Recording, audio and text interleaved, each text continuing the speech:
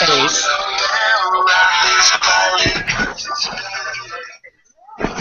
All right, everybody, we're actually now live. We're live. We got viewers watching already, so we are live. Welcome, everybody, to the Ecbro-Discovery News Broadcast. And we got an interesting show tonight. We got several new people on here who's never been on here before, so this should be very interesting.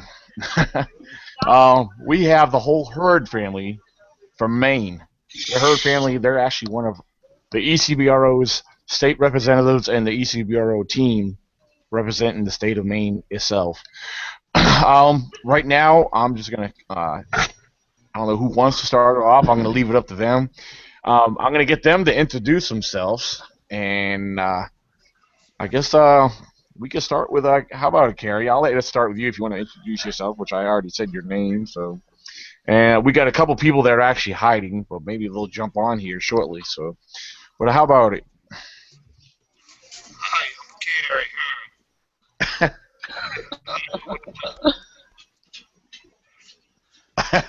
I don't know. That was a little low. Can you speak up on that? Yeah. There you go. That's much better. I heard you that time. Yeah, for those who didn't hear that, that's Carrie Hurd. And I'm Glenn Hurd. And next we got Glenn Hurd. And Glenn is the husband of Cheryl Hurd. Cheryl, say hi. Hey, what's up? And there goes Cheryl.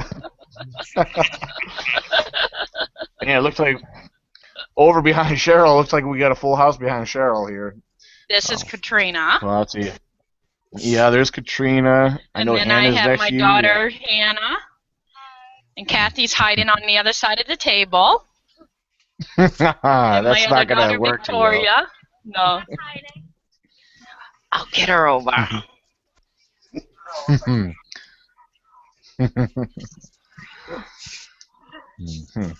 on. Don't be scared. That's my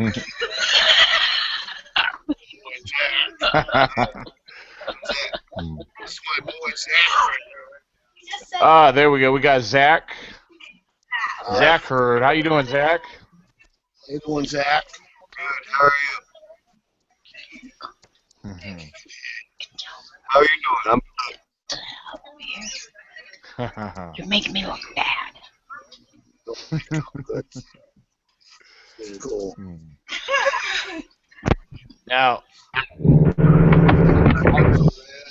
I'll let you work on that, Cheryl, with her. You might see me Meanwhile, All right, I'm here. there we go. We got Fred online, Fred Canny.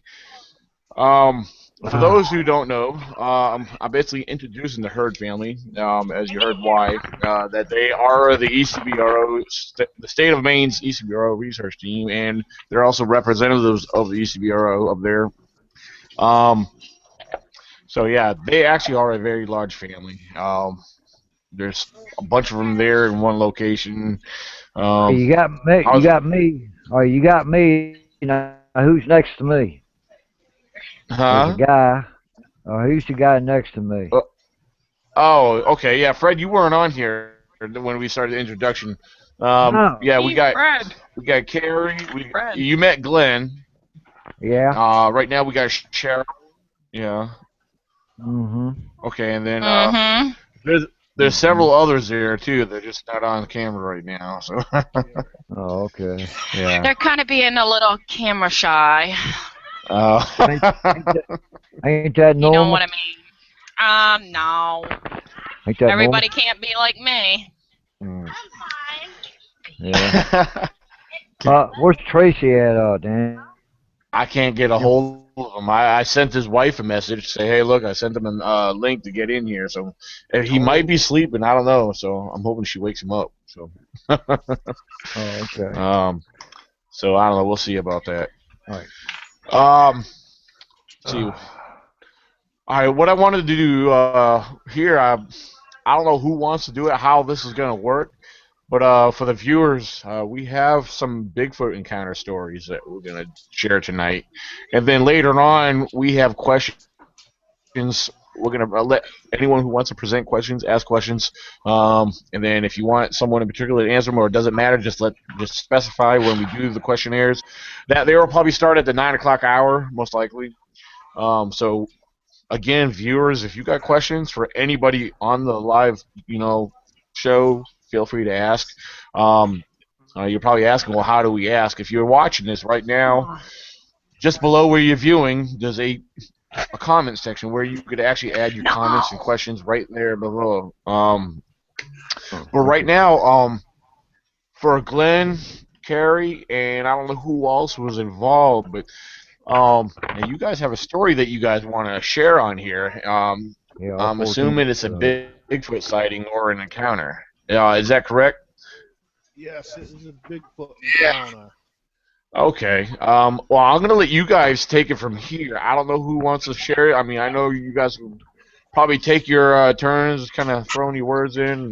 But I'm gonna leave it up to you. I'm handing this over to you. So the mic's on your end right now. So if you guys want to take us from the beginning, I'm sure we'll have some questions after you guys share. I'm sure we'll have things might want to know about it. So.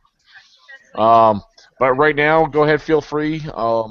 If people have comments or they want to ask questions in regards to the encounters and the stories that they hear, I will have the live chat on right now through my phone. If you guys want to ask them questions, feel free. But how about it? I'm going to leave it up to Glenn or Carrie if you guys want to share the story. So I'm going to sit back and be quiet for the time being. Yeah, Glenn, let me hear yours. Well, back when we was kids, I don't know, probably around 1980, 81, 82, we was up fishing on our property on the Kenduskeag Stream. And, Hey, can you move the mic closer to your mouth? Sure. Yeah, I was just about to say the same thing. You're a little quiet, Glenn. Yeah, is that any better? Yeah, that sounds a bit better. Yeah, yeah. Some of these microphones are a little sensitive to noise, so. Oh yeah. There you go. That's much better. Yeah, it sounds like he's got surround sound. Yeah. We was fishing up in the Kenduskeag Stream, and all of a sudden we started hearing these great thuds in the ground and rocks rolling off.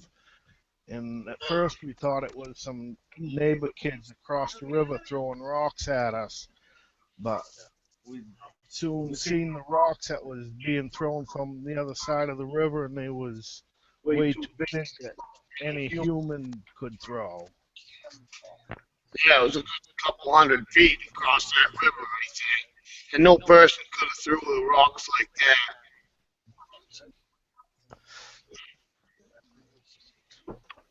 How far across the river was the rocks being thrown from? I'd say 150 to 200 feet.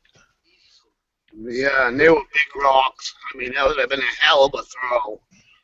You mean you mean something like half size of a baseball, golf ball size rocks and stuff? There was golf ball size and bigger. Ooh. Yeah, probably. Wow. That's pretty interesting. Yeah, it is. They went right past us up in the woods behind us, you know. They weren't trying to hit us, I don't think. It was meant to scare us off, you know. Now, I don't know if I missed this part or not. I mean, that's why I muted myself. I mean, I muted others to make sure I was hearing this.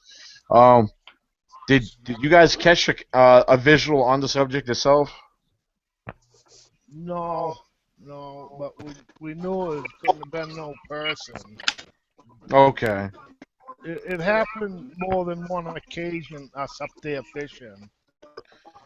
One time before that, there's throwing them and there's landing in the water, making great big splashes around us.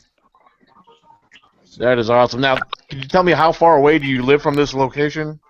Oh, we just live about a half mile down the road on the farm. We own a big dairy farm. That is awesome. We milked 100 head of cattle and had 500 acres in Bangor, the city of Bangor. That was all farmland. Wow, so the population built way up, you know, back then. There wasn't many people around. yeah.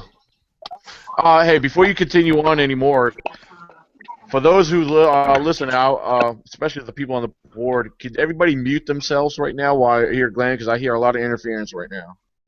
Yeah. Not besides you, Glenn. You're talking. So I just need everybody else.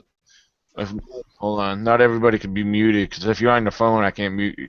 Oh, wait, maybe I can. I'm sitting back here in complete silence. Ain't no noise back No, here. yeah, I know it's not you, because you got a headset on, and yeah. But someone's getting sound interference. It might be Carrie's phone. So, give me a second here.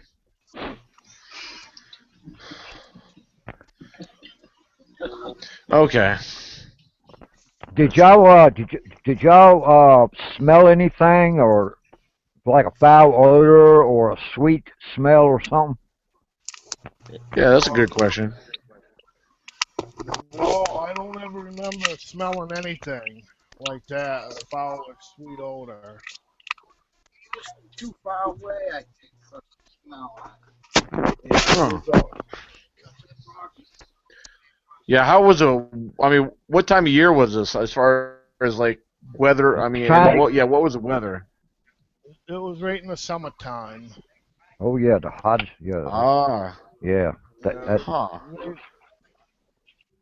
says a lot right Very there. awesome. July or so. Late June, July.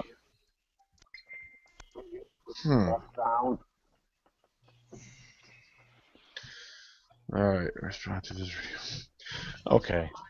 All right, Uh-oh. Who's next? Hold on, I just give you guys a heads up. I had a message from Tracy. He said, "Sorry, I got called into work, so he can't be on tonight." So that's kind of a bummer, because I was hoping to hear Tracy's story, and I Yeah, heard me it too. on the show, on his radio show the other day. But all right, that's all right. We'll get him on here another day. So Yeah. I'm gonna make him call into work one day. So now, right now our number of viewers are growing. For those who are just jumping on to view right now, Glenn and his brother Kerry just shared a story of a sighting or encounter that happened to them. Could you tell me the year one more time? It was back in 1980, what? 81 or 82. 81. Oh, okay. I might have been 12, I think, maybe 13 at the time. Ah. Oh, you're a young Yeah, one. I was a baby. Yeah, I was a baby then. I was like in 81. I was only a year old in 81. Yeah, I was a baby. But actually, Yeah. I never really knew what it was until little while later, I started listening to Art Bell on Coast to Coast. Oh yeah. And then I learned what the tree knocks were and them funny yells we used to hear while we was out camping. Wow. And that started putting everything together. That is pretty cool. Yeah, so I mean, till you heard about this on the radio show, whatever, you had no clue what this could have been, or what was happening. I mean, what were the thoughts that were going through your head when you had rocks thrown and you were experiencing all this? What did you guys think or feel?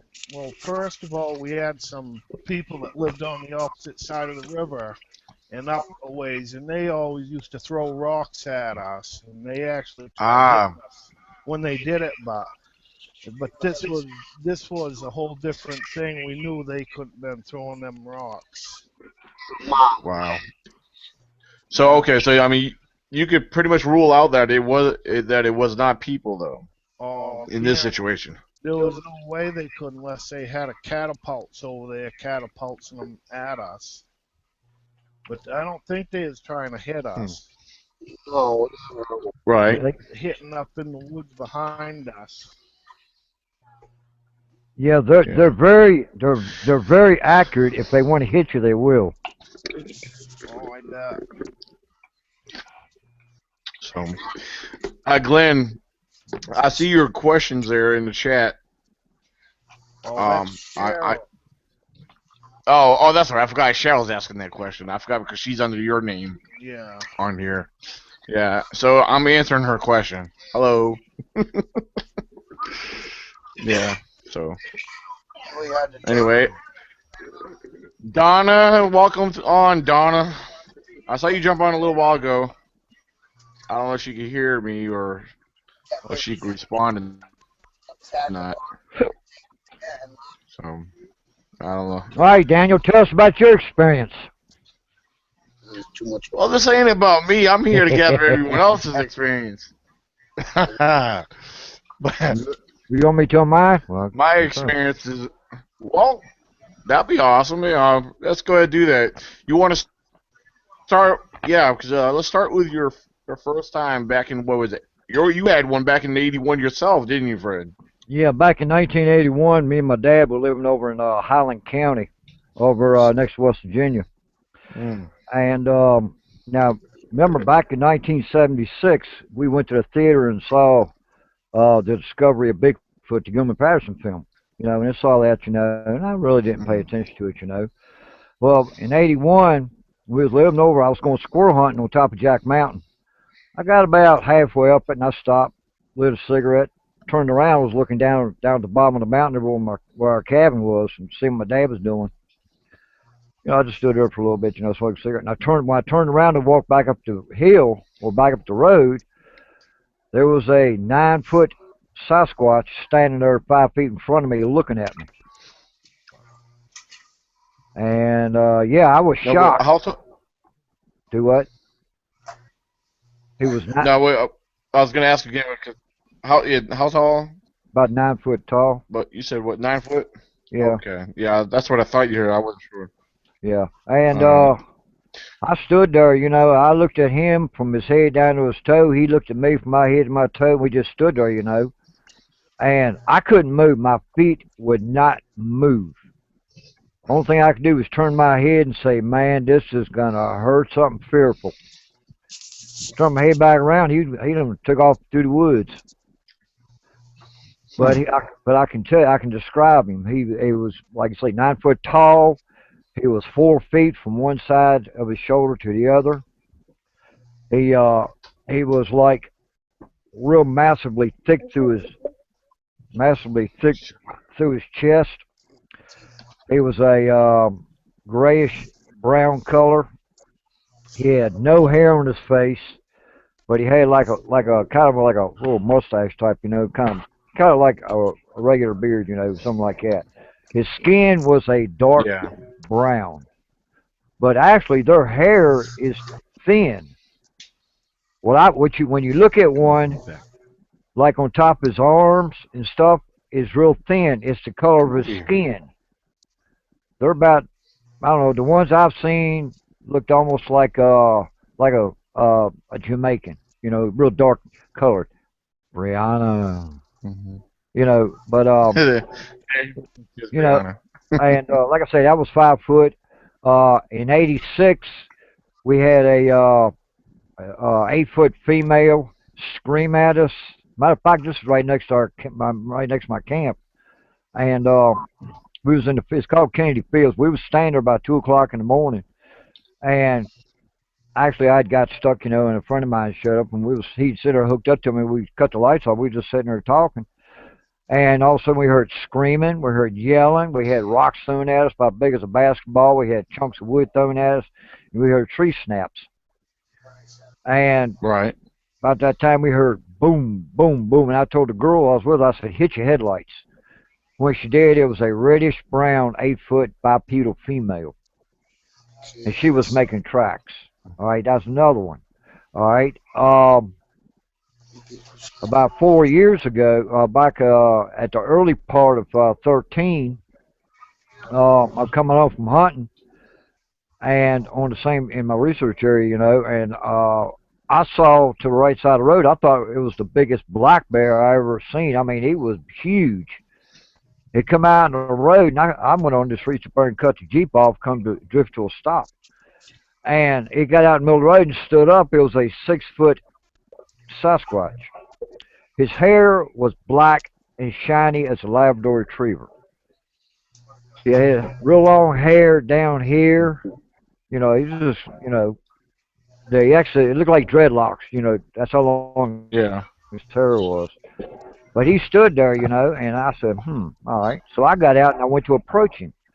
I got about 20, 30 feet from him, and he took off up the hill. That's when I learned how fast they can run. After that, May 10th to 13, I'm going turkey hunting. Now I've been working this. I've been working this one area about like a year. I was baiting with peanut butter, and they was taking the lids off and leaving the lids, but taking the jars, Because what I did, I took and put them on 2-foot high sticks in the ground, and they were taking the lids off the peanut butter and laying the lids down next to each stick, and the sticks were lit clean. You could tell they were never, the sticks never was pulled out of the ground. And well, let's just say later on I found the jars and they had them stacked up behind the tree, which is cool. But anyway, I went on and I was videoing everything, doing my hunt, and I run into this god awful smell. It was like ammonia, urine, feces, you name it. It burned it stunk so bad it burned my eyes, burned my nose, and burned my throat. I said, oh, God, it's going to make me choking this. So I walked on. I walked about maybe another 20, 30 yards, and I seen 6 Sasquatches walking through the woods. So I pulled my camera out. Yeah. Yeah, I was going to say, you're kind of breaking up a little. Oh, okay. Well, anyway, I seen 6 Audio bipedal connection. Yeah, I'm not sure. Well, anyway, I see 6 Sasquatches walking. I hear you pretty well. Yeah. I hear an echo. Yeah, it might be. I'm not sure who's it's from. It can't be Cheryl's or it can't be Glenn's because they both have headsets on. Yeah. It might be. I don't know. Oh, okay. Yeah, it's the guy behind her. Yeah. But, Did it? yeah. But anyway, yeah. But anyway, I saw 6 bipedals walking through the woods. I whipped my camera out, and they all dropped. Well, I zoomed in, and I got 3 behind the tree. I got a black one on the right side of the tree, and on the left side of the tree, I got a reddish brown one with over her right shoulder had a cinnamon blonde looking from left to right. Pretty cool. But I mean, I got right now, well, not now, but earlier in the summertime, and all during let's say start from spring, I got birthing areas in my area. I've got video, I got photographs of juveniles following me. And like I say, this year I don't know how it's going to work out, but right now there's none in my area, and they'll come back in about around May, and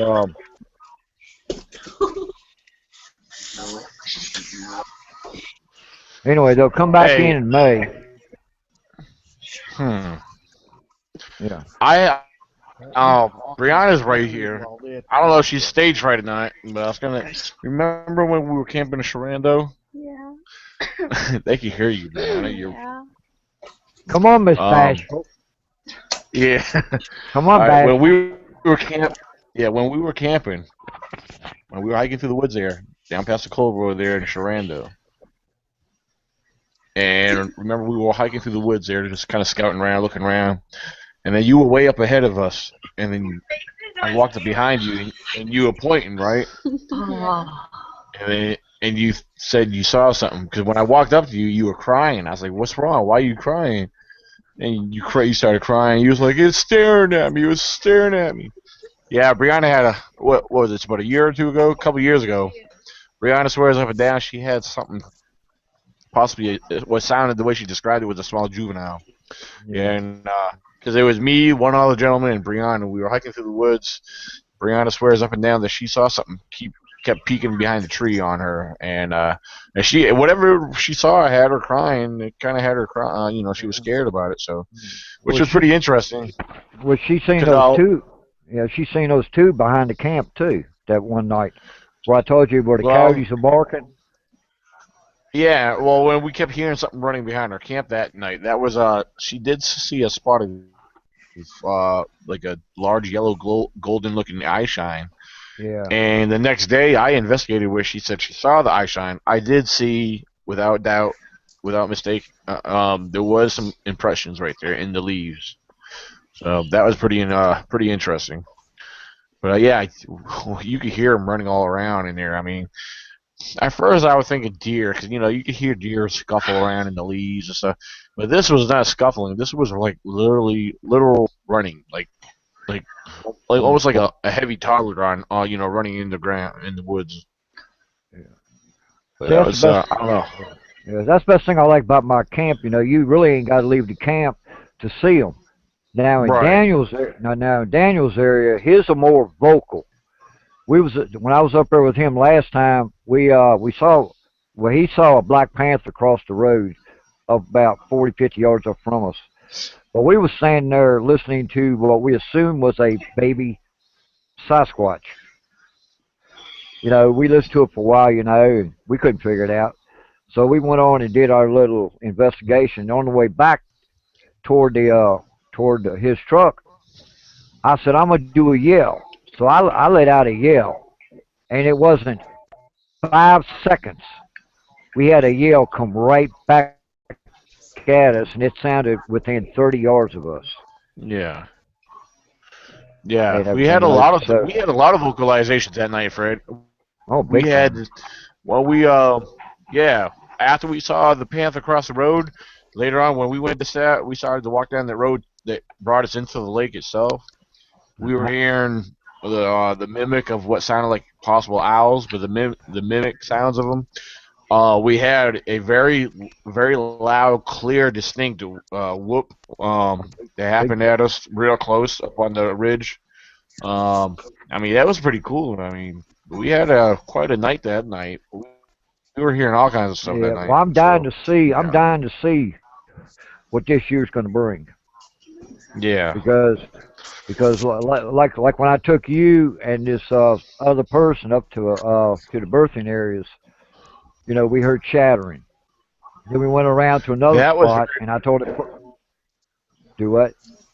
Oh, oh no, I was just gonna say. Yeah, I remember that. That was very interesting. That Yeah, and then we went around to you another know for spot, and I similar was to we went around to another spot, and I was showing Daniel where I saw this something gray shoot down off the ridge one day, and that person was standing on a log, and I told her, I said, let out a yell. When she did, I say it was a juvenile. Daniel says it might have been a young adult. I don't know who's middle, but it followed us in and it followed us out because we got oddball well sounds whatever. not more than 25 Yeah, that yards from us that day. yeah. I know. I said possibly adult, but it was. I mean, and it could have been anyone. But I mean, the thing is, it was definitely a deep sound. It didn't sound like it came from a young subject. You know, so but it was very interesting. It was exciting to hear that, and especially how close we heard it too, Fred. I mean, it was pretty close. Oh So, yeah, yeah. And it's like that all the time with me up at but hey, Fred. my area. Yeah. Yeah. I'm gonna mute myself for here just for a couple minutes. If you Okay. want to go ahead and get into discussion with them and talk with them, All Cheryl, are right. you still muted, or did you get to unmute yourself yet?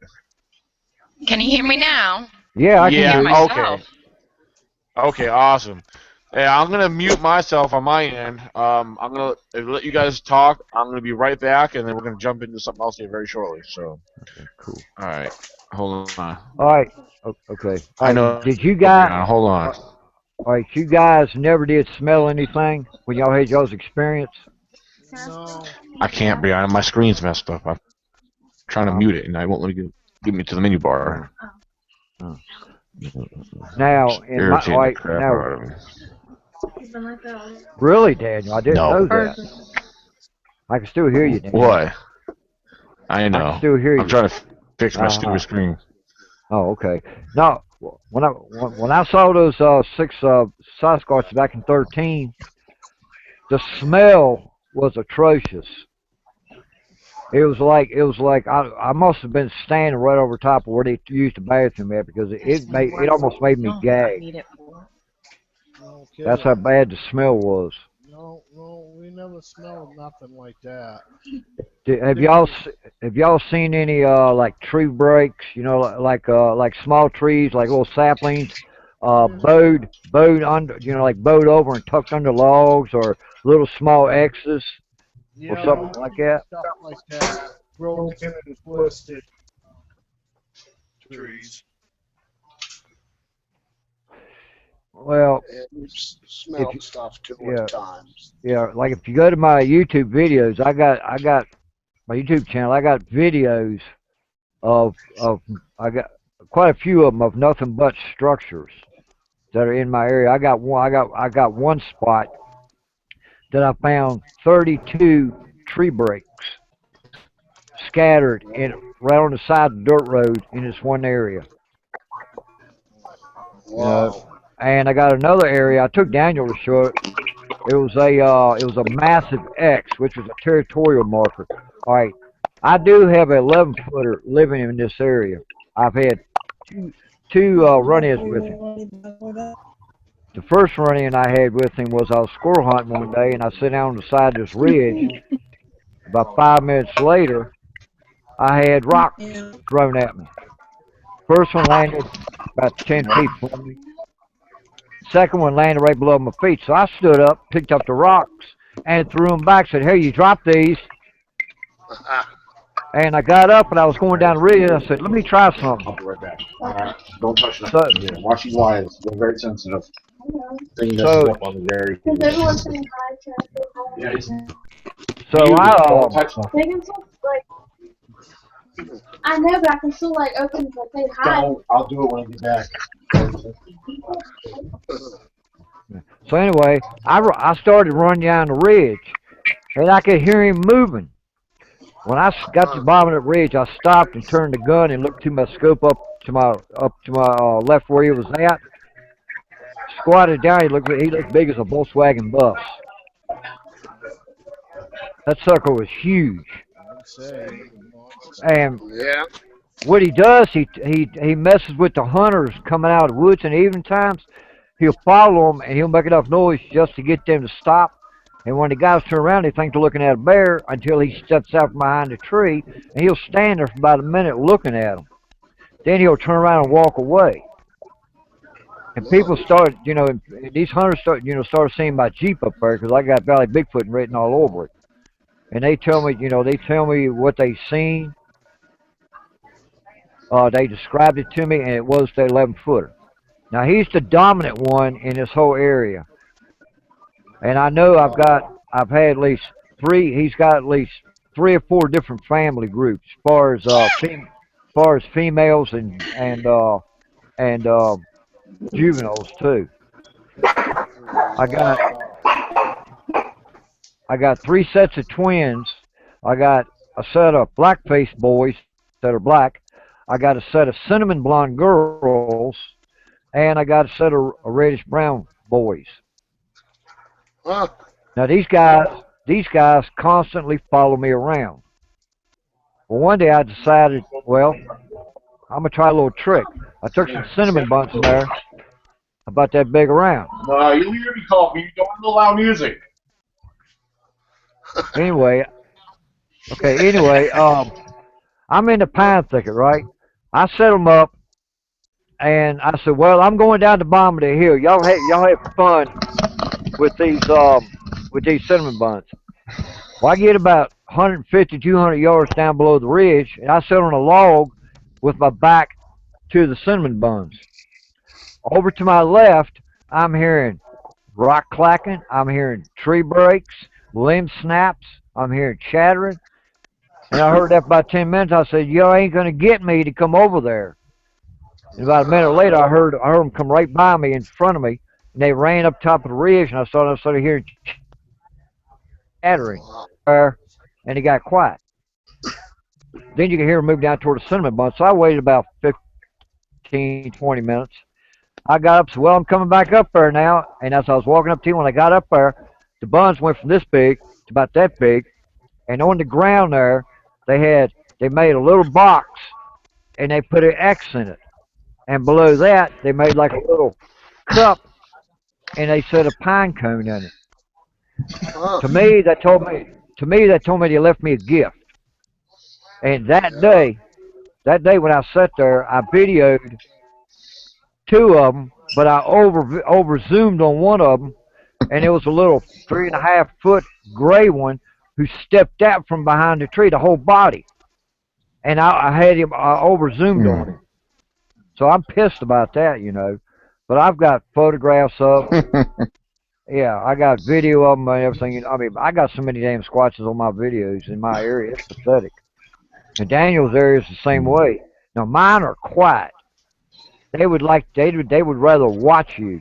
But if they're following you, you'll hear very light taps on your left and on your right, or you'll start hearing bird sounds. And I noticed, and I noticed with the bird sounds, there's a certain note that a dove makes that a Sasquatch cannot make, and they will mess up every time. And that right there has taught me that I know when they're around. I know when they're starting to holler, and I know when they're starting to tell each other where I'm at and everything. I've learned that, and I've also learned how you can tell, or better yet, how they can give their location away. You walk in, you feel like you're being watched and feel like you're being followed. Stop, look around. Say, well, I don't hear nothing. I don't hear nothing. So start walking. Walk about 10 or 12 steps and stop. Grab a tree and stop in mid-step. That squash, those squatches will take that one last step to get in position to see you where you can't see him. They just give their location away. People don't realize that. But they're different in every area. In my area, I've learned to tone my senses to where half the videos I got, I'll point and say, all right, there's some over there. I hear them over there, and someone will find a squatch in that area that I point to. It's weird. I got one photograph, and I cannot tell you what it is. It looks like a poodle. Remember that one? Yeah, remember that one, Daniel? Yeah. I don't know what it is. People be telling me it's. Yeah, you have a couple photos. I mean, you have a couple photos that some people. Okay, I've seen what people said on Facebook. I've heard what people said. But the thing is, I personally, there's a couple pictures that you have. I honestly feel like they're actually pretty incredible. There's no denying. There's an image there. There's images that you can clearly make out facial features. Well, and even a skeptic, I think they're denying themselves when they're trying to be, they're them basic skeptical selves, but they're denying it that they're okay. Hey, here's something in this picture. You can clearly make out the eyes, the preceding the eyebrow ridge, noses. You got facial. Some of the photos you have. Yeah, well, you got those. That day you was up there behind the camp, you got those two juveniles that you walked up on. And they hauled ass, and you got their face. You zoomed in. You got. I mean, I could see the eyes plain as day. I could see the face because you got one on your left that's high, and you got one just down below it on the right side, and you could see their eyeballs just as clear as a bell. There's no denying that. Plus, on that one video, you got the two that I had to the right of me that I never knew that was there. The one where the juvenile was on the adult's shoulders. I never did know about that one. You sent me that one, and that was about 10 feet away from me. That's one of the images. Like, I don't understand how even a skeptic. I don't see how they could be that denial. Even say here. I mean, I think it's pretty obvious. You got. Everybody all people want to see is a photograph, like taking a picture of me or taking a picture of you. They want to see it out there. Like when a squatch walks out, say, here I am, take my picture. They don't realize squatches ain't like that. When I get a picture, when I get a picture of a squatch, it's just pure luck that I get them. Right. But I've learned to tune my senses to it. You know, and And, I'm getting and lucky. on my part, and you know, I'm not somebody who's quick to jump on just any old picture. I mean, I get people sharing pictures of me all the time, and Yeah. I'm honest with them. If I don't see it, I don't see it. I mean, but if I was like, okay, well, if it's pretty distinctive, and if I see an image there, okay, I'm gonna give my 2 cents. I mean, I'm gonna be honest with them either way. But you know, and you know, you've done it with me several times with Fred, and I've had other people do it too. If I don't see something, I mean, I'm gonna say, well, Fred, I'm not sure, or you know, or whoever might be sharing a picture with me. But you know, if I make a statement back to you, you know, saying, yeah, I Yeah. see what you're talking about, or Yeah. I'll say, well, it looks like this. I mean, because I mean, I'm not gonna, you know, I'm Did not you gonna did you did you sugarcoat nothing. did you get that picture I showed that I sent to you? It was taken by a game warden. It was a I it saw was what you were sharing. It's it was a blonde. It's I supposed think Carrie or somebody shared that in the chat earlier. yeah yeah. I It didn't was a it was really take get a good look at it, but yeah, well it was taken by a game warden. Now it looks to be of a cinnamon blonde Sasquatch. You could see his face. I blew it up on my screen to 500 and took a magnifying glass and zoomed that face in. right. A human's eyes do not glow that color at the position No, he was in. let me ask you something. What did those colors? Because I think I know Sherry and Glenn saw that. What color eyes in that picture that you that's in the image? What color did you guys see out of that? Even though that was kind of a trail cam picture, more or less, but what did I the eye shine look like to you? I got an, more yellow, but there's just a tint of green in it. Yep. That's Yeah. what I got. You said yellow. That's all I was gonna say. I mean, that's what I got. Cause see, you could ask Tracy, you could ask Cliff, Stanley, Elijah, Arnold. You could ask even the other couple that was with us 2 years Yeah, ago, 3 years ago. Well, no, yeah. because I mean, the but that's only exactly what we saw. Yellow. yeah That's because what Brianna see up behind your camp. That's what Brianna saw when she saw yeah the subject that was about five yeah feet tall at night when we were sitting around the campfire. She saw yellow eyes. yeah because Yeah, that was awesome though. yeah, the only way a human's eyes will reflect light is when you're looking dead in the camera. Hmm. Well, Say I like the mean, when room is we say like the room is dark, right? And you're like right, I got my lamp on, right? I cut my lamp off like that, right? And I can't. I mean, you got light in the background, but you take a picture. It's just a certain position your eyes are in that'll show red or they'll show amber color. right, What I saw in this picture was when that thing went off, it looked like a deer, kind of cut his head and looked at it because he heard it and he seen it, right. and that's the look, that's the expression on his face from his eyes because he was turning his head when it snapped. He turned toward the camera, and that's where the eye shine come from. But I looked at the feet. The feet look legitimate. The hands look legitimate because the feet looked exactly like the feet of the ones I've seen. Hmm. This one had Yeah, a dark brown to a black face, black hands, and the black feet. yeah, yeah. Because that was shared in the group chat, and you shared the same thing with me. Now, when I first looked at that, first of all, for those who are viewing, we're actually discussing a photo from From a correct me game on this, commission. Fred. Game warden, right? I couldn't think for a second. It was Yeah. from a game warden, and from the Inland Game and Fishery Department photograph. And do you recall where this was taken? I can't remember reading too much about it. The Squatch Chronicles.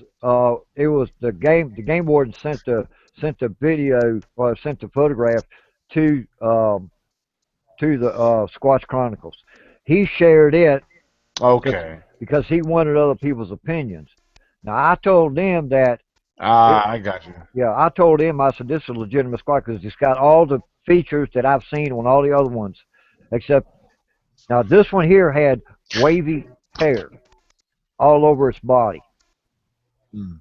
Now, if it's a hoax, Now, to be honest with you, they must have yeah, they must on have this paid same, about the $1,000 very for that same outfit. picture, when I first saw it, when I actually clicked on the image to get a better look, as soon as I started staring at it, I looked it over real quick, and I was like, my first impression, and I'm only being honest, but the The facial guy in the outfit. features, exactly. I thought it was one of those you could buy for between 60 to 80 something dollars online. I mean, that's exactly what it looked like Right. for just a little minute. Then I got to look, and I said, okay, maybe it's something else. I Yeah, mean, but but I'm just being honest. I mean, yeah, like yeah, I said, you can't rule out it being that, but I mean, it could yeah, be real. We don't know. yeah. Because I zoomed in It to could be yeah, because an experiment. I mean, yeah, yeah. I mean, I zoomed in at 500, and I got a magnifying glass with a little round dot on it that really brings it in closer. And I zoomed in on right. that face. Mm. It's got a wide, flat nose, but his eyes, it didn't look like it. When you look at a costume, you could see the person's eyes sunk back up in the costume. This was not like that. Yeah. Right. When he turned his head, I mean, when that light went off, he turned his head, and it automatically looked like a deer in the headlight look. Humans' eyes Yeah. don't do that, flat out. Not that color.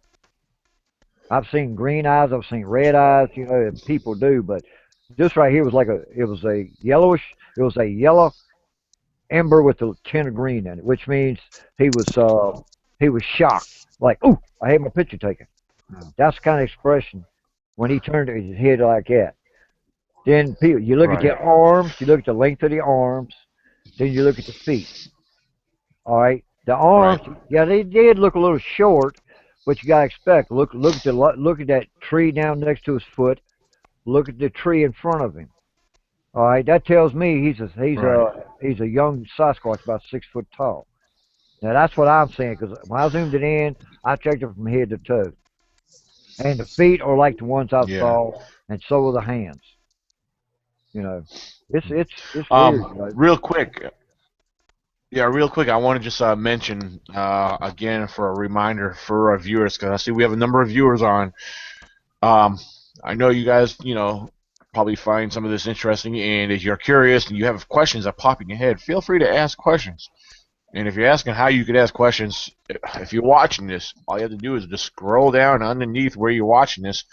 You can enter your questions in right there, and I'm looking at my phone. I don't see no questions or nothing. So if you write something in, I can answer them. If you have questions for anything that we're discussing, because actually at 9 o'clock we're going to turn it over to a complete questionnaire and maybe miscellaneous discussion.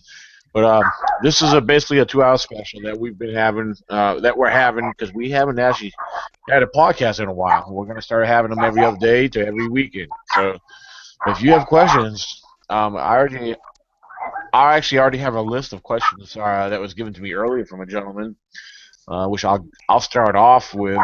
But I just want to, for all the viewers going on, got questions, ask them underneath where you're viewing this podcast. All right, Daniel, I'm gonna share a picture here. I'm gonna see. Okay. Okay. Oh, you finally know how to do the screen share now? All right. All right. Here we go. Here we go. All right. Brianna, if you're coming in, come on in. Okay. See this photograph right here? Y'all see that? No, I don't see no photo. Did you hit? No, you got to hit screen share or start screen share. Oh, wait a minute. Let me shrink this thing here. You got to come back to the pod. If you have it opened up on another window, No, come back to the podcast. I'm in the podcast. I'm under my photos. I didn't hit screen share. Okay, but did you start? Yeah, you got to hit screen share and then follow the options from there. Which one's screen share? The second or third? The screen share is the second one down, right below the group chat options on the left screen. Okay. Yeah, the one with the white arrow in it is the screen share button. Okay, got that one all right. Okay, can you see it now? Yeah, there we go. All right. Okay, What you got going on there, friend? I'm gonna try to make this bigger. Can y'all see it now? All you do, yeah, just click on the image you want to share, and while you're talking, I'll see it. What? Everyone will see it. Well, I got it. I got it shared. There it is. I see all your. Okay. Can you see it? What image are you trying to share? Are you out of that bunch? I see a bunch of images. Okay, this one right here. This is the one of the this is the one of that oddball. That one with the yellow line on it. Yeah. Okay. Click on the image itself, and it'll enlarge so we can all see it. One click or two. I should have double click it so it opens up. All right. Or if you do your right click. All right. If you want to open up to enlarge the image, just right click and then go to Wait a minute. All right. Right click and go to what? Share. Daniel.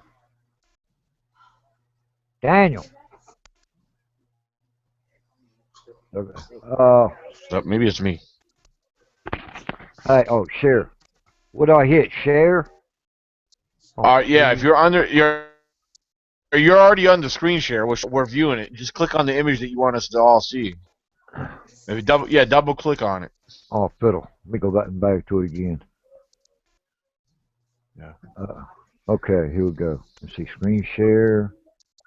Click right there. Okay. Go up here.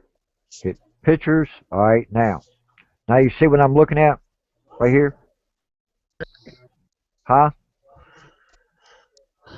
All right, wait a minute. Someone's holding up a piece of paper. What are they holding? Muted? And trying to tell us something here? I don't know what they're trying to say. I don't know. They muted themselves. They were muted. They muted themselves. Now they can't talk. All right, go ahead, Fred. Well, were you still trying to do it? All right, there. You see what I'm pointing at right there? Okay, you got it back up now. I got a what? Okay, now. Yeah, as long as you're talking, it pulls up. Go ahead, I hear you. How do I get that picture bigger? I mean, I double click on it, the screen goes white, and it's got that picture in the middle. I'm zooming in and out. I don't know if y'all can see it or not. No, I see which one you're talking about. Yeah. Yeah, well, that's the one I want to bring up. I want to make it bigger so everybody can see it, so they could get an idea of what I'm talking about. All right, tell you what. Stop here. I see you trying to do it. Hold on. Well, when I double click it, it gets big, but I don't know if y'all see it or not. Oh, wait a minute. It said this feature is disabled. Huh?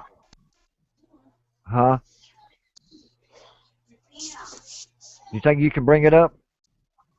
I might be able to. Yeah. Do you have it you have it in Valley Bigfooting? Just go into my photos. All right, hold on. Just go into my photos. She just sit down and join like she's supposed to. All right, hold on. Wait a minute. Bill's trying to say something. Bill Saltman. Click on the screen you want, or hit the screen. Yeah, Bill. I'm aware of that. I was letting Fred was trying to pull up and do a screen share on his own. Hold on, Fred. Give me a second. All right. No, that ain't what I want. But I got to. What I'm gonna do is I'm gonna bring the photographs back up. All right. Yeah. There we go. Okay. My computer is starting to freeze up on and off. That's why it's hard for me to pull stuff up like normal. I don't know what's going on. All right. Well, I got my pictures up. Yeah. I'm just trying to get that one. Trying to bring it up bigger. What's wrong, Brianna? Hell, if Shane was here, he could do it.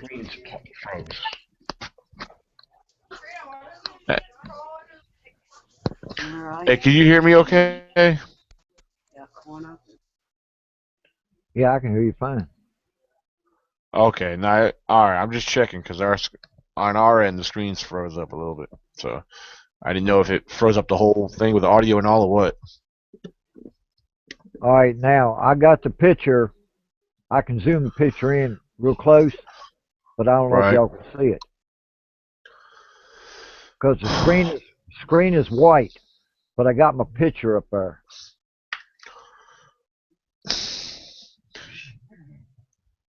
There, can y'all see it? Right now, I can't see nothing. I don't know. My screen has a hesitation to it. Uh-oh. I mean, I can see. I mean, I hear you and everything, but I don't know. Oh shit. Oh. Uh-oh. What's he doing? You working at it? Oh, there we go. Oop, Yeah. dang it. Let's see what it is. Again, anybody, if you're watching, you got questions. We love getting questions because it adds and it creates more of an awesome discussion. So I'm not seeing no questions under the chat. If you got questions, ask them under the live chat board. That's how you do it. I mean, I know people got questions for those who are viewing, because wait a minute, it's actually about 9 o'clock now, so we're gonna actually start over with. We're gonna get ready to start with the questionnaires here, and we're gonna try to answer the best we can with them. Could you go shut the door, please? They're all there, Brianna. Can you lock the door, please? Because I don't need Uncle Joshua to come in here acting stupid. All right, I'm back at you. No, I tried to bring that. I got my photographs. I tried to share them, but all you can see is just a little square with all my pictures in it. I don't know how to make them bigger. Stop pushing on my damn chair. Okay. Let's do it this way. Let's do it this way. You still trying to get it up, Fred? No.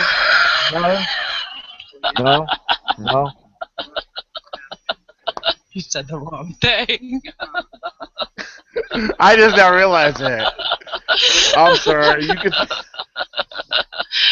Well, I hope you're doing a good damn job. I'm sorry. You can thank Jägermeister for that. Oh. I don't think before I said. Daniel just asked Fred if he got it up yet. I'm sure our viewers caught that too. I'm sure they're really enjoying this. I probably got the dirtiest mind in this family. Of course I'm going to get it. Good going. You know what? Maybe no one else was thinking about that, but thanks to you, Cheryl. She's being a little camera shy, though. You know what? That's not going to work too well. Tonight. Come on. So? She worked all day. That's her excuse. Oh, my goodness. Also, better than working in the grease like me. Look at Hannah. Look at Katrina. They're not shy. Look, I got Brianna right here. She's not shy. She's a doll. I can't wait to meet her. Yeah, we got Glenn, Carrie. Is he? Yeah. No, that's not going to work too well if he does. He'll embarrass himself if he gets on over here. Stop playing with me and play with Daniel. Hey, you want your cigarettes? Alright, look everybody, we're going to start the questionnaire thing. Since everyone's quiet, no one knows what to say, so I'm going to continue on here. We got a lot of viewers right now. But they're looking to say, jump on board here. They want to hear what we got to say. So I know, Cheryl, you had some questions, and I'm waiting to hear questions from... Oh, wait a minute.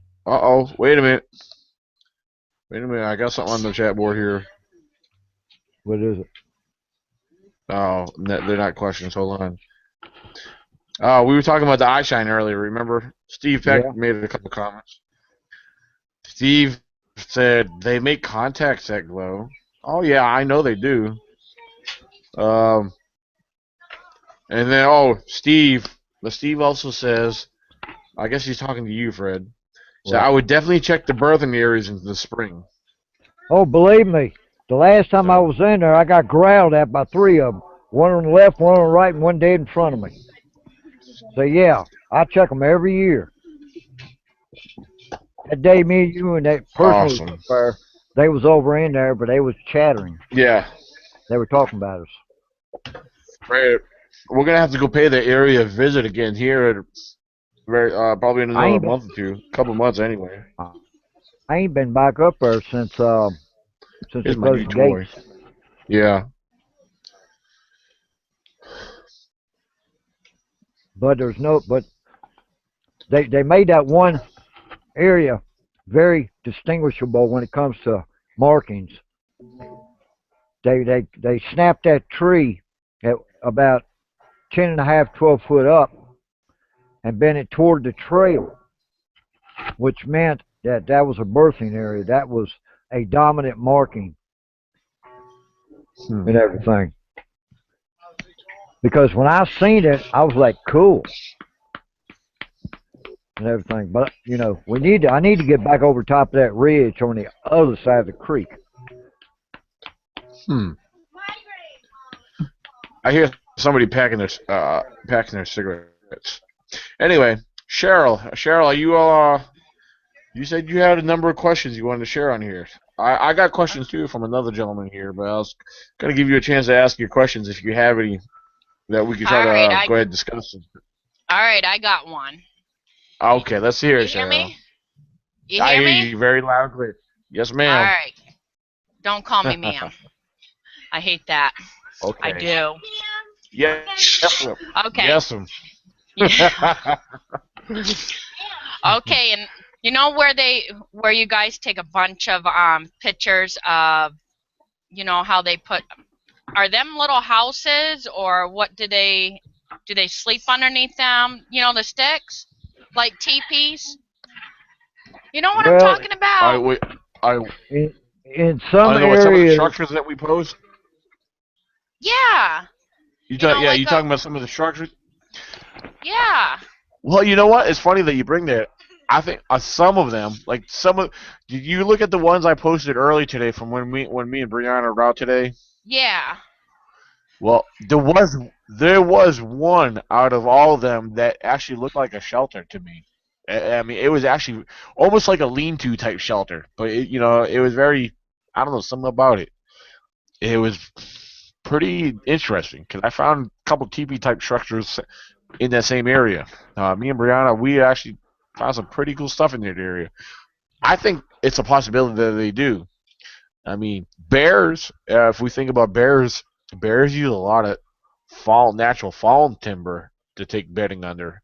Because bears, everyone when they think of bears, bears go in dens and caves. Not always the case. Bears always go into they use fallen timber, but I believe it's the same case or same situation with possible squatches. They use them for partial shelter, temporary shelter. Yeah. Now I got. Yeah, go ahead, Fred. I got one in my area. I got. As soon as I find it again, I'll take you there, Daniel. This. I was looking for crawdads one day, just piddling around, and I walked up and I seen this structure. First thing I thought of was someone must be camping back here. Walked up to it. It was like this. It was like against the trees, and there was two little smaller trees next to it, and the trees were crossed with that piece in the middle, and they took tree bark about a foot wide and about 8 foot, about 6 foot tall, ripped it off the trees and lined both sides of it up, and there was a hole at one end of it, and I looked in it. The smell was godly, but it was. I'd say it was big enough for maybe a juvenile, like a little baby or something like that, because it couldn't have been for an adult or for a kid, you know, like a regular kid, you know, because there wasn't enough room in there. But the smell, you could smell urine. You could smell urine real bad. Okay, that's all right. You know, and stuff like that, you know. Yeah. Okay. But, So they make them to like sleep in for at night or something like that, or well, a squatch will sometimes I found in one area that they took a pine tree, a big pine tree, and Nothing new, is there? snapped two of the limbs down where they come down this way, and they went like that on the ground, and one laid on one side of it, and one laid on the other side of it. It's like a day bed. But if they would really want to hide, they will look for brush. They will look for down trees where they can get in there. Uh, they they'll like I got pine thickets in my area, and Daniel was the same way. We got pine thickets in our area, just like acre here, an acre there, or 10 acres, something like that. And I have seen it where they would take 4 or 5 pine trees and snap them and lay them in a situation where he would cover them, you know. And but it's really odd how they do stuff, you know. I know they make day beds. I've seen that. I've smelt it, you know, because when I saw that pine tree with the limbs broken, I leaned down, I sniffed it, and it stunk exactly like a squatch. Now when juveniles are around, I get a smell of vanilla. I Yeah, I know. remember you saying that. Yeah, and Yeah. there was a lot of day beds I found in the pine thickets and around it that smelled like vanilla. But you can tell that an adult broke the tree or piled them up so they could get it so the little one or the female or they could lay in there out of the sun, you know, and take a nap or something without being seen. Mm. Hey, kind of get off subject real quick. Cheryl, Brianna is actually requesting to see Kathy. Brianna is requesting to see Kathy. Isn't that right, Brianna? Yes. There you have it, folks. Just go say hello. She's being Brianna kind wants of to shy, see Brian. Kathy. She wants to see you. Come on, beautiful. You see ya? See? I see her name on my messages, and she's just rattling off like there's no tomorrow. But yeah, when it comes to Oh yeah, but getting in front of it, yeah, she's camera shy. yeah, she's scared of it. I've heard this. Hey, I dragged her in here. You know how I had. Did you see that? I literally dragged her.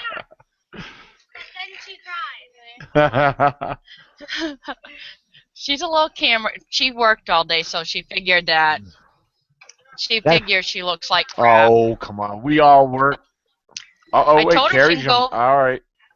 I told her to go in the bathroom and fix herself up. She looks fine. Can't go wrong with black and Man, white. you should see half the people that get on here. There's no reason to be camera shy. Well, she looks I mean, hot we to get all me. kinds of characters on here. Believe me, we do. All right, somebody took my. Trust me. Yeah. Fred will tell you. We get everybody on here. I mean, Big time. we got people looking like they came out of the dumpsters. Hey, You know? let me tell you, the last time me and Daniel had a good show going, unexpectedly, who was Mr. Hoaxer himself? Guy lives in Rick Florida. Dyer. Yeah. Rick Dyer popped in. Yeah, he popped in on us. And everyone knows Rick Dyer, and who's well aware of him. That was totally unexpected. But you know what? Yeah. That actually turned into a very interesting show. That did. I was surprised that Rick Dyer jumped on and had a conversation with us. Oh, we got ragged. And people were like, well, okay, well. Oh, I did. Yeah, absolutely. People were like, why the hell you have Rick Dyer on your show? Don't hate the man. Hate what he. I know. I'm talking to the reviewers. You know what I mean? Don't hate the man. Hate what he did. Okay. Yeah. But he made a good point. He did clear why he did what he did. And it makes sense. But still, he lost a lot of respect from a lot of people for what he did, which I understand that. Don't hate the man. Hate what he did. You know, hate his actions. Man, as a personally, he's actually a pretty cool dude. Yeah. That's my 2 cents. Yeah, but he made a lot of money though. Yeah. And everything. Yep. So. Diana, you want to come say hi? Hey, you know. Go ahead. See, Katrina said it's your future father. Oh. Oh, you guys are crazy. All right, I got another question. Okay, let's hear it, Cheryl. All right. Let's hear it, Cheryl. Me right there. Do And for, can Bigfoot swim? Can Sasquatches swim? Yes. you know what? Yes. Okay, that's a very interesting question. Yes. Now, Very interesting question. I've Yes. heard on other occasions them working their way through waterways, like small ponds. Even on Finding Bigfoot, I remember that episode. I'm sure all of you guys who viewed and watched Finding Bigfoot, we actually have seen a scene where they actually, reports of them walking through water. And All right. I've heard reports of them swimming in water. Yeah. Now, my honest opinion is, I don't see why it's not possible. I mean, even though I have not heard of them actually swimming. Now, if we're actually talking about, if we actually, for those who do view them as a primate of some sort, like our own non-human primates, not all primates do swim.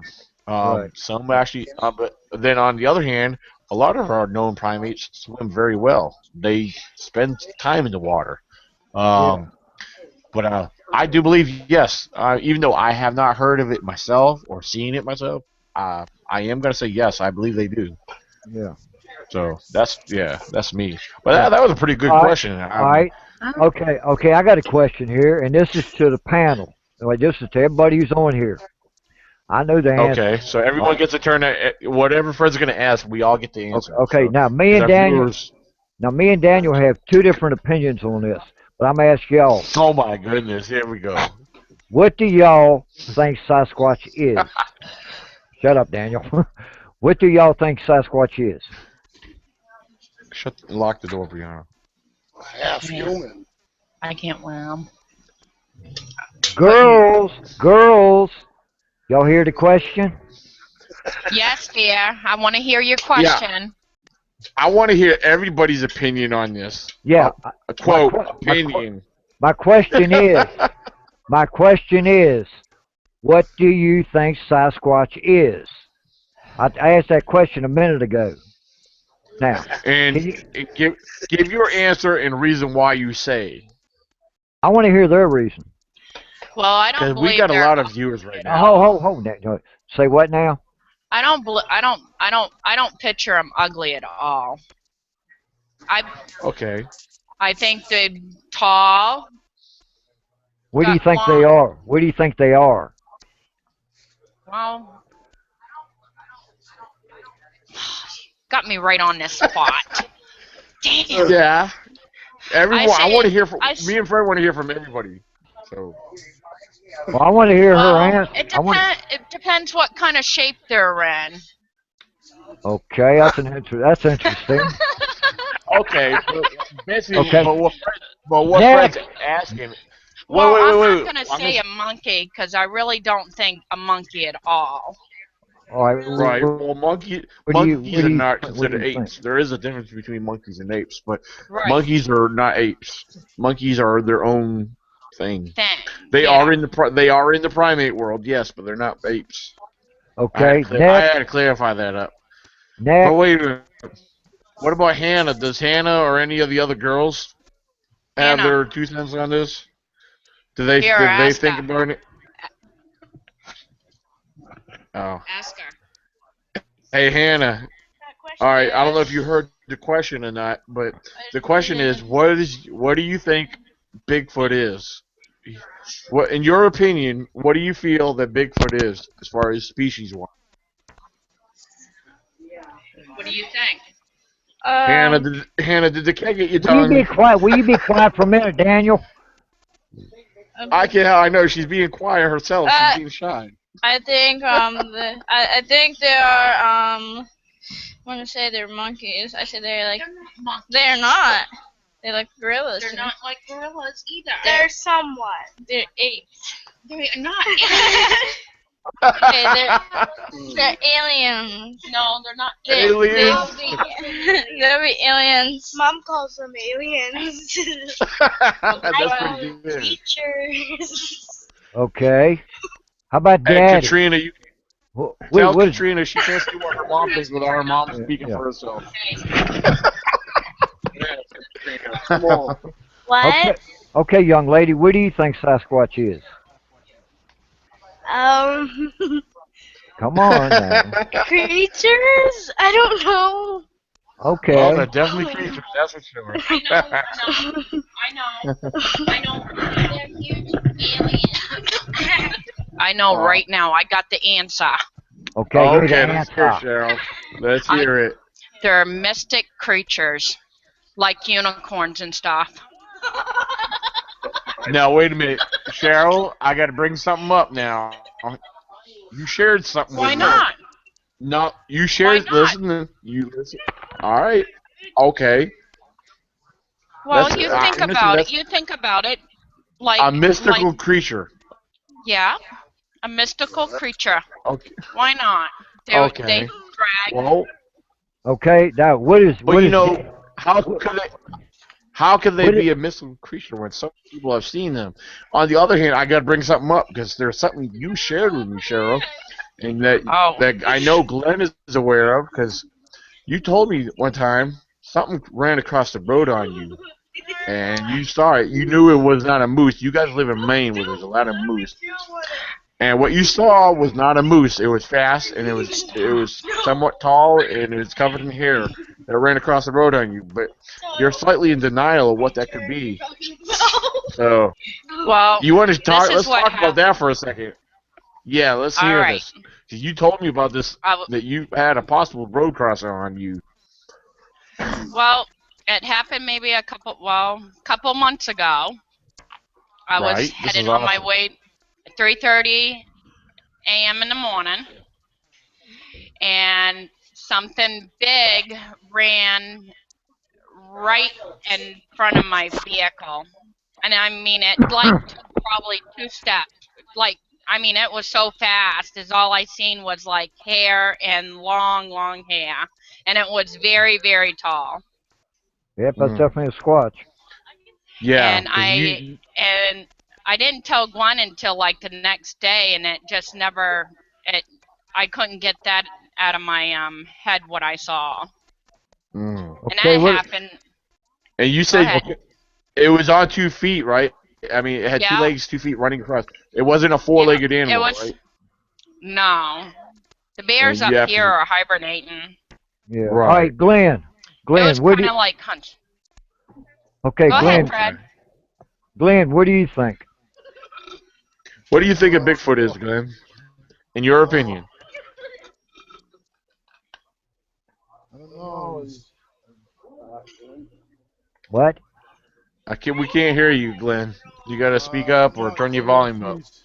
He's another animal species or what? Maybe part human. I still can't hear what he's saying. I heard something about. He said he believes they're part human. Okay. He may be part human. I was thinking another species of animal. Okay. All right. Now, what about your brother? What does he think? Yeah, I think he's mostly human, wild man. Do what? I think he's like a wild man. Covered in hair, adapted to the mob. He's really a different. Get my bunny. Sparkles. Oh. Can I have it? No, go get Sparkles. He's intelligent, that's for sure. I can't hear a word he's saying. Mm-hmm. He's intelligent. Yeah, that's for sure. Yeah. I think he's really smart. Mm-hmm. He probably is mostly human. Okay. All right. Here's my opinion. I believe. Oh, wait a minute. We have one more person to hear from. Oh, really? Okay. Who's that? Your cat? Carrie, Glenn's brother. Oh, where's he? No. Carrie. Yeah, He's right that was there. me I just. see him. He's right next to me on the screen. Yeah, Yeah. I'm with Glenn. Yeah. Well, say something, Carrie. Oh, okay. You guys sounded like you sound like. So, was Yeah. that just you, Carrie, talking? I thought that was Glenn. Yeah, it was. That was Carrie. Yeah. Oh, okay. All right, cool. Oh, okay, okay. Okay. Well, what about you, Glenn? You said you believe it was part human, right? Yeah. Okay. Yeah. Okay. All right. Here's my Wait a opinion. minute. Okay. Wait. Before you say anything, Fred, we still have one more person to share their opinion. Who? Kathy, we need to hear from you. I know you're there. Kathy, come on. We need to hear from you. Viewers want to hear everybody. See, because I introduced all of you guys here. You guys are all one family, all one group, all one team in Maine. So we need to hear from you. So don't be shy, Kathy. If you don't want to show your face, at least speak on the microphone. Yeah, Kathy. You can hold the headset and speak into the microphone. Please say something, Kathy. Come on, Fleck. You and the girls seen something out there one day. Just say it. No, it's too much to Okay. Okay, well, Fred, go ahead, Fred. I'm gonna let Fred jump on this one then. Fred Yeah. wants to say something. So All right. go ahead, Fred. How about it? I believe they're human hybrid crossed with a hominin that we don't know what it is. I'm thinking between a Neanderthal and a Cro-Magnon. Right there at that line, but they're also mixed with a hominin. That hominin is what's thrown everybody off track. All right, in the United States, all over the world, all DNA specialists are come with Bigfoot DNA are coming up with the exact same thing: human contamination. Now, how can that be? How can that be on every DNA sample taken in the world? 100%, 100 out of 100 comes up human contamination, which tells me Okay. that they are human hybrid, but it's the hominin part that is messing everybody up because we don't know what that hominin is. We do know that they're human hybrid. We do know that they're human hybrid, but we don't know what the hominin is. Okay.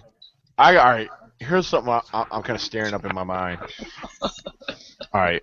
I know the human hybrid thing's one thing, but when we're talking about all the samples that were given, I'm gonna bring this point up here. A lot of people shared and gave samples to Meldra Ketchum. Okay. Uh-oh. Now, Here we go. Hold on, I want to hear about it now. It's been classified. Nothing has been, acknowledged by mainstream science. Okay. Now, all right. I'm trying to think of the best way to come out about this. All right. Mainstream science has not acknowledged any of her claims. Now, Meldra Ketchum, she is a well-known scientist, okay? She's supposed to be one of, I guess you could consider her mainstream. But if this is who she is, why would an individual scientist go to the extreme of starting a GoFundMe.com campaign that any individual in the world can start or create, like I am doing? I'm doing it for the project. I'm doing it for the discovery species. All right. Well, my honest opinion is it professional? This is a question everybody's got to ask. Is it professional for a well-known, acknowledged mainstream scientist named Meldra Ketchum to start a GoFundMe campaign? It might be. Donate funds personally to her. Well, she's trying to find a Go place. ahead, Fred. She's trying to find a place where she could publish findings.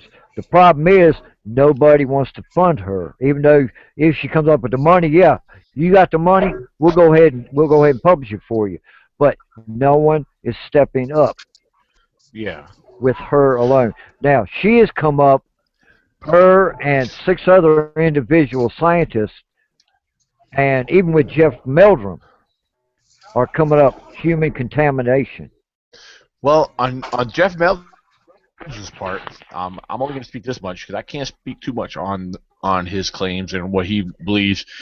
I know he does acknowledge and believes, without a doubt, there is a Bigfoot. He honestly believes. He does state that. He state that along with forensic analysis, former FBI forensics analysis, Jimmy Chilcutt, Yeah, yeah, which are people with high reputations. yep. That they do both claim and they stake their reputations that there is a large primate living among us. And let me specify that their statements are a I quote, non-human primate. That's coming from Jimmy Chilcutt. Now, I can't speak on Jeff himself, but Jimmy Chilcutt, who worked right alongside with Jeff Meldrum, states that there is a non-human primate. Okay, okay, That's all I'm okay. saying. Then 'Cause then now, I'll say, as far as science goes, go ahead, Fred. Go ahead.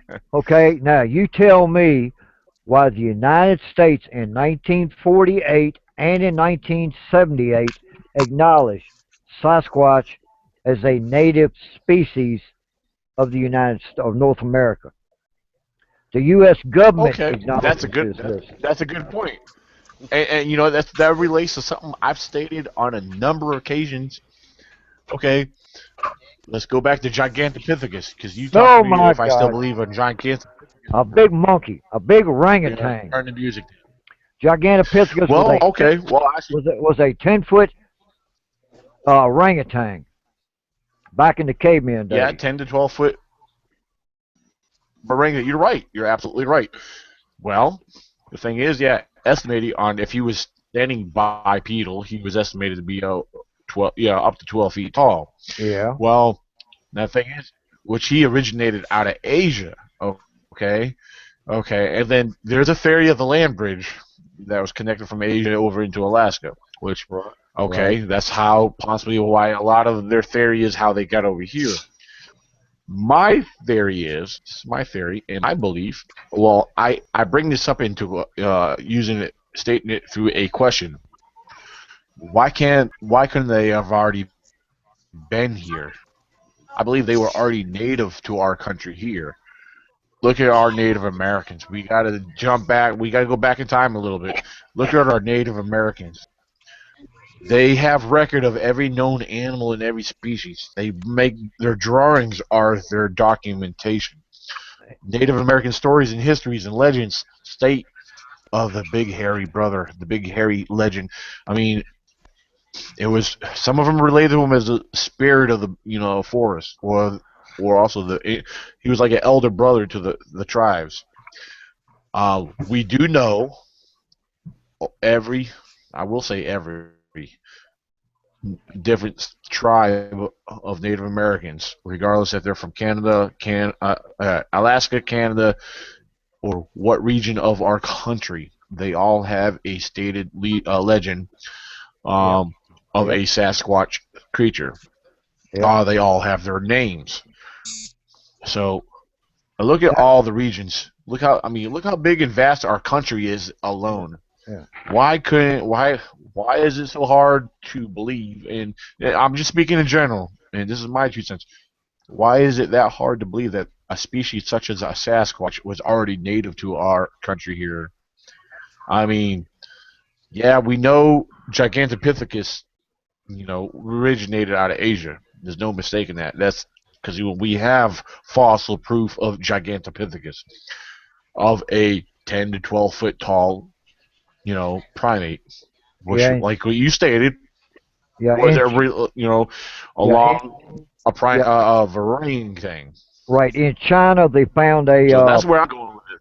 yeah. Now in China, about a few years back, they made a discovery in a cave of a jawbone with teeth, and Right. that they said was a Gigantopithecus. That's what they believed through the DNA. They Right. did get some DNA off of one of the bones, or I mean, off the jawbone or off one of the two teeth, saying that it was a Yep. Gigantopithecus from like 10,000, 10 million years ago or something like that. So we know they was over in Yeah. China around that time. And Right. I believe that Neanderthals and Cro-Magnons also saw the same thing, but they didn't put two and two together. It was just a natural species to them, so they was either go hunting. Now, what was it? What Indian tribe was that had a war with the Bigfoots, where the Bigfoots were coming over and stealing their children, and they finally come to a truce where Sasquatches would stay on that side and the Indian tribe would stay on the other side. Yeah. Well, as far as What was that? there's actually more than one legend that describes, um, a Bigfoot creature actually kidnapping. Over in Africa, there's actually orangutans, gorillas in Africa were actually known and common for kidnapping small children. Yeah, No, our known primates were common for that. Um, yeah, over kidnapping the different tribes in Africa. Now I can give you one example here in our country, North America. I mean, out of Canada, in one legend I actually shared with the herds themselves, and I don't think they were aware of. Um, you got the one legend out of the Micmac Indian tribe, which originated out of Canada in northern Maine. yeah, That we have the Micmac Indians. Their legend was described as a very tall, large, hairy female, hairy subject that was cannibalistic. They were well known for kidnapping uh, children. If you read into the legends and the history behind that, but there is other legends if you look into them that were known for kidnapping. Um, but on the most part, if we look into other legends and also theories, Sasquatch wasn't always an aggressive creature. In some situations, they were actually very, like they are today, shy. But our Native Americans, many Native American tribes acknowledge them as a very humble creature, I'll agree with and a that. shy creature at that. So, which is pretty interesting. But Because if these Sasquatches was aggressive, I wouldn't be able to have the sightings or the interaction that I had with them. right, Now, the way I understand it was from Canada down into Washington State, into California, and coming over to the East Coast. They went from very aggressive, come down to the United, come toward us, they get non-aggressive, and they get smaller. The biggest one in my area is 11 foot tall. He's the biggest one I've ever seen in this area. The remainder of them was between 6 and 8 foot tall, 9 foot the max, and that's a big one. well, So I could say, even though it wasn't a daytime encounter, the one I know that you're familiar with, me, Tracy Arnold, Cliff Stanley, and the other couple there, back in 2014, May 3rd of 2014. Even though our encounter was back after midnight, after coming out of the lake, well, I told you we where did it would be a at. daytime. Oh yeah, it was totally unexpected. We Yeah, were hoping to see something, but it wasn't expected that we did see something. yeah. But when we were coming back out, working our way, we had a good mile hike back to our camp. It was very interesting. But after we saw what we saw, we actually went back to the camp, tried to debunk the whole situation. The next day, we came back that morning to the very same location, and we did a comparison, daytime comparison with the height of the eyes. The eye level themselves, the tallest subject, there were three subjects. The tallest subject was around 8 foot tall, at least. A minimum of 8 foot tall. Now, there was another situation that happened in 2015 with me. I was by myself. I didn't see nothing, but I heard it. And let me explain how I heard it.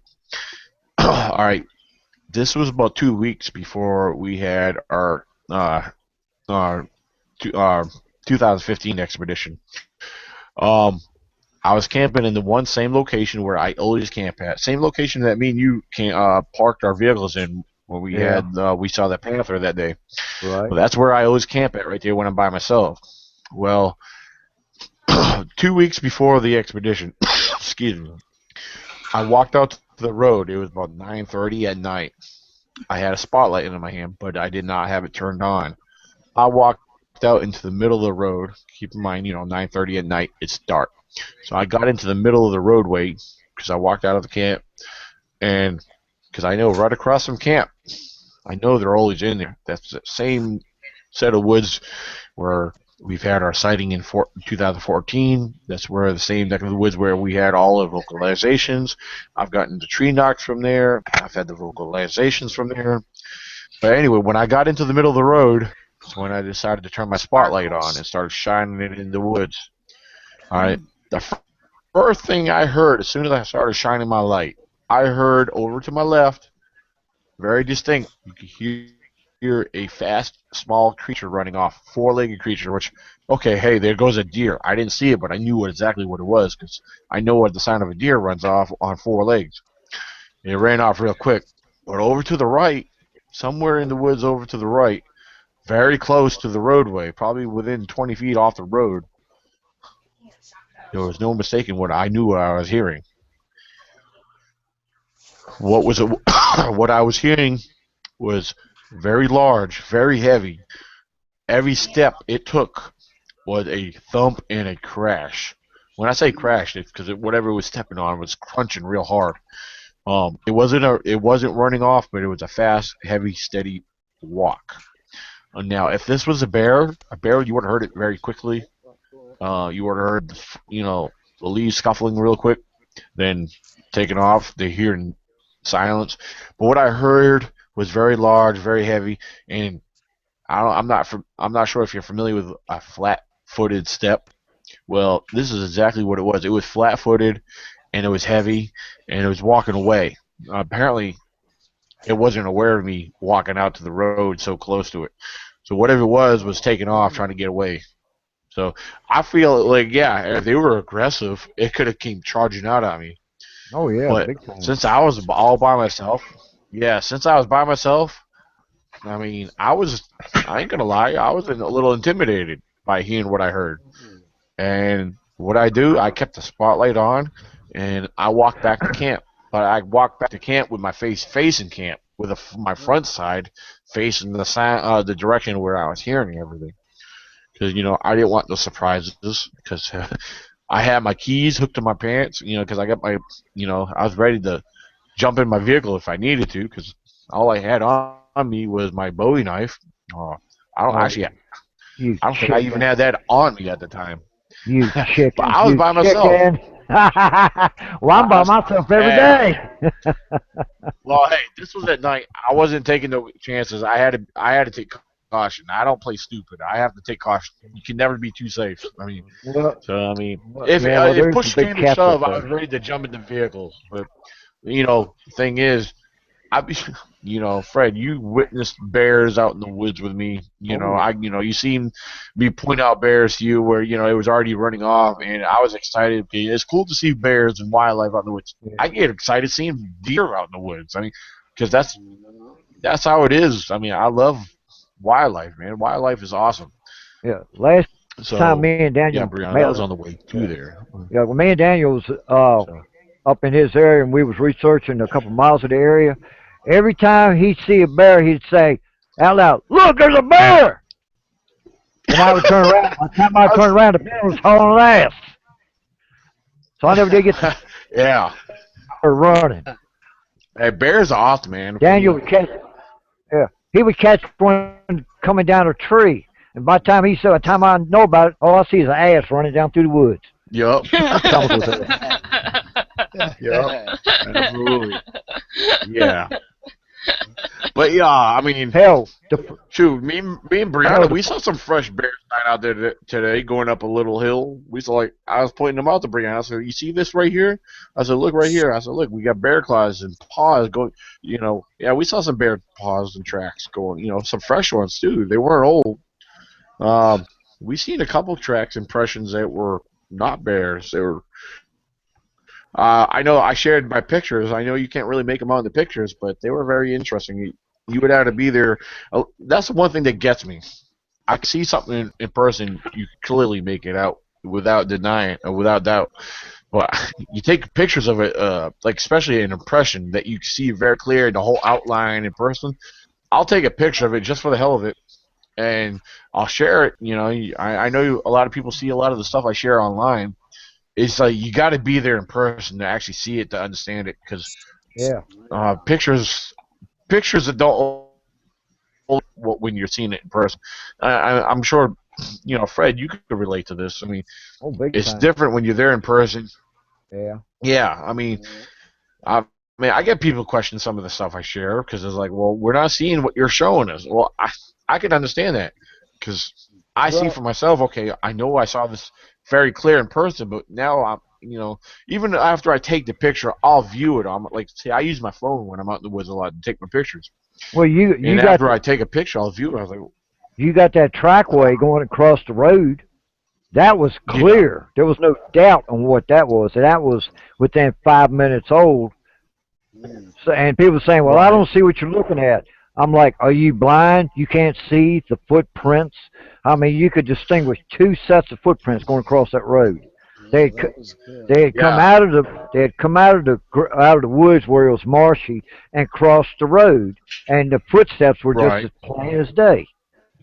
yeah, And there's no denying what they was. Even when I seen the photograph, I knew what they was when I seen them. And there's no way it's a bear. The only way they mistake a bear is if a bear would step and then take another step. But if you look, you got two sets of toenails. Not his right. tracks. His tracks was I had footprints. I had a number of people tell me that trackway across the roadway. When I found that, when I posted those pictures, I mean, I did a video. I have the video posted of it, and Yeah. a lot of people were throwing, yeah, that's a bear track. This bear crossed the road there. Okay, well, you know, at first, you know, I would think possibly the same thing, but I started to look at the tracks very clearly. All right, take your own foot, wet your foot, step on dry concrete or something, step in the same thing. You're gonna have a separation. All right, a human step. If you did your own step way across the sidewalk, look at your ball of your foot, look at the heel of the foot, look between the two. You're gonna have a dry gap. Okay, that's our instep. That's our ball. That's the instep of the foot separating between the heel and the ball of the foot. All right. A couple of these tracks did show and display some toes. Not very clearly, but if you looked enough, I know the pictures only showed so much.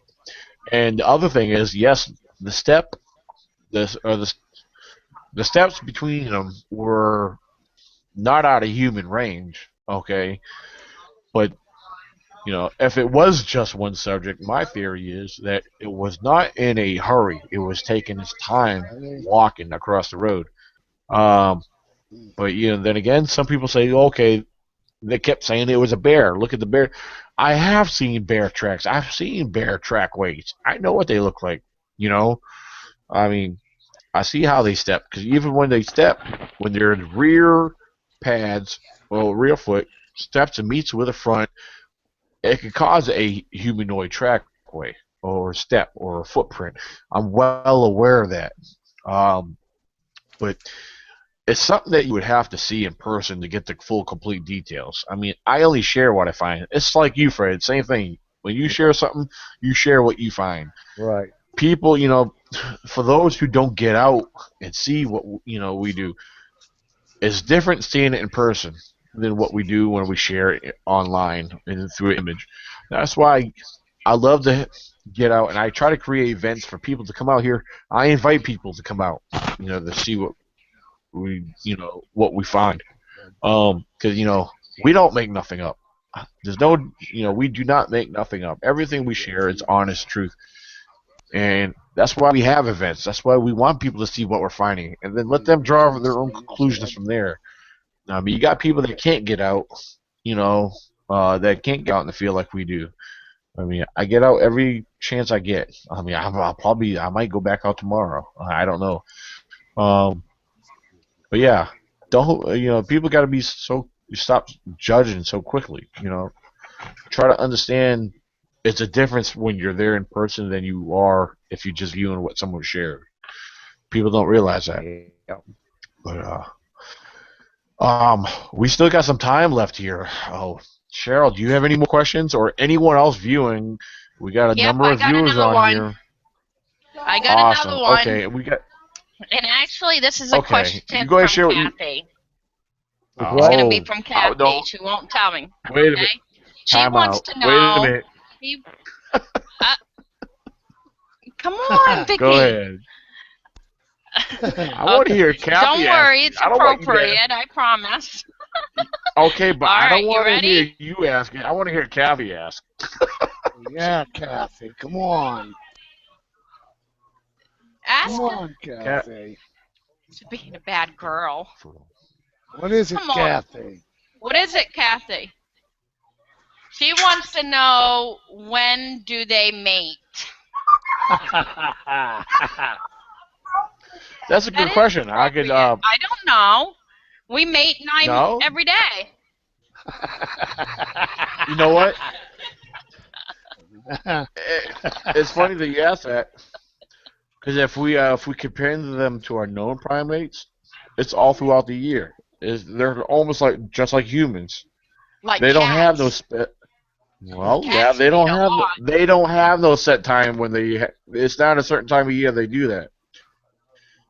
In our known primate world, it's all throughout the year. Like So how deer, many babies? deer have. Well, So how many babies do they have throughout the whole year? In a known primate world, How many you figure? I mean, okay, at one time or throughout the year. Throughout the whole year. How many babies? Well, at least okay. between 1 and 2, because if we compare our known primates, of course, they go through almost the same length period as a human female. So, Right. but if we're comparing them to our known primates, yes, our known primates are just like human females. They carry for the length of a human, just about. Yeah. So Now it could be one or two. If it's 2, it's because they're twins. But it's 1 or 2 a year. I will say it that way. All right, I got another question. Now, Okay. do they breastfeed? They breastfeed like any other animal, right? They what? Absolutely. They breastfeed like any animal. Absolutely. And women, of course. Yeah. Blondes coming out. Yeah. Now the birthing area. Our known primates do that. I mean, have you ever observe or hear our known primates? I mean, that's how they do the same thing, just like any known animal. Same thing, Michelle. Okay, now I found birthing beds, and one thing I've learned about Sasquatches, they always return to where they were born at to give birth to their young. I've got birthing beds, and what the birthing beds look like is they have find like a hollow with an indentation, like in a pine thicket or something, and they'll line it with sticks, and they'll defecate on it all the way around it. So when the babies are born, the smell of the feces will scare them and make them stay next to mom until she's ready to get up and go. And they will hang on to mother just like a baby does to a chimpanzee or a gorilla. They'll hang on to them. And the older they get more curious, and they'll start wandering off. And when they get about maybe, I don't know. The weird part about about a Sasquatch is when I see them, I'm seeing between 3 foot and 4.5 foot tall young ones. Now it's hard to tell, are their ages like a human, or do they age faster than a human? That's a question that I want to know. That would be interesting to know too. Yeah, because all the ones that I see are ranging from 3 foot tall to 5 foot, the small ones. Mm-hmm. And we know there's a day watcher around watching them watch me. But my question is, how do you know how old they are? Now, are the day watchers the older ones? Yeah, Or the each middle? group. Yeah, more mature ones, yes.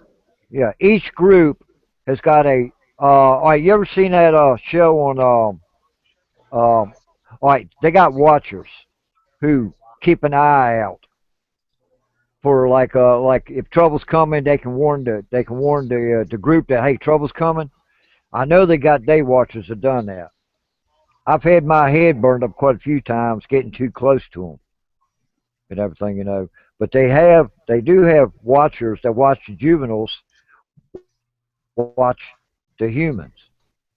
Because what I've learned is they take and the juveniles will try to learn everything from the human. Because that's what I say. Like if you sit down at the foot of a tree and you start playing a video game, you start hearing noises around you.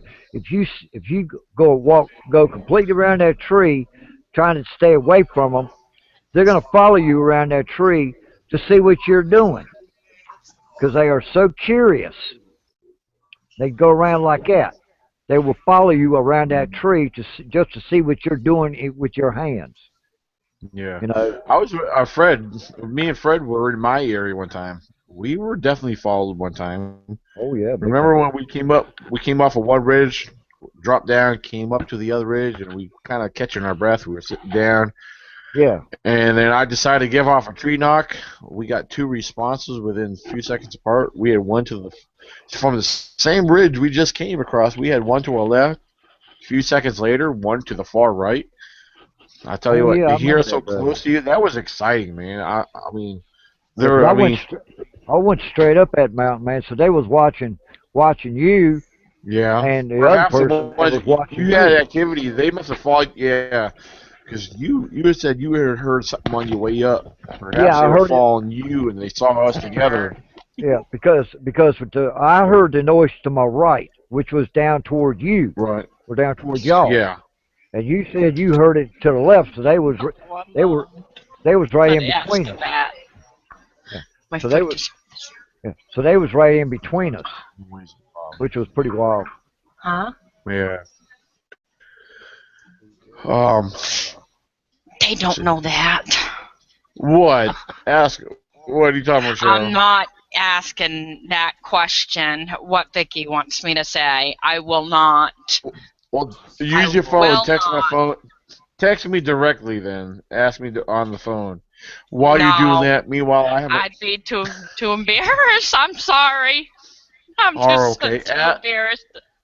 Listen, text my phone and I'll ask it as an anonymous question because I Oh, have you other people want to chatting on ask here. this question? Oh, Oh no. you'd be surprised what me and Fred had discussed on here before. Oh yeah. We have no shame in what we talk I about. don't think you'll know the answer, Daniel, because you're not a woman. What? Well, Do they have orgasms? He already got Engel's That's question. what you guys were getting at, wasn't I? Okay. That's what my oldest one wants to know. But All right, think about good this. one, All right, think about this. Have you ever heard? Have you ever been out in the woods and all of a sudden you heard a bear? You know how a bear kind of mumbles and grumbles going through the woods. You know, he kind of grumbles. But yeah, when they get with the when they get with their mate, you'll notice they give off a loud. they do, Victoria. The moment of climax. The moment of climax. There we have it, folks. Okay. Oh, jeez. Okay, I got a question here from Connie Fox. We all know, most of us all know Connie Fox. She's a Kentucky local researcher from Kentucky. She has a question, and this is a damn good question too. Fred, you might want to help me on this. I kind of understand what she's, how to answer this one a little bit. But she wants to know, why do you think some Bigfoots are aggressive in some states and not others? I think that it all depends. On my honest opinion, I'll try to say what I feel real quick, and you guys could jump in. Everyone could share their own opinion, but I feel it depends on territory, the number of individuals in the clan or groups, especially if they have control or You know, if you got more than one possible alpha male, I don't know. This is kind of a trick. I don't know. Maybe it's a kind of a tricky question, but I believe I think I it depends believe on that population of both humans and non-humans in specific areas. I mean, are they trying to be more protective? That's where I feel like why they may be aggressive, where they're more protective in certain areas where they have to be yeah, protective because of the population of other people in that area. So, yeah. but now go ahead, Fred. You were about to say something. Now I've been growled at quite a few times. I'm talking about some deep, deep guttural growls. And my only thing about that is that I'm a male, and you got a young adult who's got a girlfriend or got a young family starting out. And I think what that is it's like a mountain lion or a wolf pack. If another one comes in, they get dominant. They get territorial. I think territorial and dominant is the thing because if a big one comes in, that young one's going to get very offensive. So I think it's more territorial aggression because they don't know who you are, they don't know what you're going to do or what. So they're going to be on the guard. And there's some that are laid back that really don't care if you come through there or not. But majority of the time, I've learned that the younger ones are the ones who get dominant, who get aggressive. And the older ones knows, he's got the experience, so the younger one's gonna try to, say like, well, hey, we got someone in here I don't like, so I'm gonna show my dominance. And I've heard stick breaks, tree breaks, I've had rocks thrown at me, I've had chunks of wood thrown at me. It's all aggression. I think it's territorial dominance. As Yeah, close as I can get it, Daniel. that now that makes a lot of sense. It really, to me, it does. So, yeah, Because I go through absolutely. that. I go through that every year in my area. Same thing every year. But now this year might be different. I have no idea. Yeah, you know, I think it's going to be different this year. I'll tell you why. I mean, I think in a lot of behaviors and actions that we may experience this year, and the reason I say that is because look at the way the weather has been lately. We had Exactly. our winter down here. I mean, other areas. I don't know how it's been up there for you guys in Maine. But down here in Virginia, our winter started very late. Our temperatures, our warm weather. I mean, it's been very. I don't know. It's been in the average of 40s and 50s all the way up to this past month. Today was in the. It actually, when I was out there in the mountains there in my area, it reached around 39. When me and Brianna were leaving out there, it said 39 degrees. All right, and like I said, I mean, yeah, we had our snow but a week or two ago, and Yeah. but I don't know, it's been down here. Our winter's been very mild. For one thing, like I said, it started late.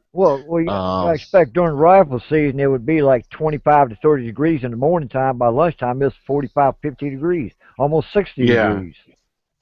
and it's funny. So Even our deer, a lot of hunters who've been getting a lot of deer, a lot of them even didn't on even the get late any. muzzleloader season. Yeah, a lot of the late muzzleloader seasons, a lot of the deer hunters are still getting deer with with a felt on their antlers. So I mean, that's like, Yeah. wow, that's kind of it's like usually they're already shed and cleaned off.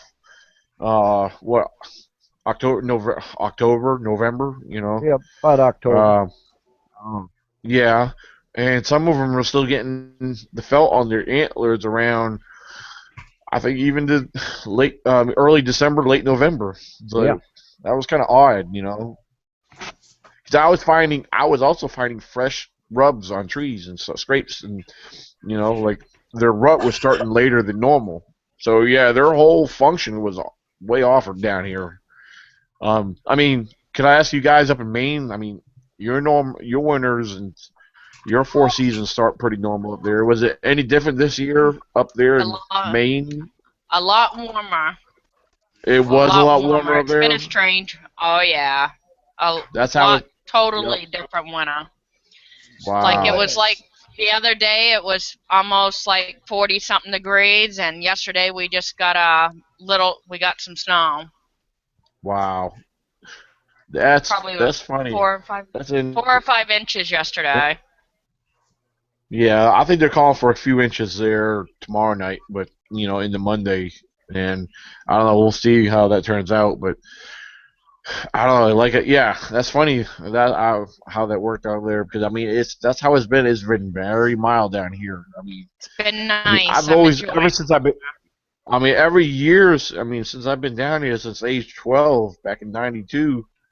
I mean, yeah, early '92. I've been down here, and the winters down here are always been mild compared to up north.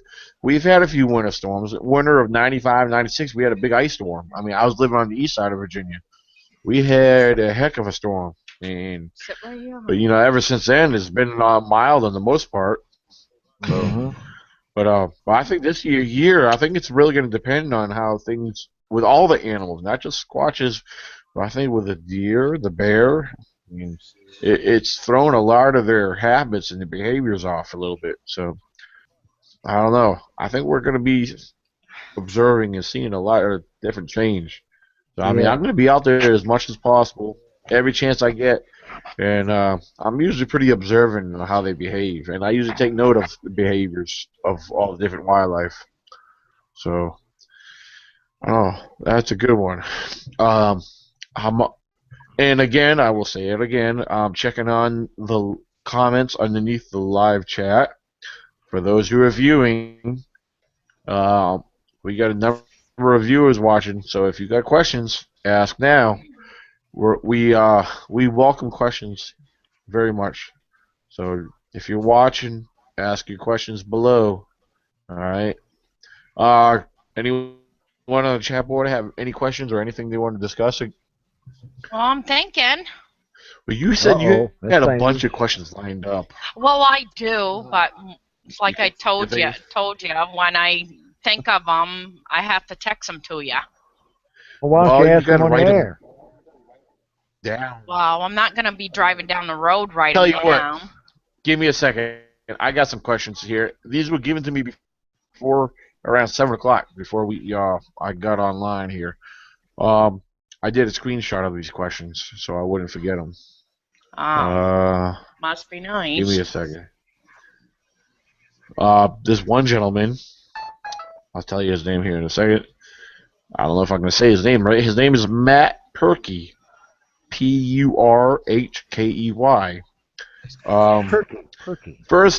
First question here. Now, Fred or anyone else, if you've heard of anything like this, feel free to jump in here. First question is, has anyone ever caught and tamed the Bigfoot? I never heard such a thing, but no, no, I don't think so. Nope. Okay. I didn't think so because, I think if that was the case, everyone would have known about that. Maybe our government does. Maybe our government knows something about this. Wait a minute. On Mountain Monsters. Okay, go ahead. On Mountain Monsters. Mountain Monsters. Are you serious? 4 of them killed one. Wow. Oh, where's he at? Okay, there you go.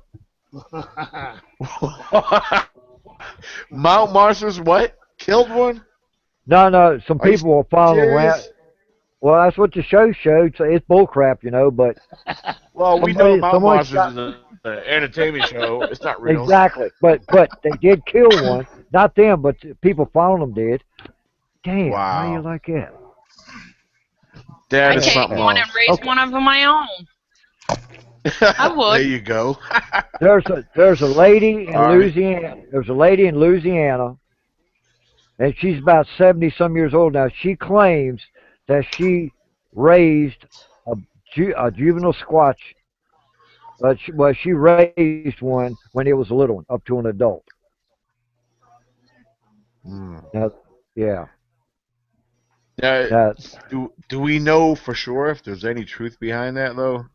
Well, I think Squatch Chronicles is the one that did that interview. I'm not really sure. They said the lady claims that she raised. She said that a family unit come up to her door or come up to her house, and she claims that they wanted her to raise their baby. That's the only thing I know of now. Wow. Now I don't know if it's true or what, but the lady's 70 some years old who claimed it back in the 30s and 40s, maybe 50s, I don't know, 40s, somewhere like that, somewhere down in the bayou. Right. Okay, I got But another that's all question I. But that's all I know. from the same gentleman. This is like I said, I got these earlier. The next question is, what are the best Bigfoot spots for Bigfoot? Well, I think we could all kind of relate to that one. I mean, that there. I mean, I believe this gentleman. He must be an enthusiast. Some of this new. Yes, I don't they know. are. Judging from the questions, I'm assuming he's new, trying to get an idea.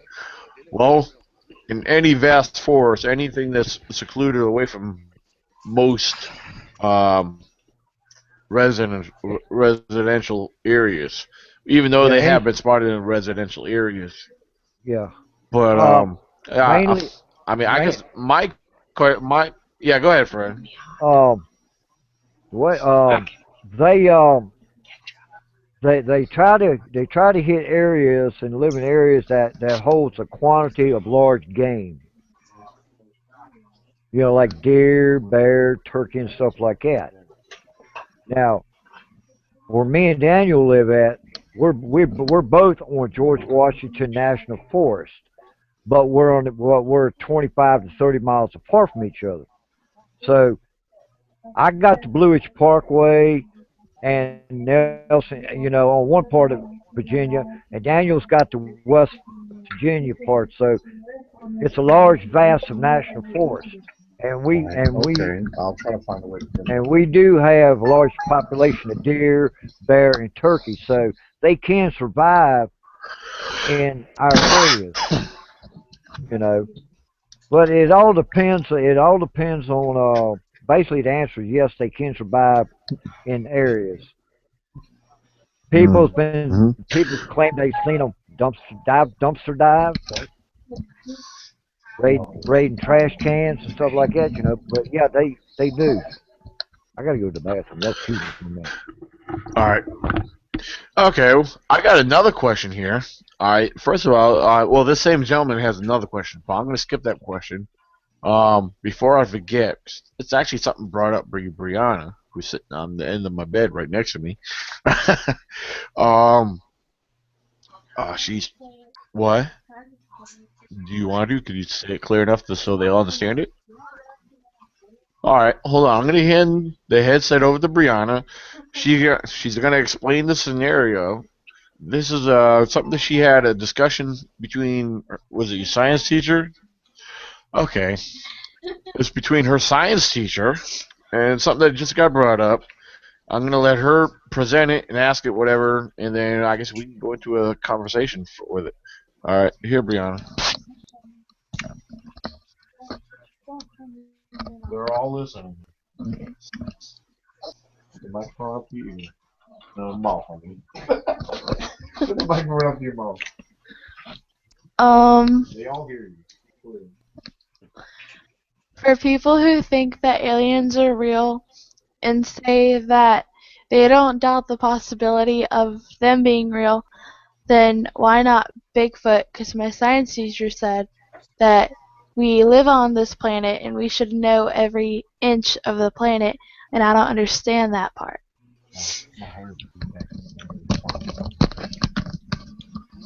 Okay. Did you guys all hear that? What she said? That's a very, very good question. Yes. Yeah. I mean, because she told me about this earlier. How they get into talking about Bigfoot and stuff at school, and in her science class. I mean, I understand where her science teachers come from. Okay, he believes in the possibility of aliens, but there's so much space and so much empty area that we have not you know entered into or voyaged into. But then again, comparing Earth and Bigfoot, okay, they figure Earth is only but so big. Why haven't we found Bigfoot? Well, come on. A lot of people don't realize that there's a lot of territory and a lot of terrain that humans have not ventured into. There's areas that are almost difficult that, as a normal human being, can't safely, venture into. I mean, there's a lot of logical reasons why we can't find areas. I know of possible cave structures in my research area I have not been to.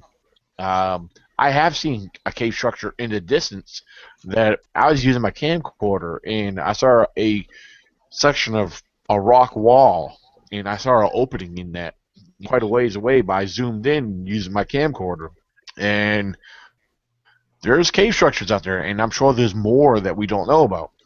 Because there's so much area in that area that hikers, because my area carries a lot of hikers throughout the summer, but there's areas hikers stay on the beaten path. There's areas that hikers do not venture into unless you're prepared and trained for this. I've gone into areas. I've climbed the very steep, ridges and stuff that a normal person in the right state of mind would not even think about trying to do. But it's probably why I hurt half the time, because I do things that I shouldn't be doing, but I do it anyway because that's how much I believe in the getting into areas where I can find the truth and I can share it. Because that's where I find a lot of my very interesting findings. That's where I find a lot of awesome stuff. I go deep. I go long distance. I go into areas that are dangerous for most common human beings. Um, I'm not afraid to go into these areas. So what she's presenting and what she discusses here with her science teacher, that's what most people fail to realize. There's areas on Earth that people don't venture into on a common normal base.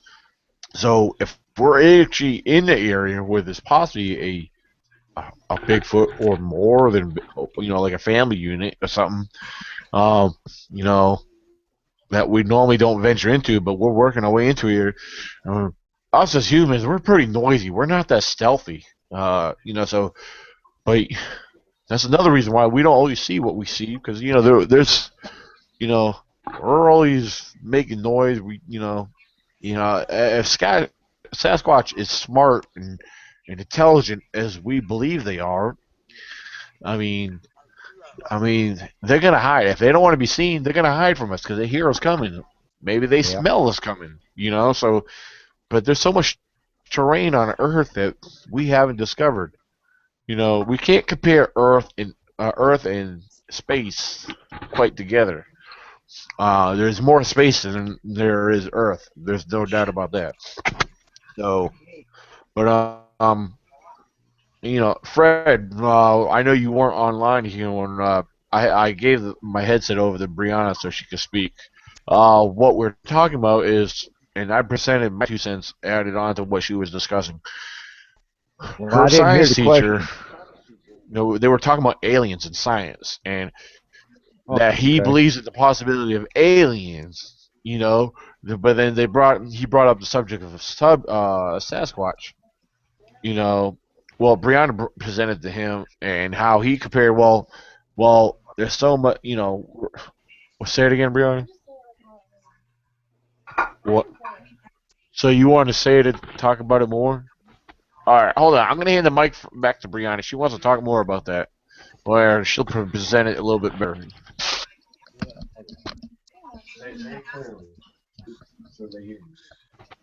So we were in school one day, and some kid asked, "Do you believe in Bigfoot?"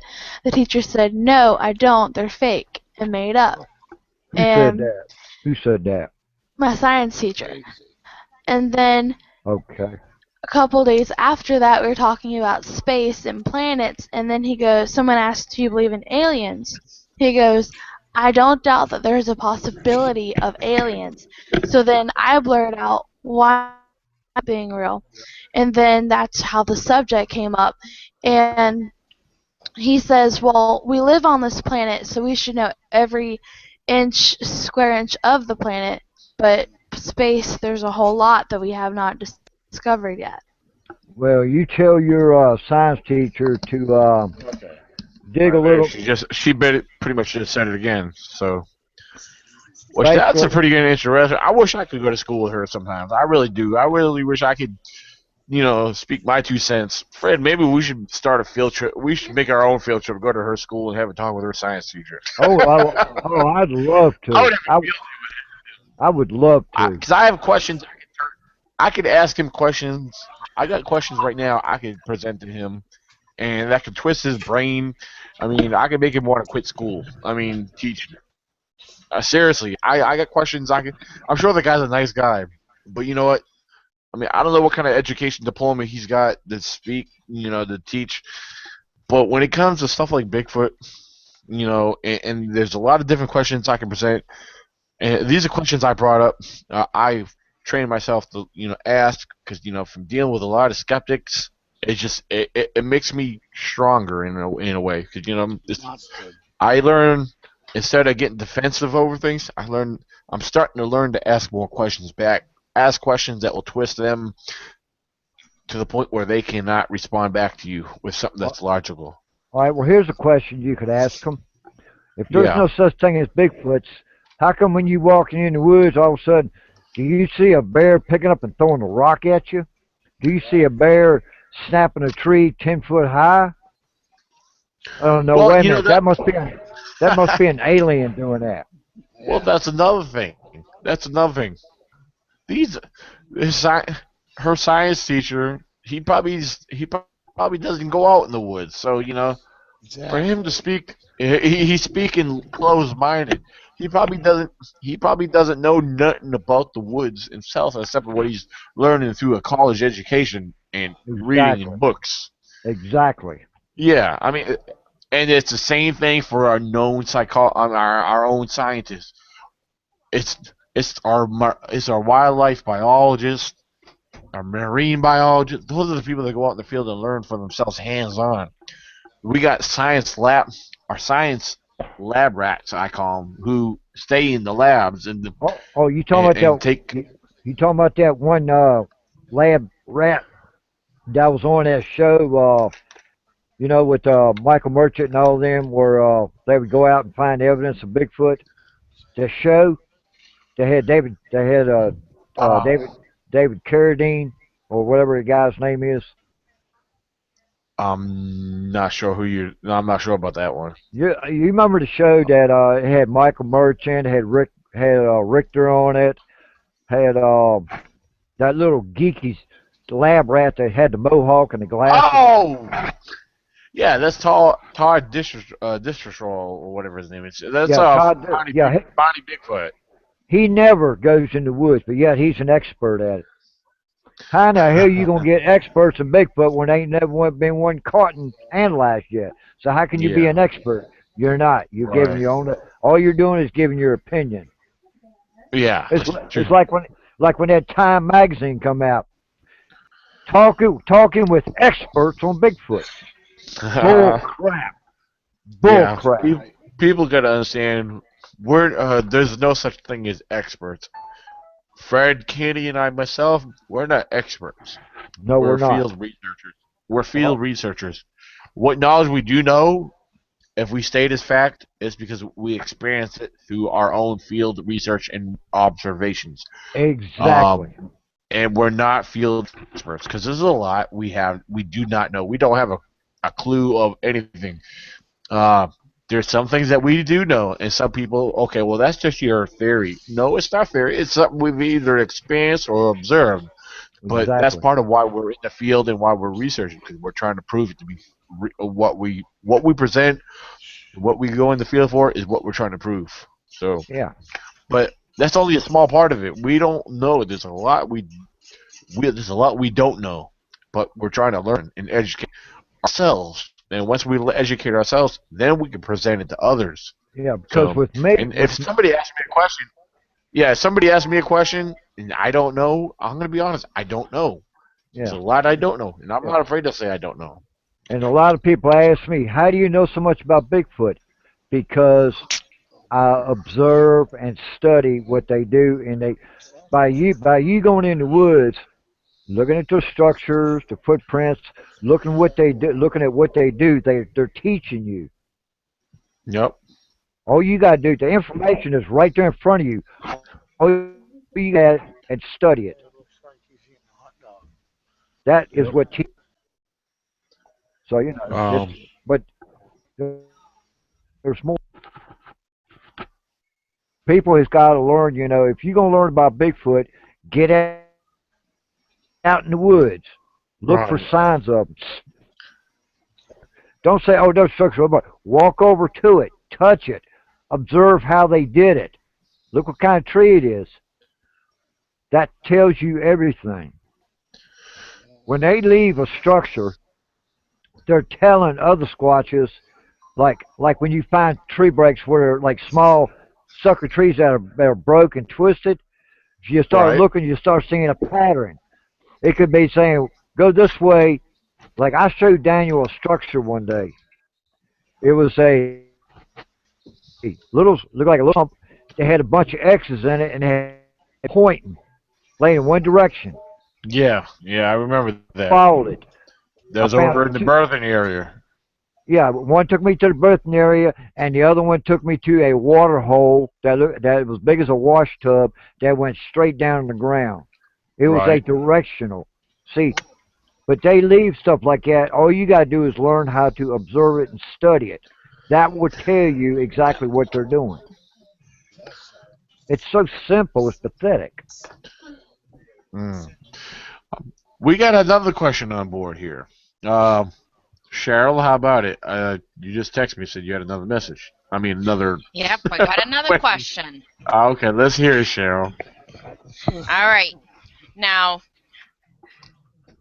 I don't know, when when they make that noise to let them know the other one's around or something, the woo, woo whatever.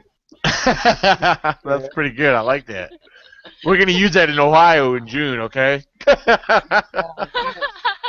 Yes, indeed.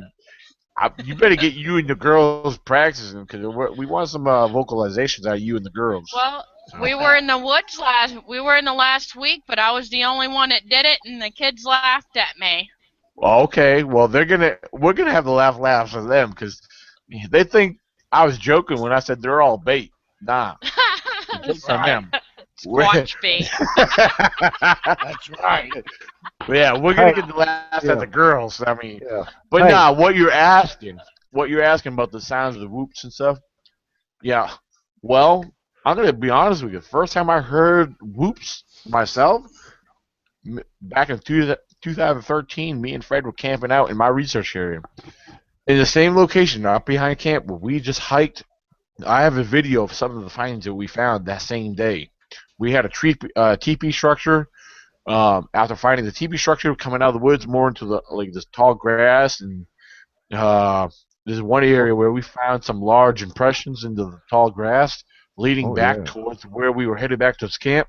oh yeah, I Well, remember that. I got that video. I shared it not long ago again, just for the heck of it.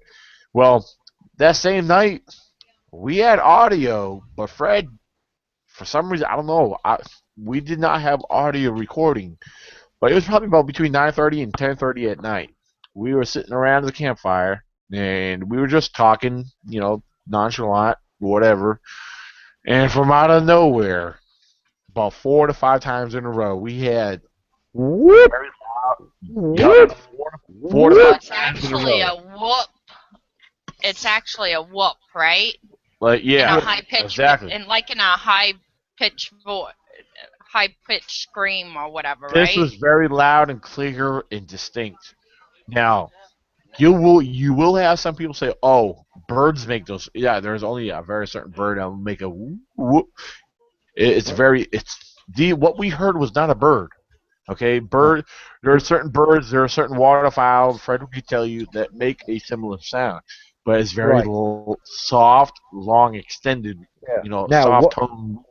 Right. Now what we heard, you could hear the guttural, the gut. You gotta expect squatches has got a massive set of lungs, and when they live, they go whoop, and you could hear it a long ways off because they got that big. They used to when I'm growled at, you could hear the guttural. It makes a bear sound like a kitten. So is there Yeah. a difference between, from a I've heard male and a female? I've The heard whoop. well a female's got a well actually uh I've heard juveniles whoop, I've heard teenagers whoop, and I've heard adults whoop. I've heard female whoops. The male, the big males have got that real deep. You could feel the vibration. If he's close enough, you can feel the vibration go through your body of that whoop. Yeah. I'll tell you what. When we heard this at our camp right behind us, I mean, I've stated this before, which I think think I overestimated. It was when I say less than 50 yards. I've stated this before. I said less than 50 yards. To be more specific, that thing had to been at least 20 yards, maybe or less. He was It was very close to us. he was And he was behind the camera. He wasn't in yeah, front of the camera. He was behind the camera, which was at least from where our camp was to the game camera was at least 40 yards. And yeah, something yeah. If something tripped the camera in front, but the whoop we heard come from behind the camera, between the camera and us. So they had come yeah, off it that might. ridge and come behind the camera and was looking at us and then let out a whoop very Yeah, close. because in 2013, when me and Fred were camping there, it was September of 2013, and it was Oh, we I had one only had watching. yeah I only had one trail camera back then. I got two right now. Yeah, I do Yeah, plan on getting more. But the thing is, right now, yeah, something on a couple of different scenes, something set the trail camera off. A couple different yeah, times actually, yeah. And but there when was we, no images. I yeah, studied every image I had on the SD card, everything that came through. I even zoomed in, looked in every bush or every nook and cranny, see if there was anything that stood out. There was nothing. yeah. I Now don't know. earlier, earlier in September, we was across the road at the very first camp. We were being watched less than 60 yards. So we took a walk, and we took his path, and I took my hand and stuck it out and stopped Daniel. I said, "You smell that?" He said, "Yeah." Well, anyway, we made a big circle at the top of this ridge. Well, it started raining, and I went down the bank, Oh and Daniel yeah. went to a trail, and when I busted my ass going down, when I stopped, right between my right leg and my hand was a was it an 11.5 inch track, or was it a 9 inch track? It was at least, yeah, it was about 10 inches at least. It was Yeah, pretty decent size. and it was yeah, and it was sunk about a half inch in the ground, but it was going uphill. I slid down. Whatever we saw, whatever was watching us, we had missed it probably about 10 minutes because that foot was really fresh. That was wild. If I Oh wouldn't yeah. have, if I wouldn't have looked to my right, I wouldn't have seen it. But it was right between my hand and there, and it was a. We casted it the next day, and you can still see the. You can still see the. It was a little messed up from the rain, but you can still see it was a perfect footprint. I think it was the Hmm. what was it, the left foot or the right foot? I think it was the right foot, wasn't it? Yeah, I believe so. Yep, right foot. Well, you got Yep. the So do cast you though. You think got the they? cast. Yeah, I still Yeah. have the cast. Even though it was broke, it was broken up a couple. Ended up getting broken up in half or so, but Yeah, yeah. um, so it was a little disappointing. But I still have a good collection of casts throughout the years here. Um, yeah, because shoot, I got Cliff Stanley. He wants to know some history on my cast. I know I presented pictures of my cast and stuff. I posted it online. Um, I know when I post pictures, and I have a whole collection Oh, of my cast I had from at least a good year ago. I have a display of them I posted online, and I actually hey, shared the hey, same pictures with Cliff hey, Barackman. And hey, yeah, hey, hey! Look at this, yeah, guys. Hey, look. Oh, cool. yeah. This Good one. this right here was Bigger not than my foot. was not there when There's I went Brianna. in. It was there. It was there when I come back. This this track is 13 3/4 inches long. This Wow. look at the wide heel. A male has a wide heel. Do not A break it or female drop it. has Chip. a narrow heel. This right Oh yeah. here was a day watcher. This guy was watching me. He went from my left to my right behind me. This kind of tracks we get in both of our areas. Nice. Yeah, I got Brianna. She's going out in the garage right now. I had her. I told her go get one. I told her my latest cast. I know you guys all saw it.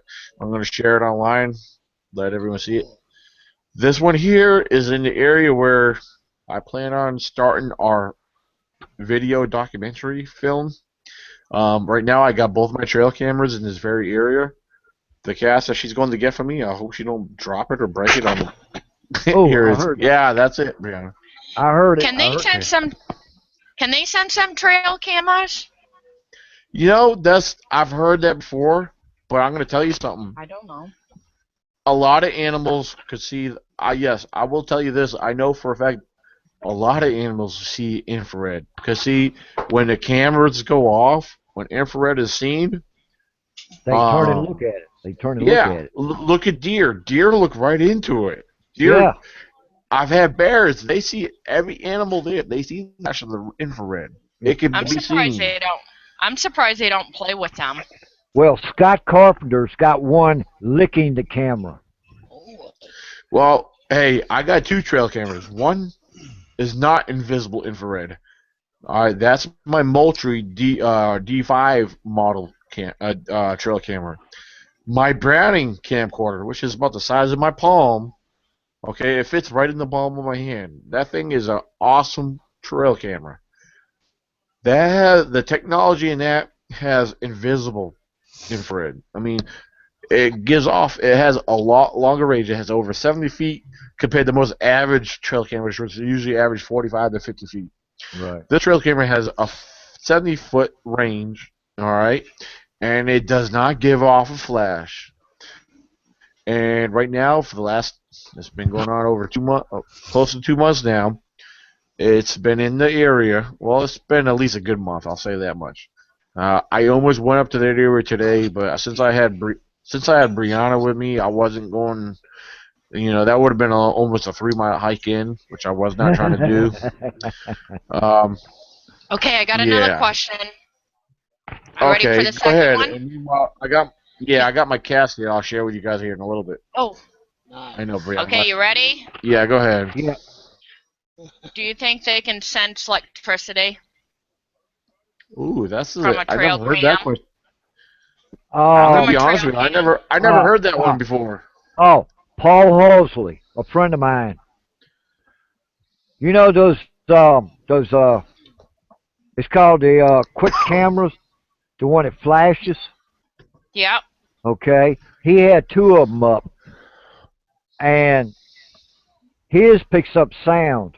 Now he heard walking, heavy, long steps. It got to where his camera was and stopped on a dime. And his camera lets off electricity. They can sense it. And he said it stopped, and he went around behind the camera, went around to the other side, and continued walking. So yeah. With the way Paul was telling me, he said they can pick it up for some oddball reason. Besides, Paul Halsley is famous right now because him and some other guys was in his research area. Now, Paul was on finding Bigfoot, and they was in the area. They got there. 2 guys was on the driver's side of the truck. Paul got on the passenger side. It was dark, and he turned the thermal on, looking behind the truck, and there was something standing there looking at him, moving back and forth behind the tree. Paul said, "Any of you guys behind the truck?" The guy said, "No." Why? He said, "Never mind." Next day, he told them there was a Sasquatch right behind the truck, about 10 feet, watching us. He's got it moving. He's got it standing there looking. Now next day they did a comparison where that Squatch was standing. Paul was only about 3.5 foot tall. Whatever was standing there was over 10 foot tall. So he's got that on camera. A Squatch is very curious. Yeah, I don't know why he's doing That's that. that's why I tell people when you go in the woods, just do some off the wall bull crap, and then say, like, if you hear them and see them or hear them, say, "I hear you. Y'all have a nice day," and turn and walk away. Curiosity sets in, and they have to follow you to see what you're doing. That's the best way to get a Squatch to start following you. But yeah, they can detect electricity. Hey, Don't know how, but they do. got a quick question. Does that? Can you guys all hear me? Because my screen's froze up right now, but I hear everybody else. Yeah. Yeah, I can Yeah. hear you. Okay, my screen's froze up on my end, so I can't see. I mean, I'm stuck in. I got an ugly face on my screen right now because it's my face's screen. Hey, Oh, I I can see see. your lips move. I can see you. I can see Brianna playing with her hair behind Yeah. you. Yeah, Well, she looks pretty. well, she's got her cat right now. She's playing with her cat. So Not froze up to us. come here, give me the cat, Brianna. This is a little kitty. Can you guys see her? Oh yeah, she's pretty. Yeah, this is a little kitty. Her name's Callie. That's the one we need to Yep. take out in the woods and use for bait. Yeah. Oh, what? I have another question. I have a quick Okay, question. go ahead. You ready? Yeah. Yeah, go ahead. What would you leave for a gift for a Bigfoot? Oh, that's a good one. I like that one. Start with you, Um, Cheryl. I've left. Good one, Glenn. I probably whoever shown said a it. good time. I've left. Oh, I've left. I've left cinnamon buns. I've left apples. I've left oranges. I've left. I've left change like a quarter, dime, nickel, and a penny. And I've come back and found the if you take and set your change like 40 cents, 41 cents, and you set it a certain way, you come back the next day. If they've been there, they will take and change the way it was setting, and they will leave a feather. I've had them leave me mountain mint. I've had them leave me. Well, we got here what they call turkey berries, which taste like mint, little red berries, and they've left me a handful of them before as a We gift. didn't touch no red berries up here, but cherries. hey Fred. Yes. I'm looking on my phone through the comments underneath the chat. Okay. You know how we were talking about? Well, Connie Fox asked what about the question about why why do they seem aggressive in some states and not the others? Right. Well, Connie goes on to say, she said, I think I know why they are aggressive towards Fred. She said it's because they think they are trying to steal that you're trying to steal their girlfriends. LOL. I like that. Good one, Connie. Connie, that's a good one. I That's a like good one. that That's a good one. Connie, I love Connie. Connie's about awesome. that's about a half and half. So basically, you're not denying that you are trying to steal their girlfriends. You naughty boy. I, let me Good one, Fred. let me tell you let me tell you a little story here. Oh Back my up- goodness, here we go. Oh, Back geez. about 2.5 years ago, I'm in the apple orchard, and Daniel's been there, so he knows what I'm talking about. I stayed on the main trail and walked around toward the back. Now this is before every other year, the game commissioner would come in there and they'll bush hog it. Get the tall grass down. Well, I went around that bend one day, and about 30 foot behind me, I got 3 massive knocks. I turned around and started to walk toward here. I said, no, wait a minute.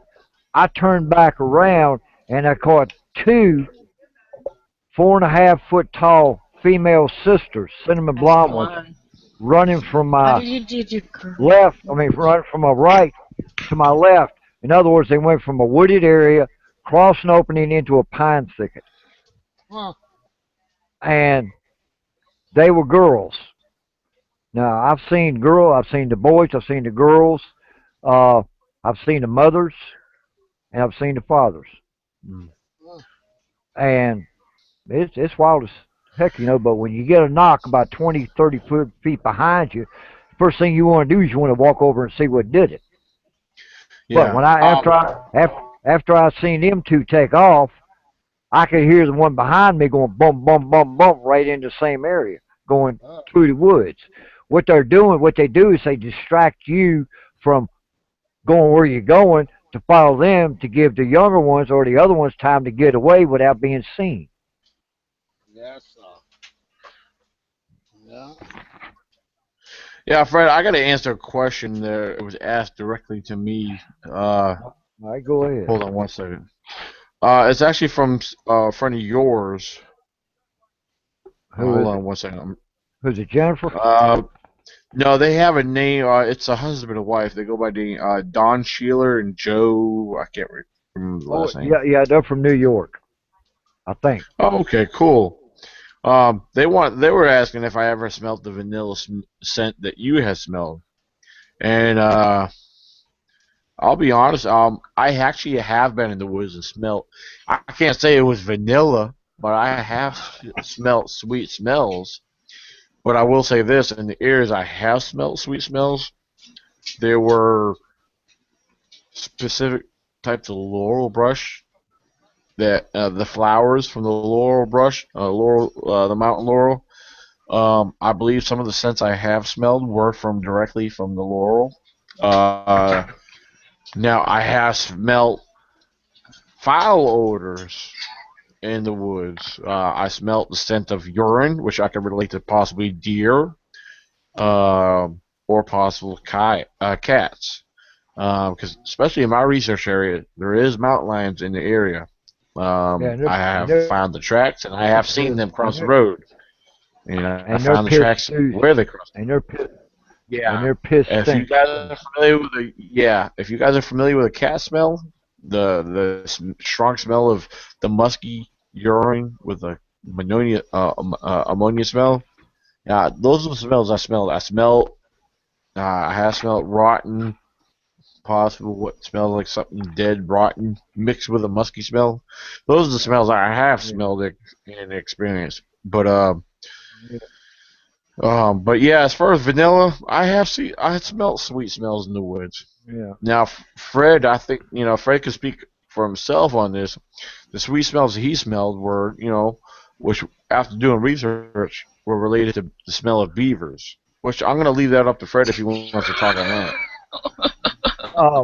Beavers are the only known animals that I know of that smells like vanilla because their scent gland is in their rump. Yeah. All right, I got a dirty mind. Yeah, we pretty obvious, have Cheryl. I know what you're talking about.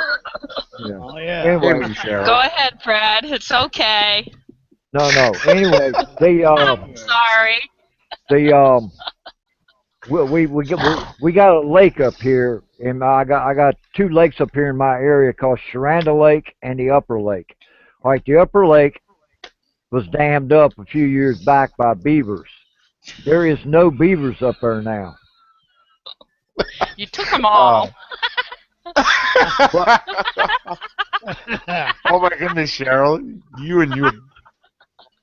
But the main thing, Get it all from Kathy. all right. But anyway, the vanilla smell that I smell, like whenever the juveniles are around me, I smell them. If they're not around me, I don't smell anything. Now, Okay, I got a question. Maybe you can answer it, Fred. Okay. You know how you guys say that the older ones have a foul smell and stuff? Why does the juveniles have a sweet smell and stuff? I mean, smell good. Well, it's like I don't think that's necessarily always the case. it's like a gorilla. I think it depends. When a gorilla gets pissed off, they got a scent gland underneath their armpits that they rub their arms back and forth and lets off that scent. All right, a juvenile have got a sweet vanilla smell to them. Now I have smelt like when I videoed that family group back in 13. I smelt urine, I smelt feces, and I smelled just plain out rotten rot. And then I saw them. So that could be the smell of them in rut. I don't know. So they have sweat glands like we do. Yeah, I Oh suppose. yeah, absolutely. I have Yeah. to. Yeah, I will say yeah, absolutely. I mean, that there. If you think about it, it's pretty logical, common sense on that one. But like with a lot of different known species, deer, for example, deer themselves, I will say, deer has several different glands where they give off scents. The top of their heads, the top of their upper heads above their eyes, they have glands between your antlers. They'll rub a tree, spread the scent of they have glands on top of their head. Yeah, their whole head is a scent gland. Another thing, bears. I'll give you a little thing about share a little thing about bears. Bears are actually considered very clean animals. Especially if they're denning in a cave or something. Yeah. Bears will not crap in your own den. They'll actually go clean. They'll go out of the den to do their business. But then on the other hand, when it comes time to finding a mate, they will actually roll around and rub in specific substances, such as, I will say, their feces or other things to give, and they do have a specific scent that will give off blended with that to attract a mate. Oh yeah. But I think it's pretty common with, like, especially our primates. Yeah, they have several glands and scents that will give off different various smells that will actually attract a mate.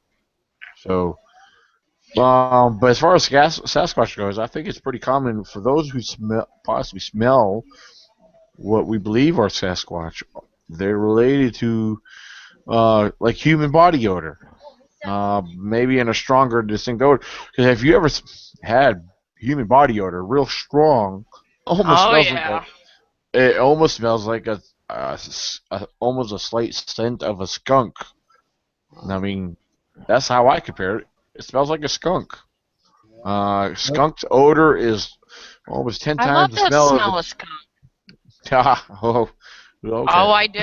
I do. Wow. Okay. I like skunk smell. Yeah.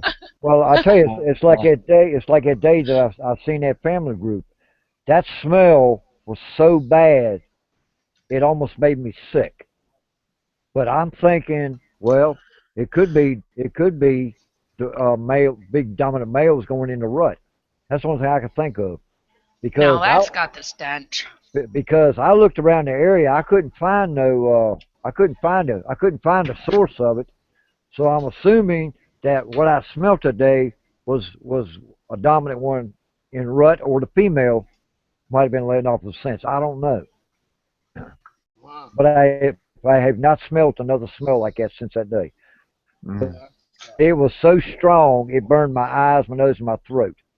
I mean, it burned them.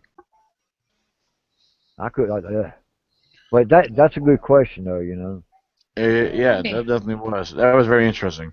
Yeah. Hold on, let me check something here real quick. I got interesting questions tonight. Absolutely.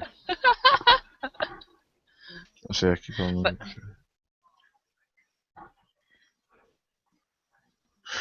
Oh, okay. Geraldine says keeps. This is something. It's a comment made under the chat here. It says, "I keep all my earrings that I have lost the mate to. She says that is what I use to leave a gift for Sasquatch. That's pretty interesting, or Bigfoot, whatever. Yeah. Mitch 1264 says, I don't know. I don't know what she was referring to. She says this is the lady Freddie was talking about, Melisetti 70. Yeah. Says she. Okay. Oh, you know what I'm talking about? Yeah, that's that lady. Okay. She says she found the animal when she was a baby, abandoned in the swamps of Louisiana. What do you know about that, Fred? Well, that's the one I was telling you. Where the lady claimed she raised a Bigfoot, from a baby up. Now, I heard it a little bit. I heard it a little bit different. It was a little bit different. I understood the way I heard it was that the Squatches approached her, or approached her property. That's what I heard. But I didn't know that she found it and raised it. I knew she raised, because she says she raised a baby Sasquatch from a baby up. Right. but I didn't know that she found it. That's one part I didn't know about. Ah. Because I read this. I've heard it, I've read it. And there's, both of them, both. But I guess the true one is where she says she found it. I guess that's the true one. I reckon. I don't know. Yeah. But that's the lady I was telling you about. Say she was in her 70s right now. Oh, okay. I now that's interesting. I want to know if there's you know I know you're only relaying what you've heard from but I like to know if there's any truth to that. I mean, if there was, I mean, perhaps the lady who has claimed to have raised this so-called Sasquatch. I mean, I'm not gonna say it's a bunch of. I'm not gonna say it's BS, but there could be a good possibility. I, We don't know. There's all yeah, kinds I of don't weird even things know. happening in our world. I mean, there's a possibility that something like that could have happened. Yeah, I don't know if she's still living. I don't know if she's still living or not. I mean, this was I quite a mean, few years back. And I she mean, found it. She found it. yeah. How did you hear about that, Fredo? Like, Yeah. was she? Did the lady find? Yeah, did the lady find the young Well, Sasquatch well, or? like I said, I've heard two stories on it. The one you just mentioned, where said it was a lady and she found it, and this other story I heard was that she was approached on her property. Those are two stories. Ah. So I don't know which is Well, true, which isn't. well, So from a what? mother's But interest. this Oh, sorry. this was No. years back when I heard it. Oh, okay. So what? Back when you heard it, she was in around 70 years old. Right, right. So like you, what do you estimate? Like when you say years back, how far back are you referring to? Um, early, late 30s, early 40s, mid 50s, somewhere in the 30-year anywhere from 30s, from the late 30s into the early 50s, And somewhere in that's that how time frame. and that's how low she was when you heard it. Uh, uh well, she's probably, but yeah, but she was about, I guess she was 70 when she told the story. I don't know. Oh, okay. That's what I was trying to figure out. Yeah, I mean, I want to find out more about it myself, but I don't know who to talk to. Unless we talk to that guy that done the movie about the that Sasquatch and the what do they call that movie? They come out in the 70s in Louisiana where that Squatch attacks a house. Oh, are you talking about the creature of the fog Oh, yeah, yeah, cat, the fog monster? yeah. The guy, that little rock star guy who come up with documented that. Oh, we had him. You talking about the same guy we had on a podcast here not long ago? No, not him. It was the other guy who was wearing the same hat. Oh, Lyle Blackburn. Right. He would be the one. He would be the one that could give the information on that situation. Right. On the thing, he I was the one. got Yeah, he would be the one that I would talk to, because I really didn't know who to think about, or asking until just now when we start talking about it. you. Right. So he would be the one because he's the one who stays in the bayou in Louisiana. He's the one studying all them stories about the folk monster, Bigfoot, and all that stuff in that area over years. Right. He would be the one to ask, Mm. but I don't know how to get a hold of him. Oh, Lyle Blackburn. Yeah, Do you have him on your friends list I on can't remember. Facebook? I got so many friends, I don't know where he's at on there. If I do have him as a friend. Yeah. I think he's on my friends list. Hey, you know what? He would be the next one to have he would be a great guest on the podcast. Yeah. Because the other guy we had on here was awesome. That I almost think of them as brothers. I mean, Yeah, they look almost alike. they wear the same style hat. Yeah. I'm having a brain fart. What's his name? This pitiful. He was. You know He's who I'm got talking about. Yeah, he's got no hair, and Lyle's got long hair, or got Yeah, black hair. Yeah, you yeah. you don't remember his name? It's pretty sad. I can't remember the poor guy's I name. can't. No, I can't either. Hold on. Oh man, what is his name? But he would be another guy, good guy to talk to too about that. He had it. He's been on TV so many times. He has his own documentary shows. Yeah. Yeah, Brianna, Grandpa's calling you. Um, man, I can't remember. Well, Yeah, I'm still trying to get a hold of J.C. Johnson to have him on to interview him. yeah, I yeah. I'm need to gonna. pick that back up. There's two guests, Lyle Blackburn. Yeah. I'm gonna try to get in touch with him. Who was the other gentleman I thought about? Oh, Adam Davies. I'm gonna try to set something up with him because I've been wanting to get him on here Yeah. and have a podcast. Because there's a few things I like to talk with him. There's one subject in particular I want to get straight with him. Are you familiar with Dr. Johnson's claim of having the portal and having that guy's a fruitcake. I'm going to tell you what, because I'm going to tell you what, they had a good show, Richter Relo, man, he had a good show where Jamie, I can't remember the gentleman's last name, but Jamie and Stephen Ruport they went together and visited the location, did not find nothing there. One thing that was stated in the on Richter's show, that when they went there, it was actually next to a residential neighborhood, which was like, really? I mean, I don't know. Dr. Johnson's research area, or this specific area where they claimed to have a portal, and these magical creatures there that were considered the gatekeepers of the portal. Oh yeah, I remember They that. went to that location.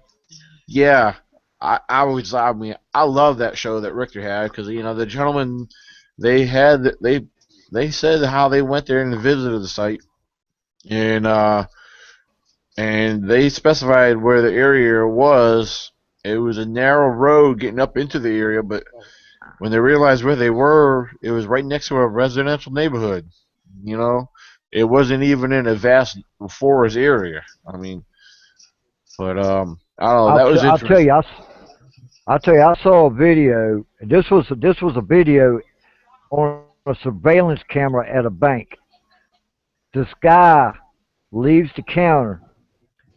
All of a sudden, he like disappears and pops back in again, about a foot, about a foot further in front than what he was. You could see that one split second where he disappeared and then popped back out again. They said that was a portal. This was in a bank. I don't know. That definitely, yeah. I hear what you're saying, but that sounds like definitely paranormal. I don't know if it's portal wise, but I don't believe in portals, but that sounds like paranormal. Okay. All right, let's try this one. You remember how everybody was talking about Bigfoot cloaking? Oh my goodness! Turning invisible. I did a couple videos back when I was hanging out with Shane and them, and my thing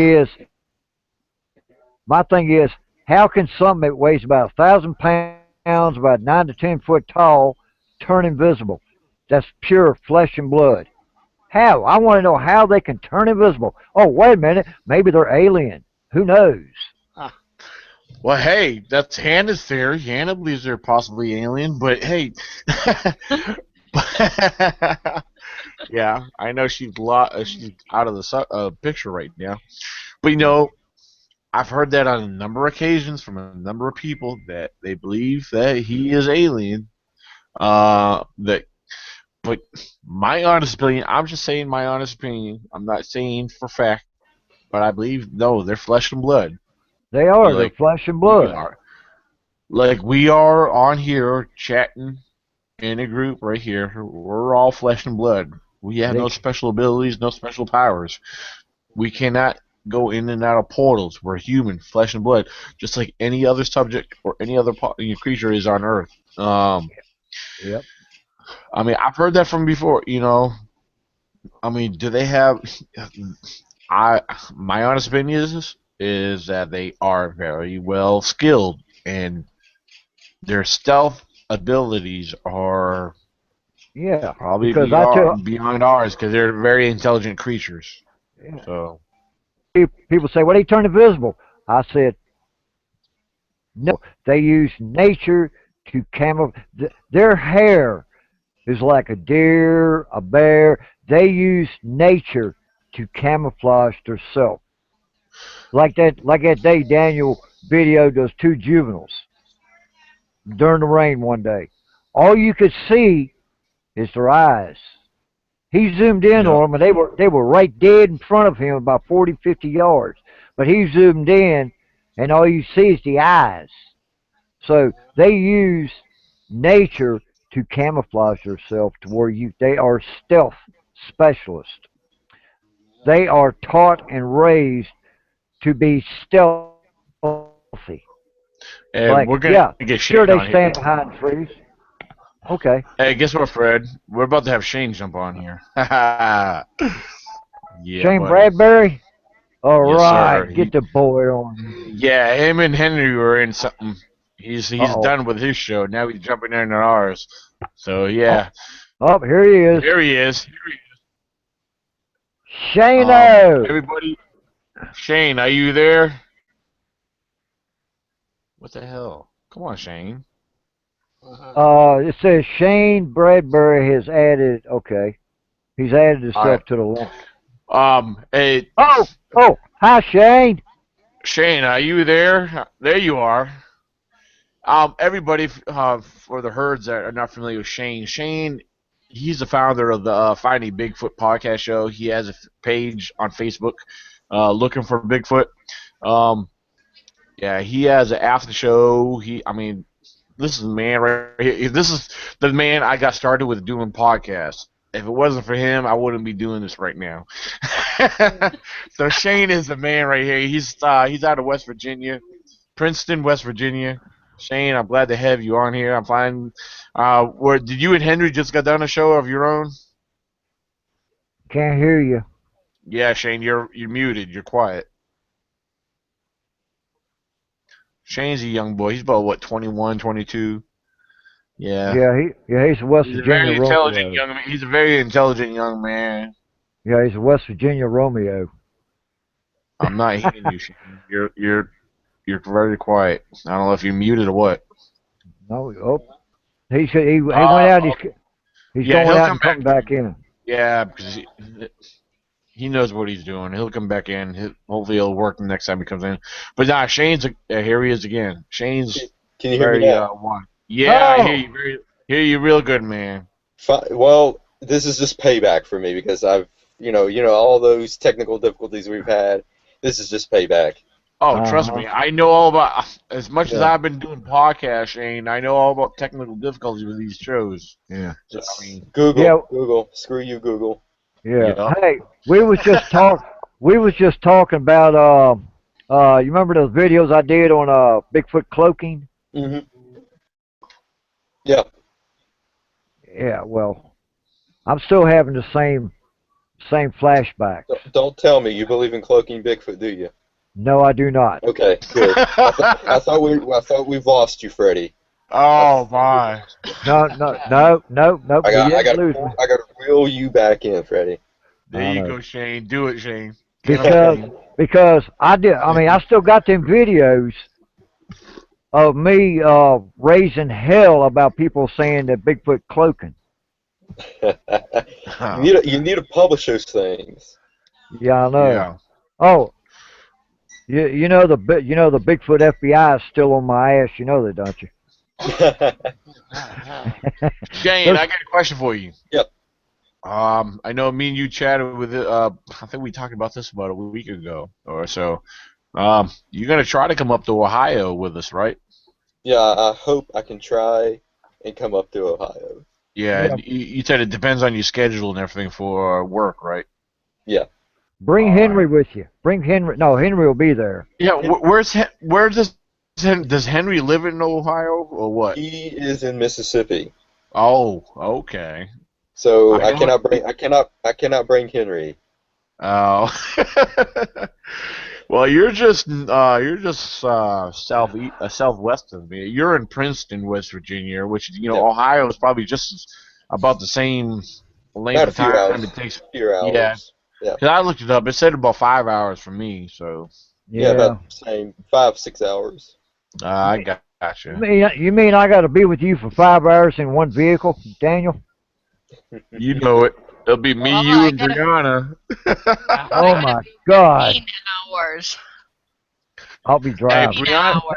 Hey, Fred, Freddie, don't worry, just- Fred. just get Brianna's got a couple bunch of music beers. downloaded on our iPod. We'll be listening to. We were listening to it all day today. So, Oh, because you hook Lord. your MP3 player or iPod, whatever you call it, into my stereo in my vehicle. So, Ah, yeah. yeah. So, Well, I got some news that I've decided to share. oh, absolutely. Talking about news, you share yours. I got mine too.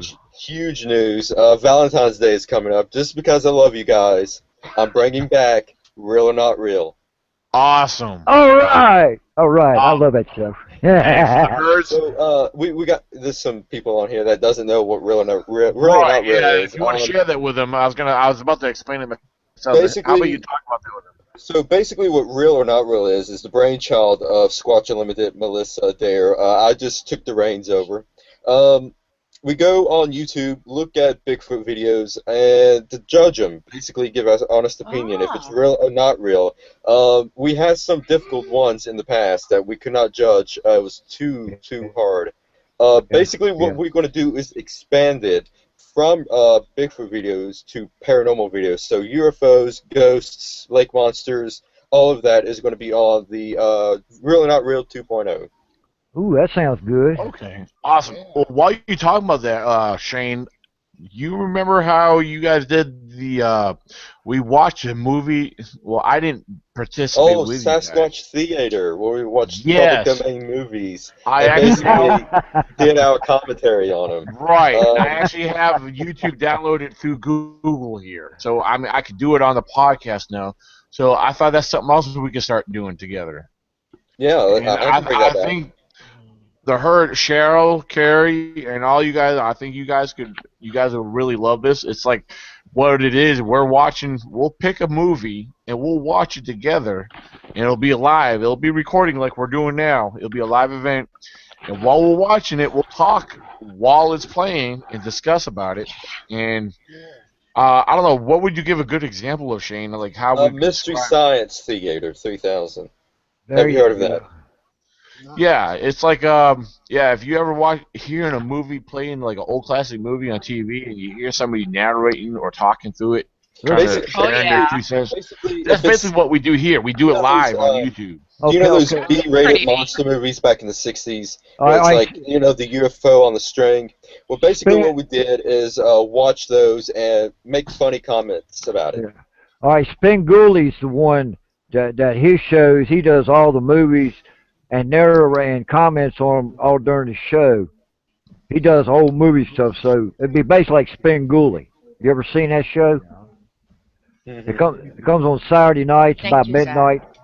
Follow Jaeger. Never mind. What, Jaeger? You've never heard of Spengooly? Yeah, he's on. What's that channel he comes on, Fred? I know what TV. Well, up TV. All right. Yeah. Yeah, Me TV. Yeah. Every Saturday night about 11:30 or midnight, he has a different movie, and those movies are fun to commentate to. Make sure you shut the line.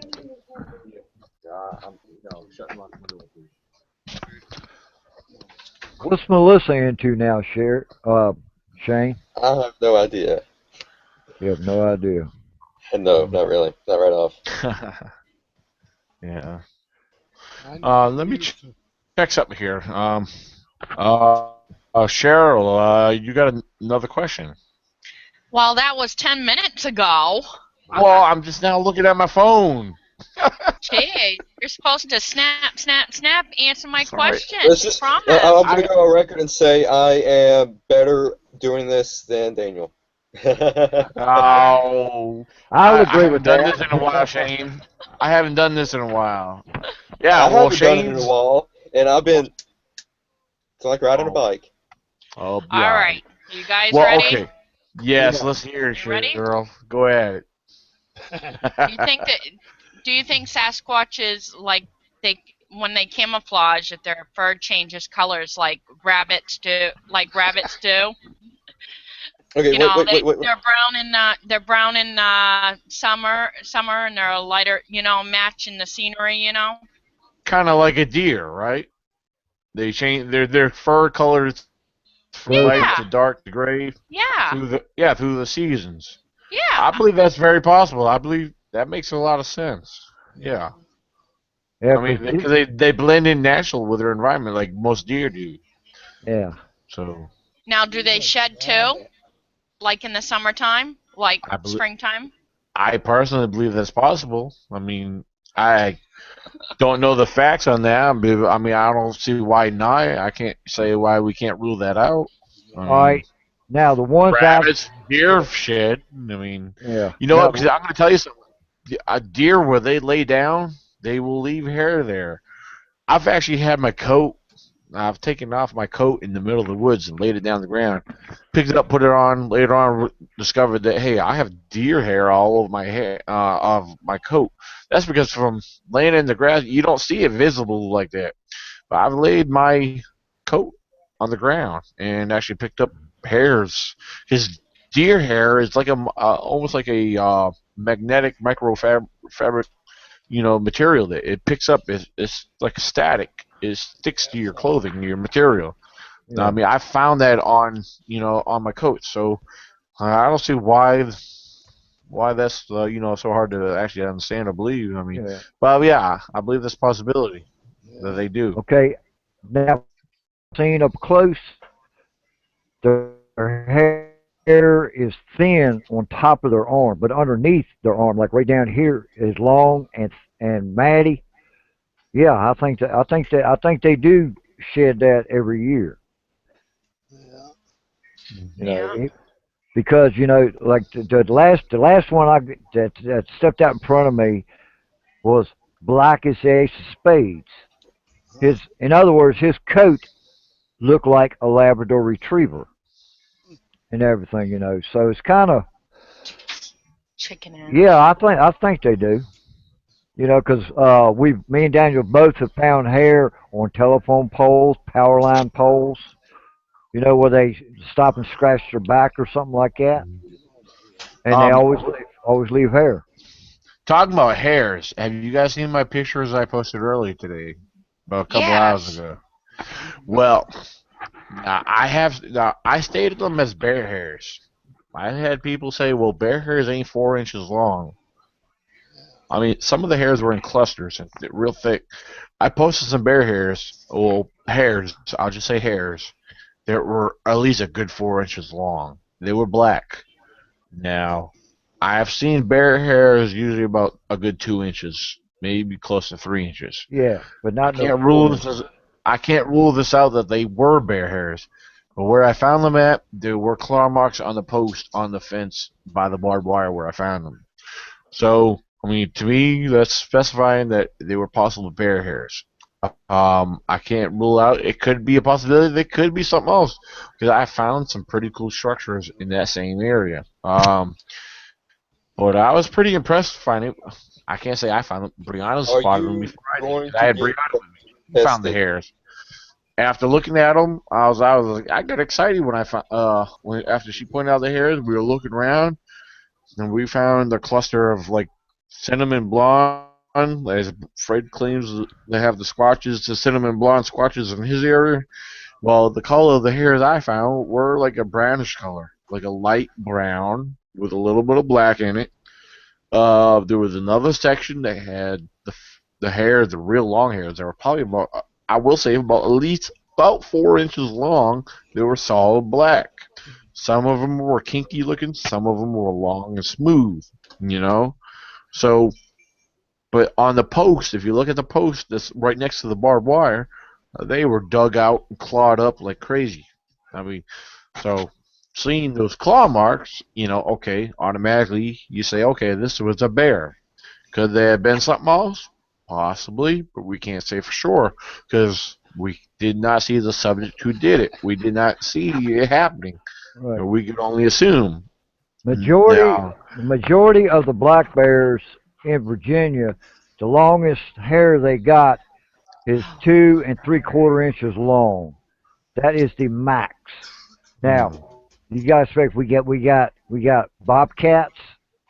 Yeah. We got mountain lions. We got coyotes. Coyotes in the wintertime have long hair, and of course some of them look like German shepherds.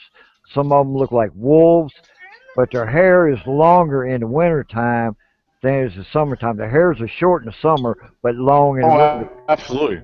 because of the Absolutely. coat.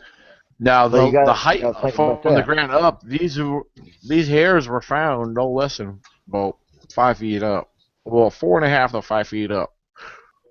It's the highest level that we found these hairs are.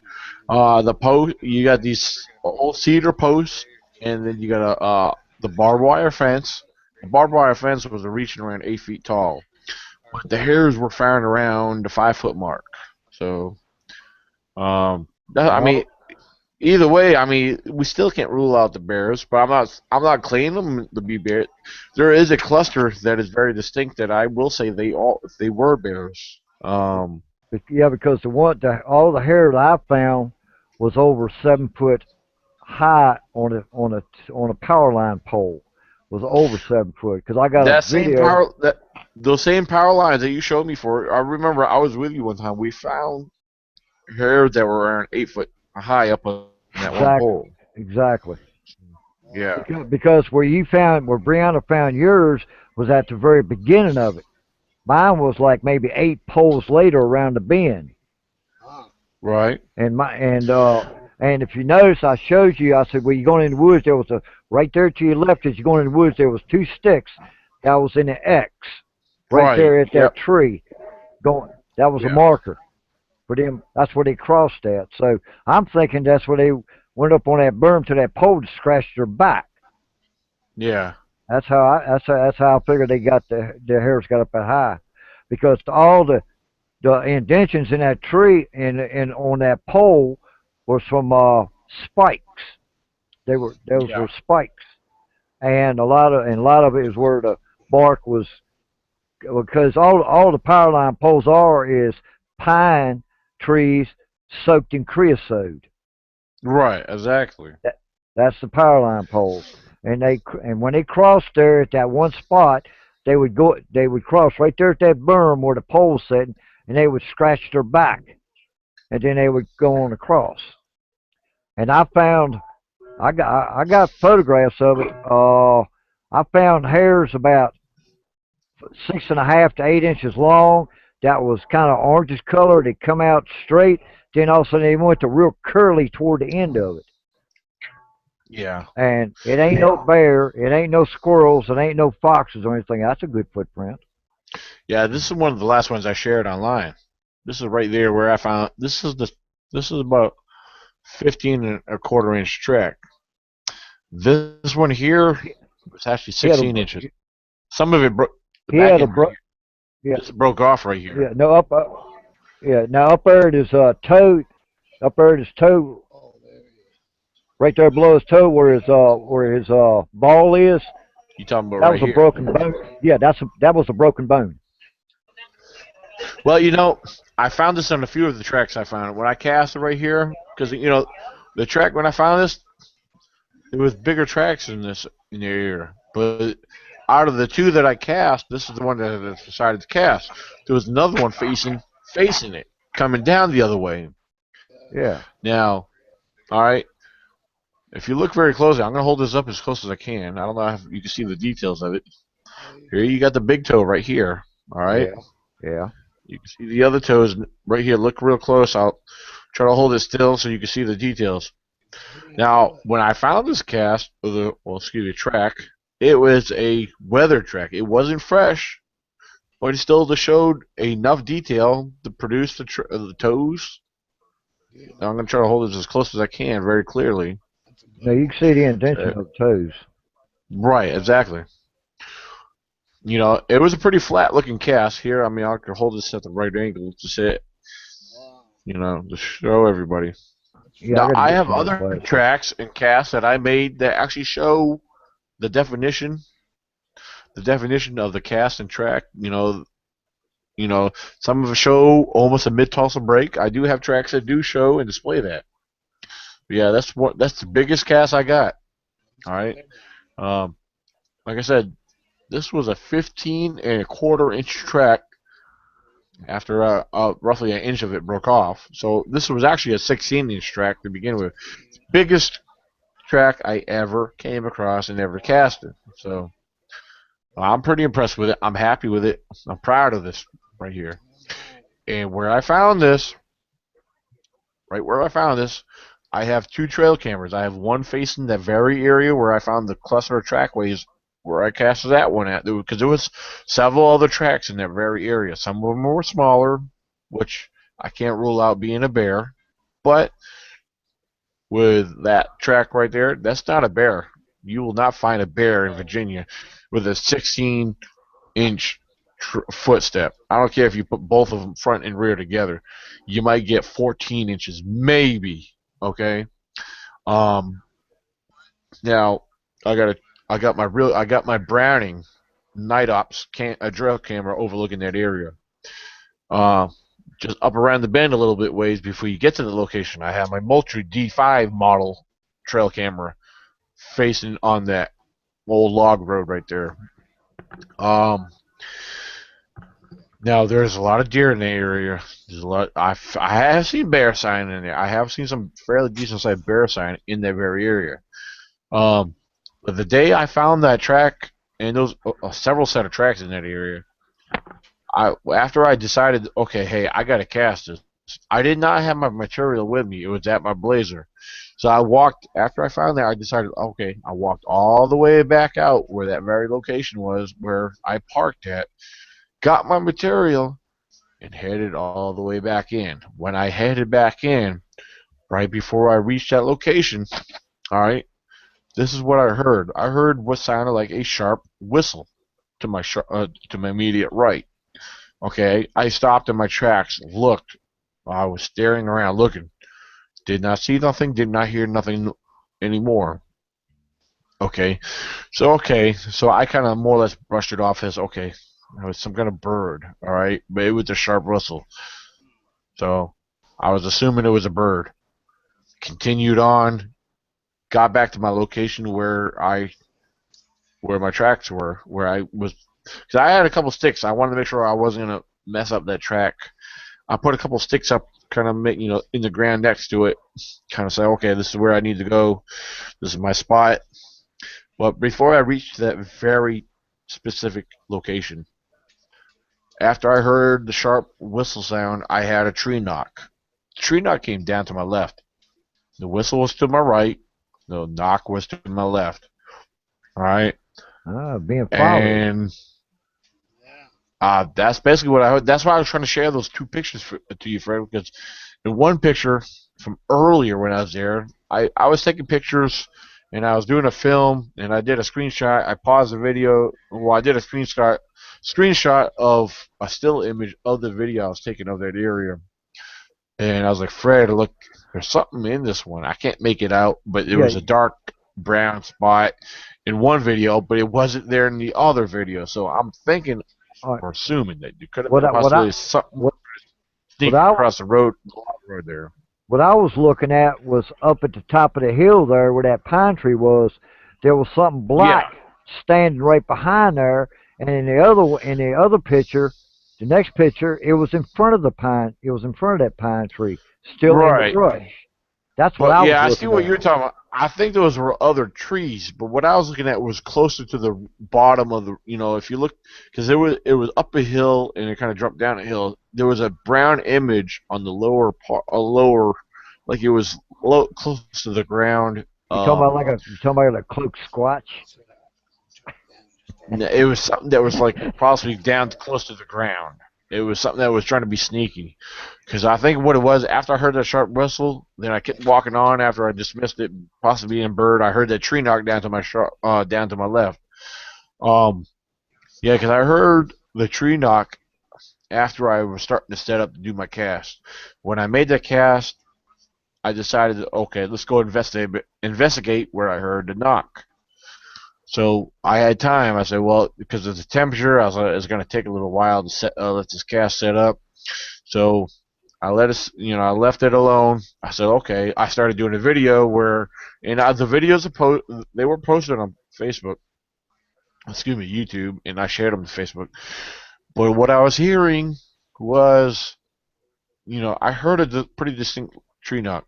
So I went and investigated down into the woods where I heard where the tree knock came from.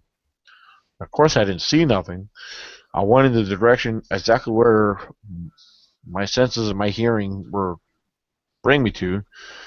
I was looking at a couple of things. There was a tree break, pushed over a tree there or whatever. Didn't see nothing.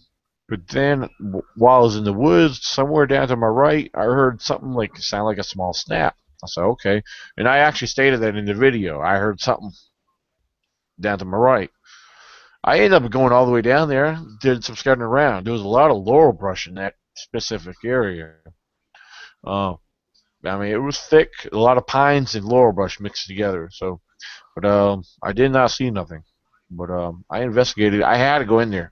If I hear something, I've been pretty blunt lately. I'll go in the area where I hear something or experience something because I get it all the time. Well, if you heard something? Why didn't you go in that direction? Well, I do. But then again, it depends on the situation. But in this case, I did go into that direction. I investigated, but it was pretty interesting. I didn't see nothing, but I know what I experienced prior to going to do the cast. Those casts, when I found those tracks and everything, they were not fresh. But then again, I had to consider within a week or two beforehand, there was a lot of rain in the area lately at the time of the finding of the cast. And people, you got to realize when you find tracks, the rain and the weather will play a big role in how they present themselves when you find them. This cast right here that I believe, the show toes, that's pretty incredible. And considering this track was pretty weathered. It was only weathered so much, but I was still able to get the toes out of it, I was happy. I was excited, man. If you get toes in any bit of definition out of a cast, you're doing something right. But I know Shane's sitting back and listening. He's got himself muted. What are you thinking, Shane? Well, what's pressure on me? Yeah, go ahead. I know. But it's all right. Anyway, it's an open discussion chat, pretty much. Anyway, like you said, weather does play a part in tracks. It gets distorted. It gets, right. Rain on, snowed on, trampled on. So you're going to have to be very, very cautious when getting tracks because, the distortion can make it look like anything. Exactly. Yeah, exactly. Right. Now, I've been squatching in the snow a couple of years ago, and I had a set of tracks come down. There's no Bird Ball Mountain coming down where you go up the hill going into Ball Mountain. I've had tracks, 8-inch tracks come down, walk around my Jeep, and go up in the woods. And that's when I got back. But while I was back in there, I found a set of juvenile squatch tracks. Plus, I found another set of tracks that I thought was a squatch. But then I started looking real close, and it was a bear track that did a double step. When you see something like that or a footprint, look for claw marks in the middle of the footprint. Yeah. Of the footprint, you might you'll see. Even I don't care how minute it is. I got I did a video up on Bald Mountain. I found a set of bear tracks. One set was a double step, as you could tell by the toes and the pad. But then I found another track that looked almost identical to a squash track, but it was a bear doing a double step, and there was Yeah. no claws in that one. So that's You know, something you I got to keep found looking out for. I found I will say this: I have come across a lot of double step bear tracks, Yeah, and yeah, some actually show claws, in the middle or up on the upper part where it shows where your main toes are. right. Well, I actually also found double bear tracks that don't share claws at all. Where Exactly. yeah, you'll see the main step, which looks like a humanoid foot track with normal toes. But also, I've actually seen the set of toes in the middle of the track where your ball of the foot is, or the instep, which Yeah. normally on a human being or a humanoid foot track would normally show where it's just a bare spot. Well, I've actually found toe marks, no claws whatsoever, and that's one thing a lot of people need to be aware of. That bear tracks do not always show toes, and I've learned that from just finding bear tracks that I have found. Like today, me and Brianna, when we were exploring around today, I was like, we were kind of going up, we were working our way up a ridge. I said, Brianna, come over here. I showed her. I said, "You see all these? Right? You see what I'm pointing at?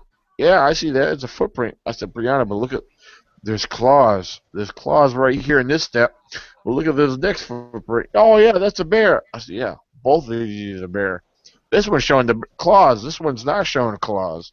So it shows. It kind of goes both ways. I mean, bear tracks are very deceiving, but Uh-huh. to find a humanoid foot track, a one solid foot track.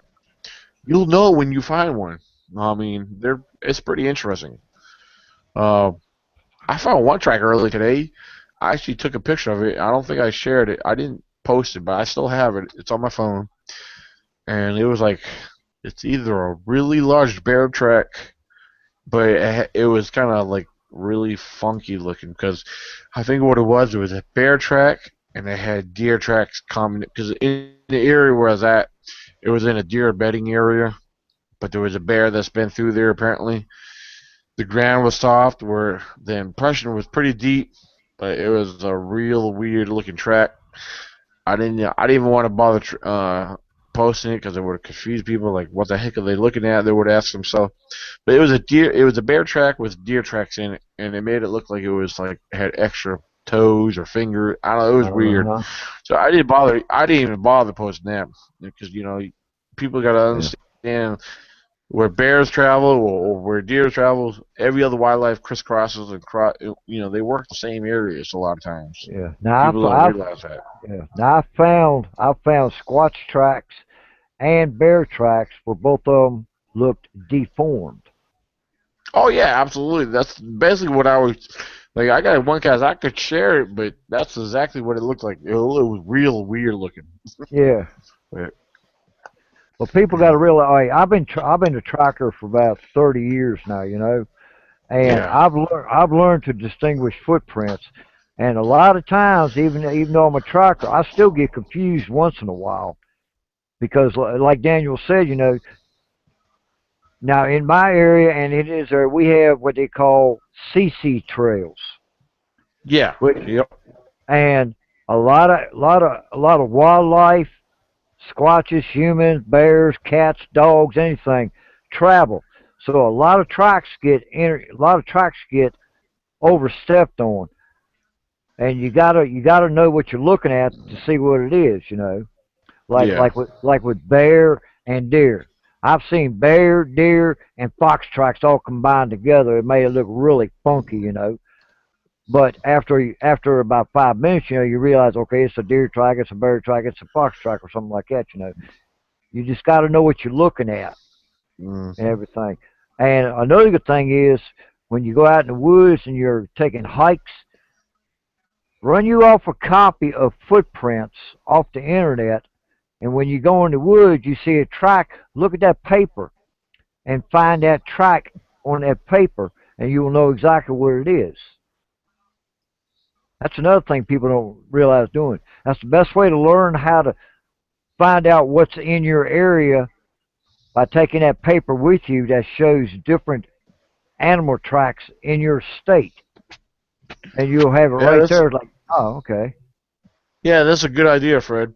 Now, I will state for the record, okay, and I've had people correct me on this, and you know what? I didn't argue back with them when they stated this. Now, Fred, you know for a fact that we have cougars or panthers in my area. Oh hell, Well, I got them in my area too, man. But remember, the University of Virginia says there are no mountain lions indigenous to the Shenandoah Valley. yeah, but you know what? We're not the only ones seeing things because if you look online in the state of Virginia, especially the county directionals for the Virginia Game and Inland Fisheries, there's a record keeping of those who have had sightings of them, Right. and which what I saw, there was no mistaking what I saw. I mean, I'm gonna be honest. I thought it was a small little bear at first. It was sitting on the side of the road. All I saw was a black object. Then he got up, Yeah. and when he got across the road, it stretched out. It was over 3 or 4 feet long. But Yeah. what was distinct, there was no mistaking when I saw the tail. I Well, mean, hell. it Well, was hell. pretty. And that was 2 miles. That was 2 miles where I found a first set of tracks. Yeah. But Well, where hell. I'm going with this, Yeah. the Well, tracks that I found, a lot of people, I've seen people post wolf tracks, and they've taken casts of wolf tracks. Their wolf tracks almost look very similar to what I've casted myself. Yeah. Now, a lot of people say, "Oh, okay, you got a canine track." I'm going to tell people, look and research both tracks and cast of both canine and cat tracks.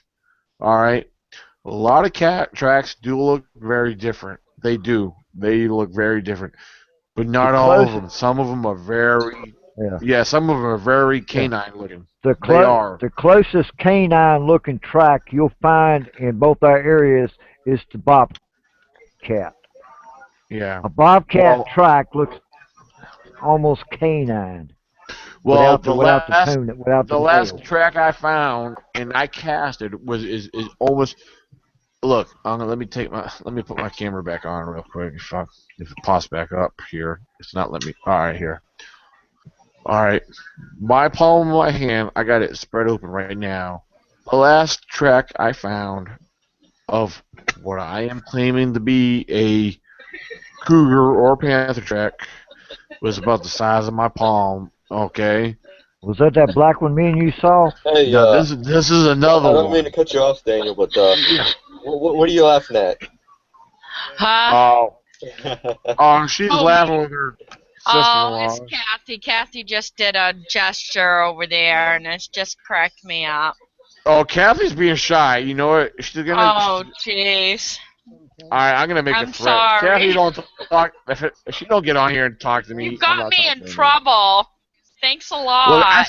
You're welcome. That's what I do. Thanks a lot.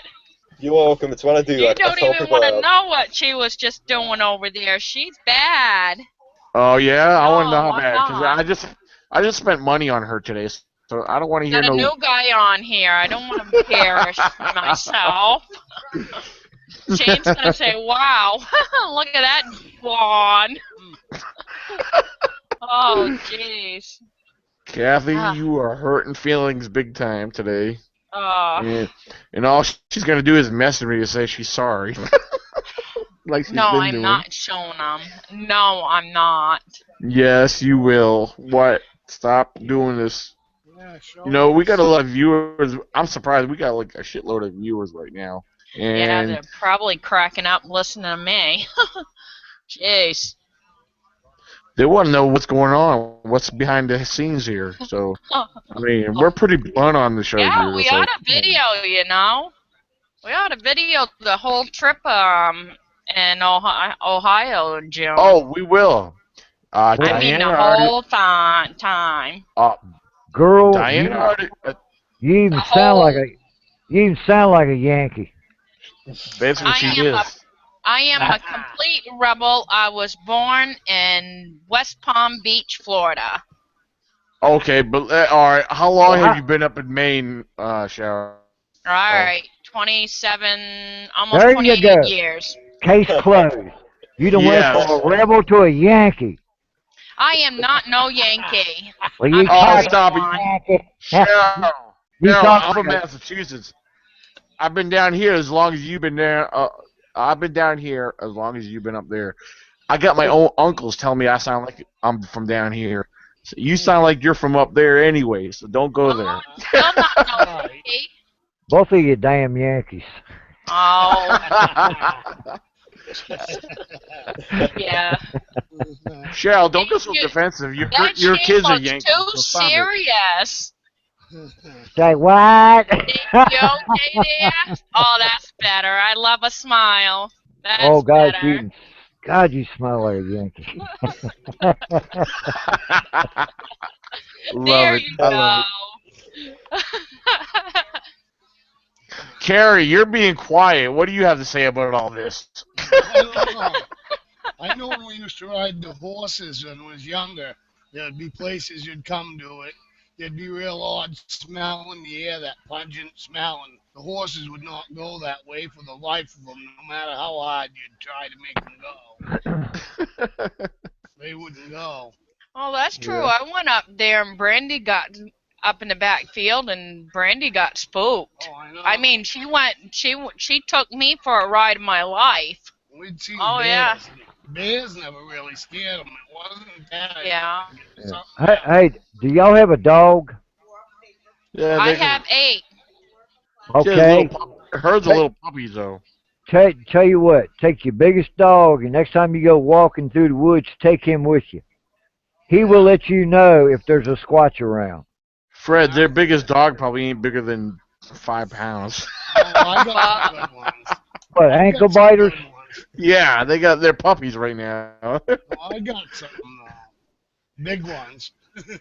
Well, Ah, if you take a dog with you into the woods, they will let you know if there's a squatch around because they will start cowering. Wow, yeah. You ever heard of what's her name, Gabby? Barb Shoop and oh yeah, Gabby. yeah. Gabby's her dog. Her dog lets her know when there's a squatch around. Dogs will sense that. So Hmm. take a dog with you, and they will let you know if there's a squatch around. Yeah, Hmm. good. Well, Well, then I'm gonna bring my Chihuahua then. She'll- that's like an appetizer for a squatch. Yeah. That's like finger Oh, food. she's Your chihuahua. aggressive. That's like Oh a wait, I finger got a food. poodle. I have a That's poodle. still No, that's wait a minute. still No, finger no, food. what? No, wait a minute. A poodle is one hell of a. The ugliest homemade sin, but they're one of the best hunting dogs you will have. They will definitely. That's right, they're the They, best hunting dog. but they're ugliest homemade sin though. No, they're not. They're little teddy bears. They're little Sasquatches. I got 5 of them. A poodle? They're I got. ugly. Well, They're they're called Kickapoos. They look like the same kind my aunt oh, what's Doris that got. guy? My aunt Doris got. Chewbacca. They look like Chewbacca's. Lord have mercy. Yeah, my aunt Doris has got 5 of them, 4 or 5 of them. Damn ankle biters. Yeah, you talking about the one that Hannah was posting in the chat group the other day? What? Yeah, Yeah, yeah. Hannah was posting pictures of a little light brown hair or curly looking dog. Is that one of the That's, ones? Yeah, them rats. yeah, that's the one. Well, Daniel, I'm getting off here, man. I gotta take me a shower, man. I'm still full of damn Oh, grease from today. here goes Chewbacca.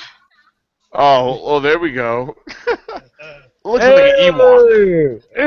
Well, we finally figured out who Matilda was. That's Matilda right there. Matilda. Shane, are you still saying that the Erickson Project is a Chewbacca mask? Yes, it's Chewbacca mask. Hey, Shane, I am right there with you. It's Chew- damn Chewbacca. Damn This is Chewbacca. Daniel Jr. What? Because This is a Daniel squatch Jr. because a squatch does not have canine teeth like a It's dog. fake, Freddy. They're fake. Well, I've learned it. I've learned that. I've studied. I've learned it. Diana. Put But her I tell you, back in the Sasquatch has got him, teeth actually. like humans, but they're bigger. They don't have canines like a damn dog. But Chewbacca does. Exactly. Yeah. Paint it too. It's painted. Yeah. Well, he's Oh, all my hairy too and tall. All right, Daniel. I'll talk to you later, man. I got to get off All here. right, Remember, Fred. Freddie, Yeah, real or great not real, having you the on, Fred. 14th. Say 10 what, o'clock. Shane? Real or not real, 14th at 10 o'clock. I'll be the 14th. That's what, next Sunday? Sunday. Sunday? All right, I'll be on there. Hey, I'll be on there too, man. We'll all be on there. All right, There. later, man. See All you, right, Fred. Have a good Talk. night, Fred. Hey, since Kathy won't talk, is Diana there nearby? Maybe she'll Yeah, talk for her Diana's moment. right here. Diana, Talk, where are you, Diana? Diana. He wants to say hi. Here. Quick, say hi, Diana, a minute. Go say hi to him. She's coming.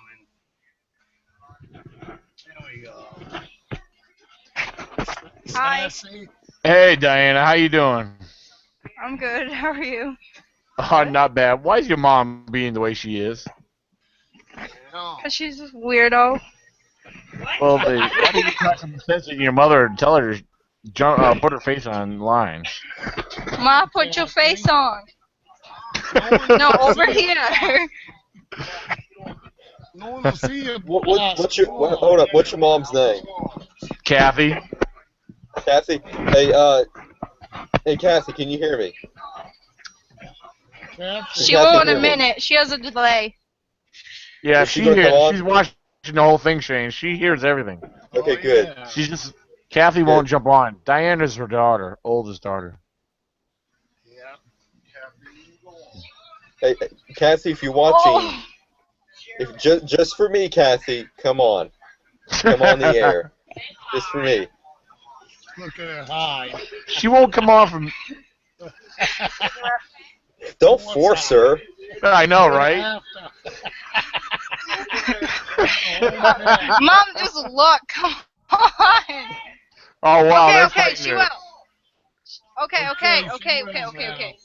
Stop. Wait, I'm fixing Wow, my hair. Cheryl and Come on, you're beautiful. Kathy, He'll love you Kathy, for come who you on. are. put your head up, No. Kathy. Come on, Come on, Kathy. Kathy. Come on. Wait, she has Oh my to fix her hair now, Cheryl. Well, let her fix her This is hair. going, Are you guys. on a laptop? Are you on a laptop? Yeah, they I are. think Kathy was on her phone, The laptop and but they follow turned her. the laptop around so they could. Oh, wait, no. Cheryl. She's fixing her hair. I see Glenn. There's Glenn. Yeah, I see him in the background. I try, Daniel. She's It's just too okay. damn shy. I know. She messaged me on Facebook. She said next time. Oh, yeah. Boy. That's like I told her she hurt my feelings. Kathy. Oh, she complained she worked all day. How bad? Oh, No, come you on. don't. Look at me. I look like doo doo. Well, what do you think's gonna happen in Ohio? When you Well, first wake up, you're not gonna have makeup on. Exactly. No, it's I not mean, different. That's different. It's not different.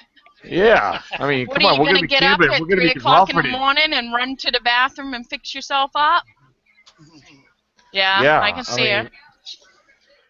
What if she wakes Yep, up she'll next be to up. me one morning there? I mean, come on Yeah, now. what are you gonna do when you Whoa, wake up Daniel, next to him what? one morning?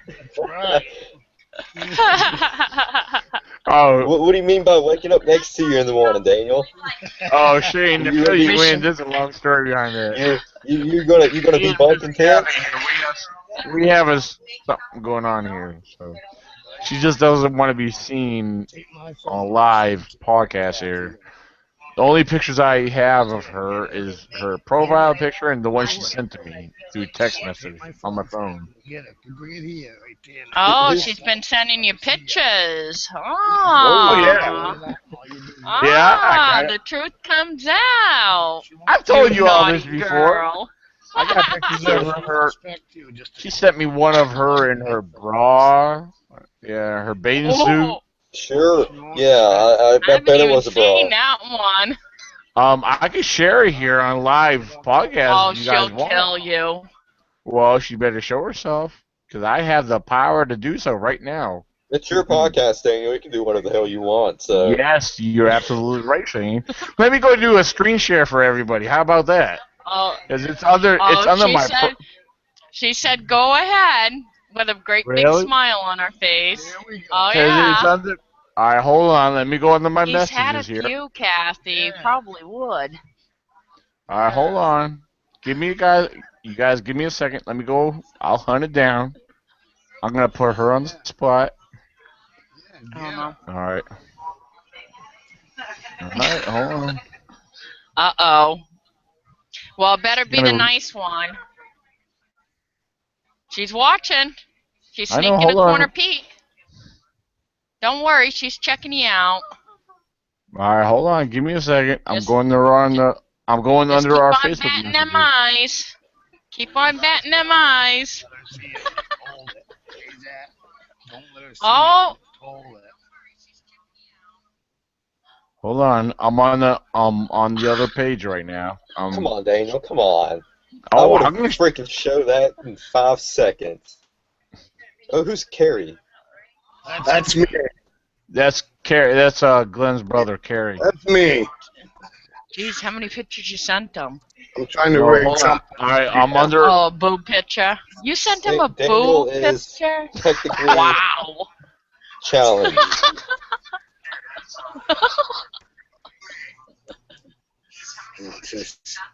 Oh crap! What the heck's going on here? Hold on.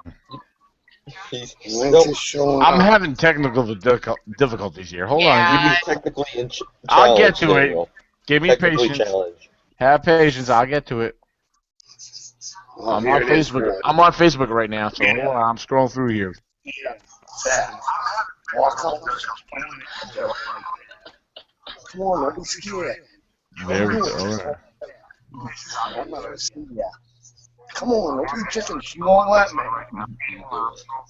Bruce, go do it. Oh, yeah. Just go get her. Come on in, Zach. Yeah.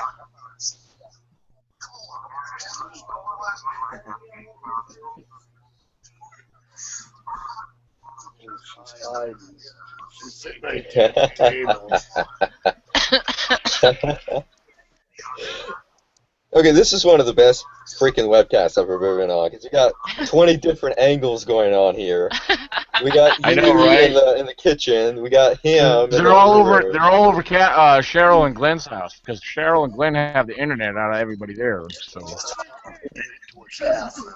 You scared? Zach.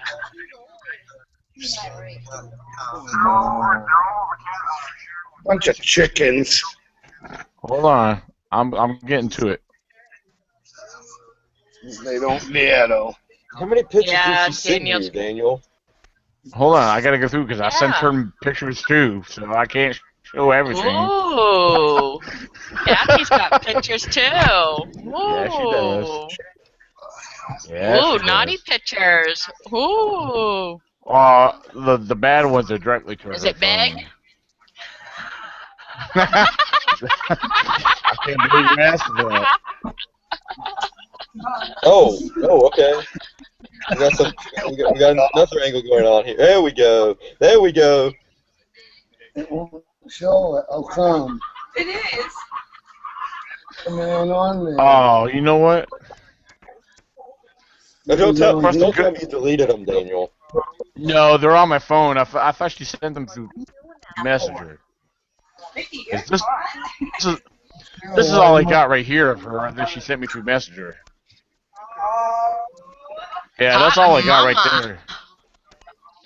No, hold up. Daniel, sex slave? What the hell? What the? Come on. Daniel, sex slave. What the hell?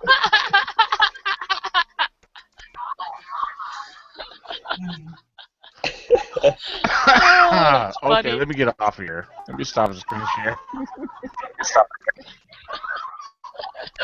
Yeah, you better stop that. We're live. Oh, we got her number all right. 666. Yeah. Oh, Lord have mercy. Cheryl, I can send you some pictures from my phone that she sent I me. just want to say that Oh, I looking know for what she Bigfoot, looks like from head to toe. looking for Bigfoot does not Seen approve it in this. there. It does not approve this at all. Wait a minute. Wait, I see Glenn and Carrie holding up their phones. What are they doing? What are you guys doing? Trying to get Kathy. They got 20 different angles going on. That's what's going on. Oh, okay. Oh, Kathy's trying to hide her shy self, huh? Come on, Kathy. Come on, Carrie, Glenn. You guys got this. You guys can pull this through. Hey, we're trying. She's your sister, so come on. Let's have some sense into it. That means she likes you really, really, really a lot.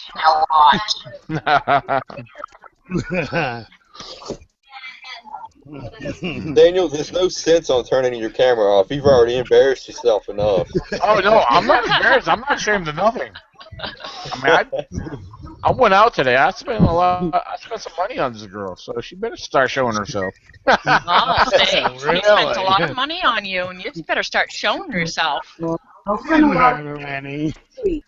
Oh, she said she's going to spend a lot of money on you next week. Oh Lord, have mercy. Yeah, she's going to get the handcuffs ready. That's what's going to happen. Hey, Daniel, you got to give Glenn the hint for me. What? Say that again. Oh. Hey, Glenn. Yeah, but Are you hearing me, Glenn? Glenn, he's talking to you. Hey, Glenn. Glenn, he's talking to you. He's listening. Okay, Glenn, you gotta go get that ring. Your wife wants that ring, Glenn. Come on, man. Yeah, Cheryl, she's already shared this bit of information with me. She wants a ring, man. Yeah, I'm gonna have to get her one. Yeah, 'cause she Oh, wants it's one. really, really pretty. Just He goes, it's get fake. a, I said, I get a don't $40 care. Walmart ring.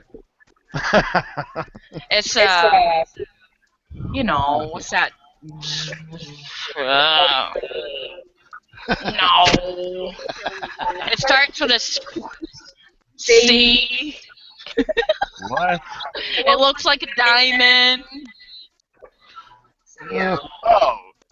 It starts with a Z. I don't know. Zuber. I know what you're talking about. It It's like was just pretty. yeah, it's Zirconia. it's like an imitation diamond. Yeah, I don't care if it's real or not. Cubic Yeah, zirconia. those are pretty looking. Yeah. But if you Let's get just Kathy say- one, it's got to be a real one. Well, let's just say what I got Kathy today was it was real platinum. It was real platinum. Yeah. Nice. Yeah. So, Platinum. yep. And she wants one with a Platinum or Bigfoot what? on it. Boy, we Do can what? get some information out of them. She wants one with a me? Bigfoot on it. Yeah. Nah, she'll get more than a Bigfoot in June. Oh. Yeah. You'll get more than a Bigfoot in June. You guys are silly. You mean a small foot? A small foot, she said. A little foot. I got How a would size. he know? I got a size 11 foot, but 11-inch foot, but You know that's a myth, JT right? even measures it. I You don't know. must got a nickname for it there. In tennis shoes, I wear a size 11. Boots, I go up to a size 12. So, Daniel, you know that's a myth.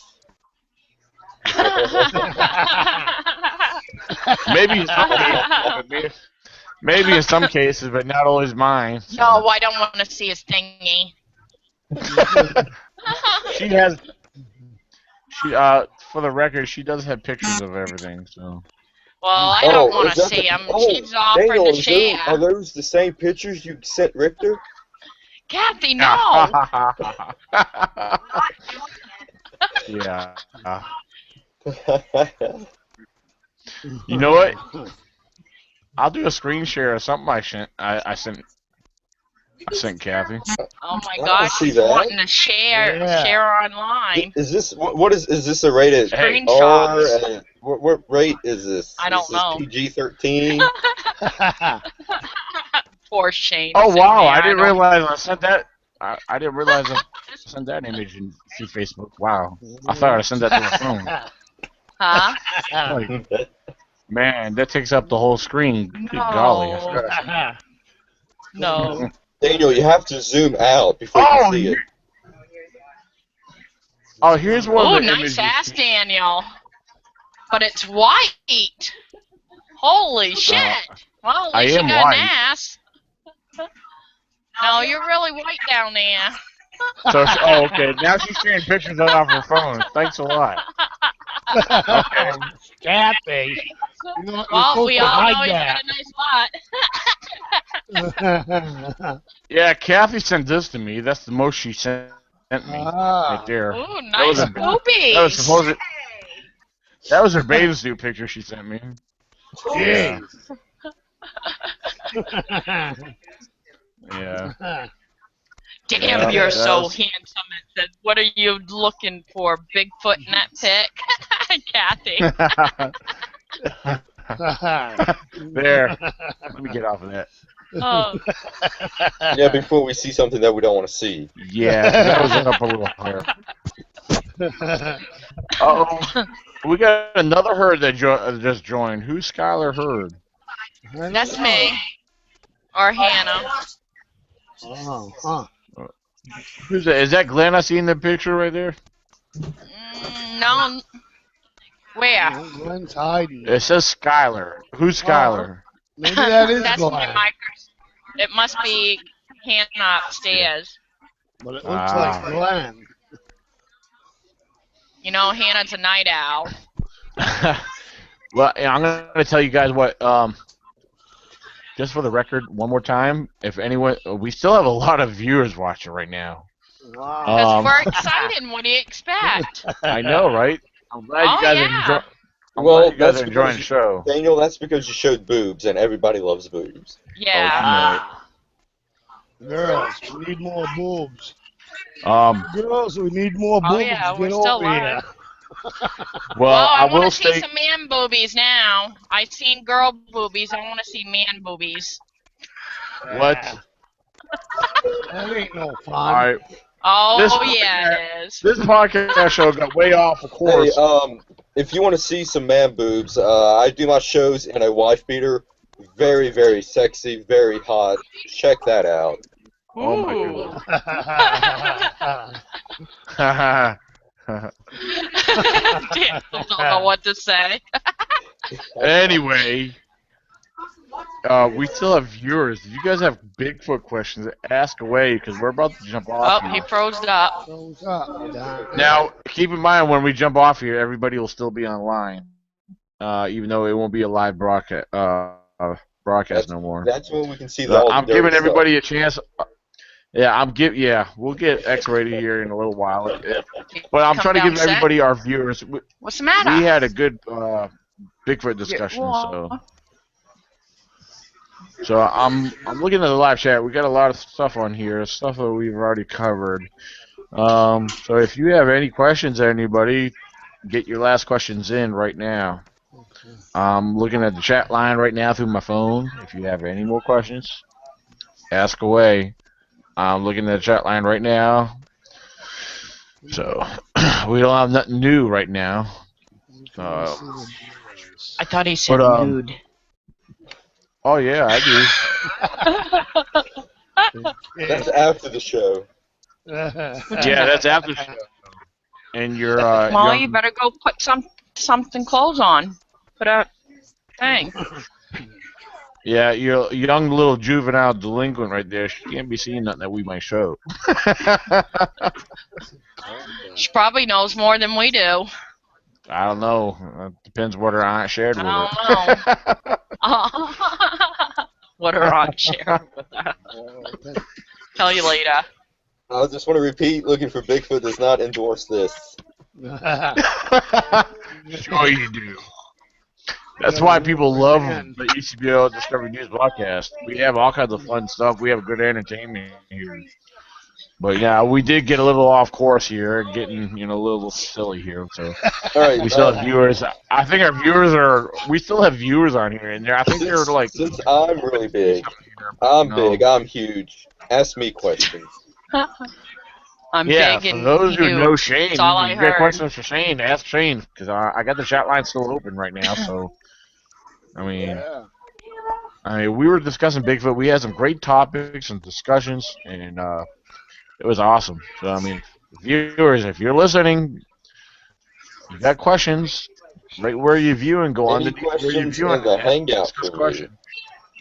You're the three newbies right there that I'm meeting tonight. Any questions for me? Because I love questions. I'm big. Oh, yeah. I'm huge. Oh, I love questions. Can't emphasize that enough. Go ahead and ask me a question. Come on. I don't know what to ask you, Shane.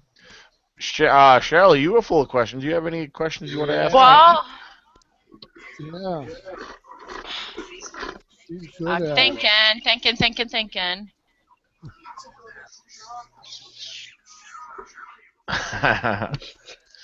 I'm They gonna come and go. It ain't my fault. Give me a few seconds. Now, I'm gonna Danny be right will- back. I have to go use the bathroom. I'll be right back. I'm muting myself right now. Yeah. Okay, he's gone. I'm taking over. Whoa. Can anybody hear me? Everybody froze up. So it was just me. Alright. So, Daniel's in the bathroom. Everybody's froze. Fun stuff.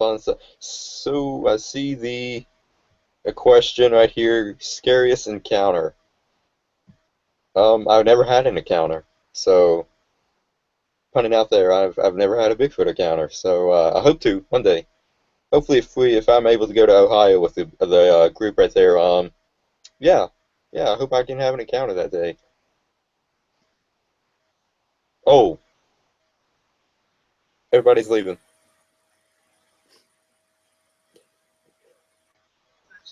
Oh, okay. Daniel is, I guess, peeing or something. They asked scariest encounter. Have you guys had an encounter? Oh, do I have an encounter? Yep. I did a couple months ago. I was driving on the way to work around 3:30 in the morning, and something really, really big ran across the road. I almost hit it. Oh wow. Did you get it? And it just happened. It happened so quick. I never. It was very tall. And it was hunched over, kind of like running. And the bears up here is already there. No one was in there because they're hibernating. And there wasn't no moose around. And it never left my mind. It was something big. And it did have really long hair. Upright. Yeah, I just took over for you, Daniel. They asked that's fine. scariest encounter. Ah, Yeah. very interesting. Yeah. All right. So, what was your question to me, or if you had a question? Oh, who, me? To the blonde lady. Oh, the blonde lady. I get a kick out of that. Her name's Cheryl. Cheryl, all right. That's All right. funny. I do got a question. How long does the Bigfoot what? You stopped him. I'm sorry. He just did that to my phone. See, and I lost Stop it. banging on the table. He just did that to my phone. Like I'm connected. You are Yeah. on my computer. Hey, He did. I gotta jump in. I'm looking at my the chats on stuff here. All right. couple Here we comments. go. Wait a minute. What was your question, though? My question was, how long does the Bigfoot live for Whoa. compared to us? Okay, hey, before you try to get into that answer, All right. I think these comments are pretty cool because people are loving the show right now. They're loving the show. Whoever on their Yeah. YouTube channel name, the artist, says, "You had me at Sasquatch and boobs." He said, "Greetings from Los Angeles." Steve It's Peck what I says, do. yeah, That's my expertise. Steve Peck says, "Good show tonight." He's going to bed. Good night. And then, of course, the artist wants to know the scariest encounter. Then he also says, "I saw a white one in Arkansas in the 70s. I did not get the feeling of friendship." And, he quotes, "Haha, whatever." Well, okay, that's pretty cool. Yeah. He didn't feel. I guess it was kind of an intimidating encounter he had. That's pretty interesting. So, I think like that's why I wish Tracy Arnold was able to get on tonight, but he got called into work earlier, and I really wanted Tracy Arnold to speak about his sighting and his encounter that he had, because I listened to his show on Night Calls Radio, and it was something that he totally unexpected. But just from what I heard, listen to his show on Night Callers, I mean, the man was petrified. I mean, he was very intimidated, but yet there was no harm. I think the subject that he encountered was just as freaked out as he was, according to what I gathered. But I think it all depends on the individual and their encounter and their sightings. But I think it varies with each individual on how their sighting or encounter happens. But that's pretty interesting, though. But like basically what he was saying is he did not get the feeling of friendship. I mean, that's probably, I think the subject where, I can't, unless you experience it for yourself, you can't really relate or quote on that. I mean, I think it depends on, I think the subjects are pretty intimidating to begin with, so perhaps their facial expressions, unlike ours, are more serious. I mean, that's the way that's my opinion, unless anyone else has anything else to share or add to that. But I don't know. What about you, Shane? I mean, for what I'm reading off here off of comments under the, he did not get the feeling of friendship when he saw his. Well, I think it just depends on whether or not was he in dangerous territory. If he was in dangerous territory, then probably he would get the feeling of friendship. But if it's just like, regular out in the woods, walking and hiking, maybe the reaction would have been different. Right. Yeah. So. By the way, for those viewing, this was only going to be a 2-hour special. Actually, we ran over 2.5 hours right now, which is pretty cool. So, yeah. But, to answer your question, blonde lady. Cheryl. I know your name now. You know mine, Cheryl. All right, to answer your question. Rhymes with squirrel. Cheryl. All right, Cheryl. Hi, Cheryl the squirrel. Just call her Squirrel. Yeah, My her name is Cheryl the squirrel. She likes nuts. Anyway, carry on, Shane. All right, to answer your question about about the age of Sasquatch, that's a really good question. I've never, I really don't know, really.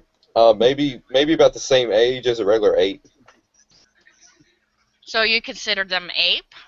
Yeah. Really? Yeah. Cheryl, my honest I say opinion. Huh? I know you. Yeah, you were about to say mystical creatures. Well, I'm right there with Shane.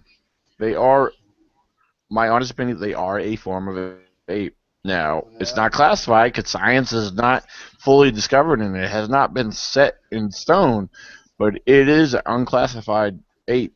I believe they are an ape of some sort.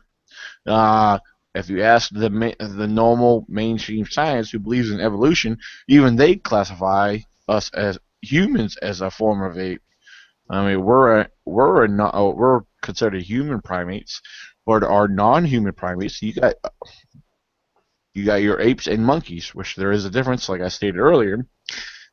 But as far as Sasquatch, they are a form of ape, and for those who relate into the evolutionary theory, which there is a specific species of apes which we supposedly adapted or evolved from and turned into humans, according to the evolutionary theory, not my theory, in which a lot of people believe so solidly and so firmly in, which I do not. But then again, I do believe in that we are a form of ape, or Sasquatch is a form of ape. Um, Now, I know this kind of contradictory to what I just said, as far as I believe we are ape. I just We think are you're ape. a gift of God from God. That's what Hmm. I'll think.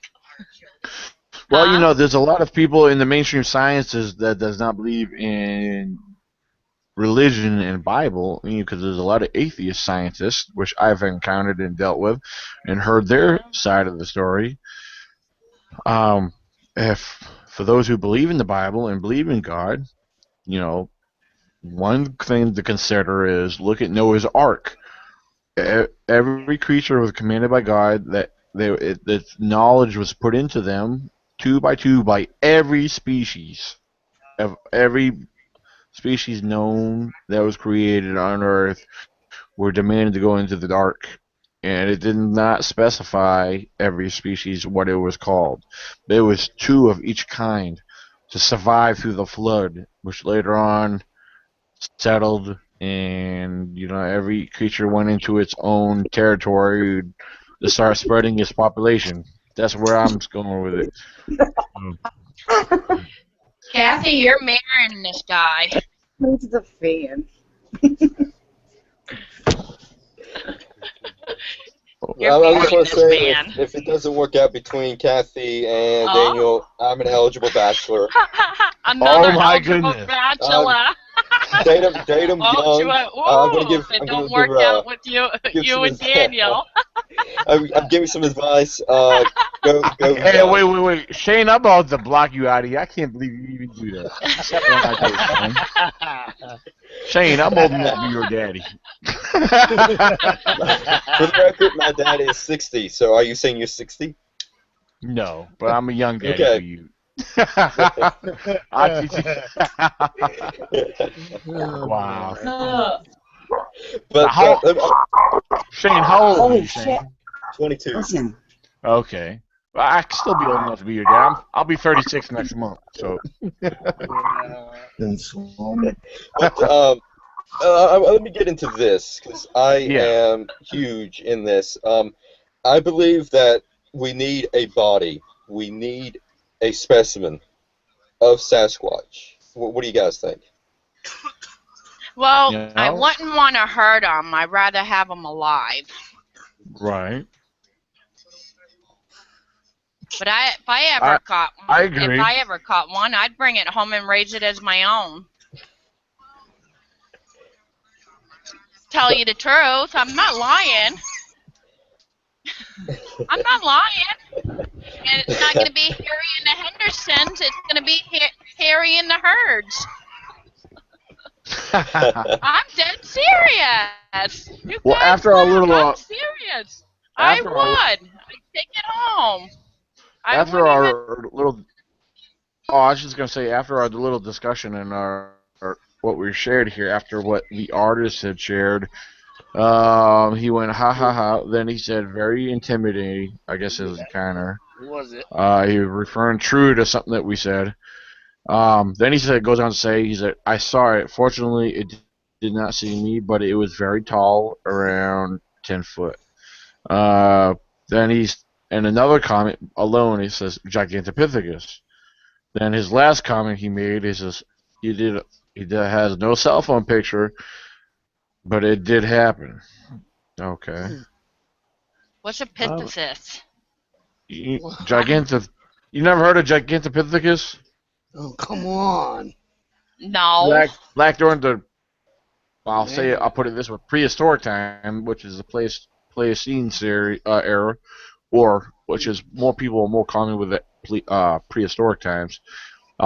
It was a 10 to 12 foot tall primate that was more around, okay.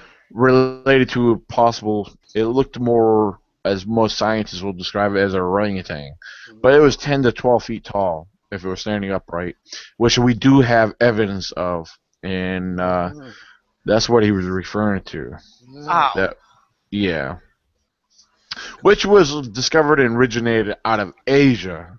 It's where the Gigantopithecus was. The fossil When it record is migrated. found out of. Yeah. So very interesting. Yeah. So, but That's kind of cool.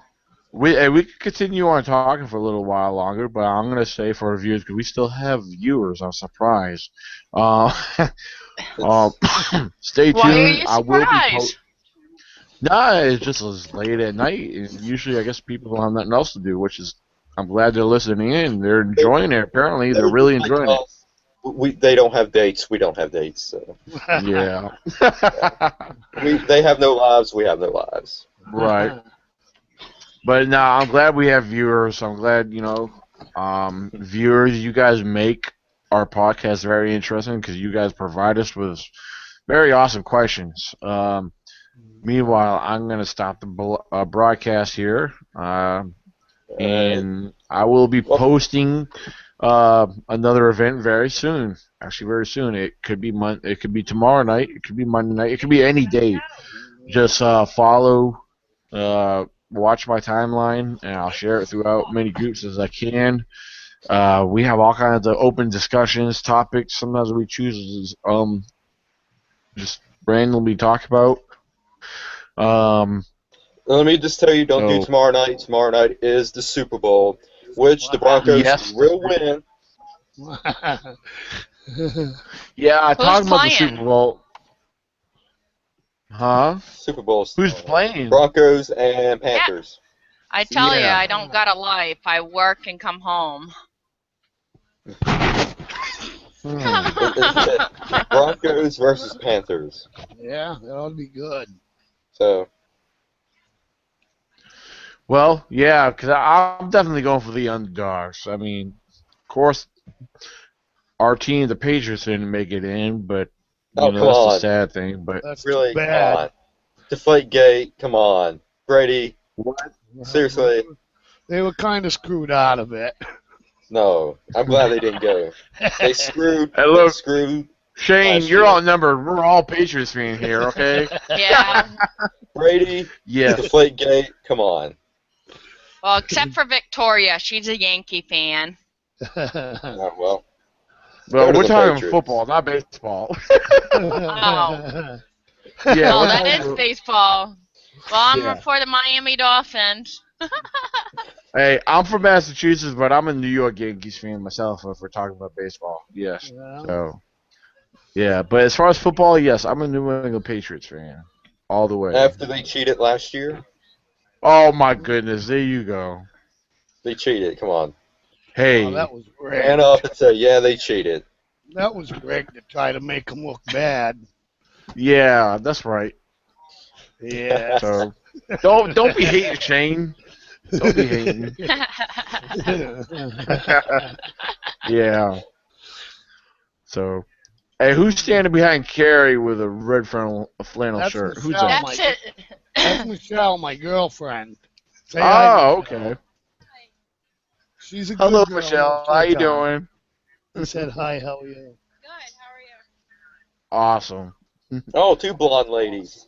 Two Get blonde up here, ladies. quick. Say hi. Get up here. Well, you count my daughter, my oldest daughter. She's 21. Vicky, she's somewhere. Wait, how old's Vicky? She's 21. She'll be 22 in September. I thought she was only like 15 or 16. No. Well, what are you trying to do, Daniel? Hook me up Hannah's with her? 14. Hannah's Yeah, 14. Shane, even if she was interested in you, you guys are quite some ways away. I know. You got. You could at least, you could at least, Another blonde. humor me. Shane, well, you come up to Ohio, maybe you can meet her. She might fall. She might have Yeah, interest. she's in you. going. There you go, Shane. And Yes, she's sir. She's a going and blonde. single. Yes, There you sir. go. Well, you know what? Clear my calendar. Daniel, pick me up. Pick me up. Pick you up. You're out Yeah, of my pick me way. up. Did you hear it? Shane, I would I'm have to coming go right up south to go through get it. you. Yeah. Oh, So? now everybody's saying Vicky and Shane. Yeah, Shane, you're like 2 hours out of my way, buddy. Hey, What are you, 22, Shane? How old are 22. ya? 22. I'll be 22. 23 in August. yeah, Perfect age, Vicky. Come check them out. yeah, Shane, you're in. Fix yourself up, Shane. Sounds like you're in, Shane. So wait, now we're turning this into a Bigfoot dating podcast. Well, lucky you Wow. got that beard. She likes beards. Oh, I knew I was Vicky. growing something. Hey, Shane. Yeah, what's up? That beard might be able to tickle the monkey. Why do you think I grew it? Why do you think I grew it? Daniel, what's a monkey? What? They're a primate. With a tail? You know what? You ain't gonna get me to say anything bad Well, on here. we We're still alive. Well, to the viewers, to recap, like I said, I'm bringing back Real or Not Real on Valentine's Day. So if you don't have a date that day, if you don't have a date, pull up some, bring your laptop, and put on a candlelight dinner because we're going to do a great Real or Not Real. Yeah. That should be And awesome. you guys I will be on are Shane. I'll enjoy be it, there. and you guys Yeah, are Shane, you send welcome. Glenn and I the link and we'll go. We'll be on. Yeah, it's going to be fun. Good. So, Well, at least we're not all talking about beavers tonight. Like I Fred was. gotta reel it back to Sasquatch. 'Cause Look, let's Dan, save you this can't to even the keep a after straight show. face. I got Get a good over here, spot. Vicky. I got a good spot. I'm going to put my deer cam out too. Well, I want to thank you everyone for viewing. Yeah, you heard Shane's message. Stay tuned And for time future is going to be uploads. either 10 o'clock or 11 o'clock. So Okay. it'll probably be 10 o'clock because The Walking Dead comes on that night at 9 and it ends at 10. So it's definitely at 10 o'clock. All right. Sounds cool. But yeah, stay tuned for any future random podcast shows. I usually schedule them ahead of time, at least a week or two in advance. Sometimes I only come up with random ones for various reasons. I'll post them a day in advance, and sometimes we have things that just come up, and we just need to start talking to them, talking about them, and sharing stuff. And but we'll see what happens. We play our podcast by ear, see what we plan when we come up. But if you haven't already, definitely subscribe to the YouTube channel ECBR98. You should get the notification that way if I plan something or set up a link for it. Also on my Facebook page, I post them there, and then I'll share them out from there through the different Bigfoot forums. But yeah, Shane, I definitely want to start getting back involved with also what you do. How about the looking for Bigfoot podcast shows? I know you've done the real. I know you're talking about the real or Done not Real or real. Not Real and News Hour. I'm still undecided on bringing that back because there's really not that much news going around these days. Well, I haven't been keeping up with it, so. Well, it may not be big news, but it's kind of like what we do on our podcast. We have live podcasts where we discuss it, certain things. Sometimes a lot of like when me and Fred get on, we talk about local stuff, stuff that we deal with or experienced when we're out in the field. I know it's not big news about what's been going on lately. Oh, another thing, while we're still live, I will mention that I know I've talked to you about this. About Ohio. I think we are going to do a live podcast from out of Ohio. Probably I'm going to say the middle of that week. Probably maybe a Wednesday. I think would be a good time to try to do that Wednesday night, or maybe even Thursday night to give a good update on anything we might have experienced or what's going on out there. Or unless you show up out there for Shane. Maybe we can still do something out there together. I mean, I'll have my laptop out there with me. Hmm. Um, Like I said, so come by, pick me up. And which days in Ohio? Which it's month? going to be June 4th through the 11th. Saturday through next Saturday? Yeah, basically Saturday through Saturday. Well, hopefully I'll get off on Fridays again, and I'll be able to do that. Okay. Even if it's just Friday, Saturday, and come back that Sunday.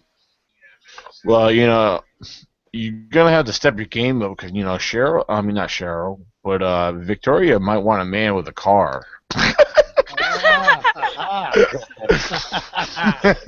Well, you know what? I'm working on that. You don't So either? You I'm don't working drive on that. either? I'm working on that. I got my license. I drive, but I don't have a car. So I'm working on that. I'm just picking on Shane. So you know what? You're going to be in a rude of awakening if I do show up.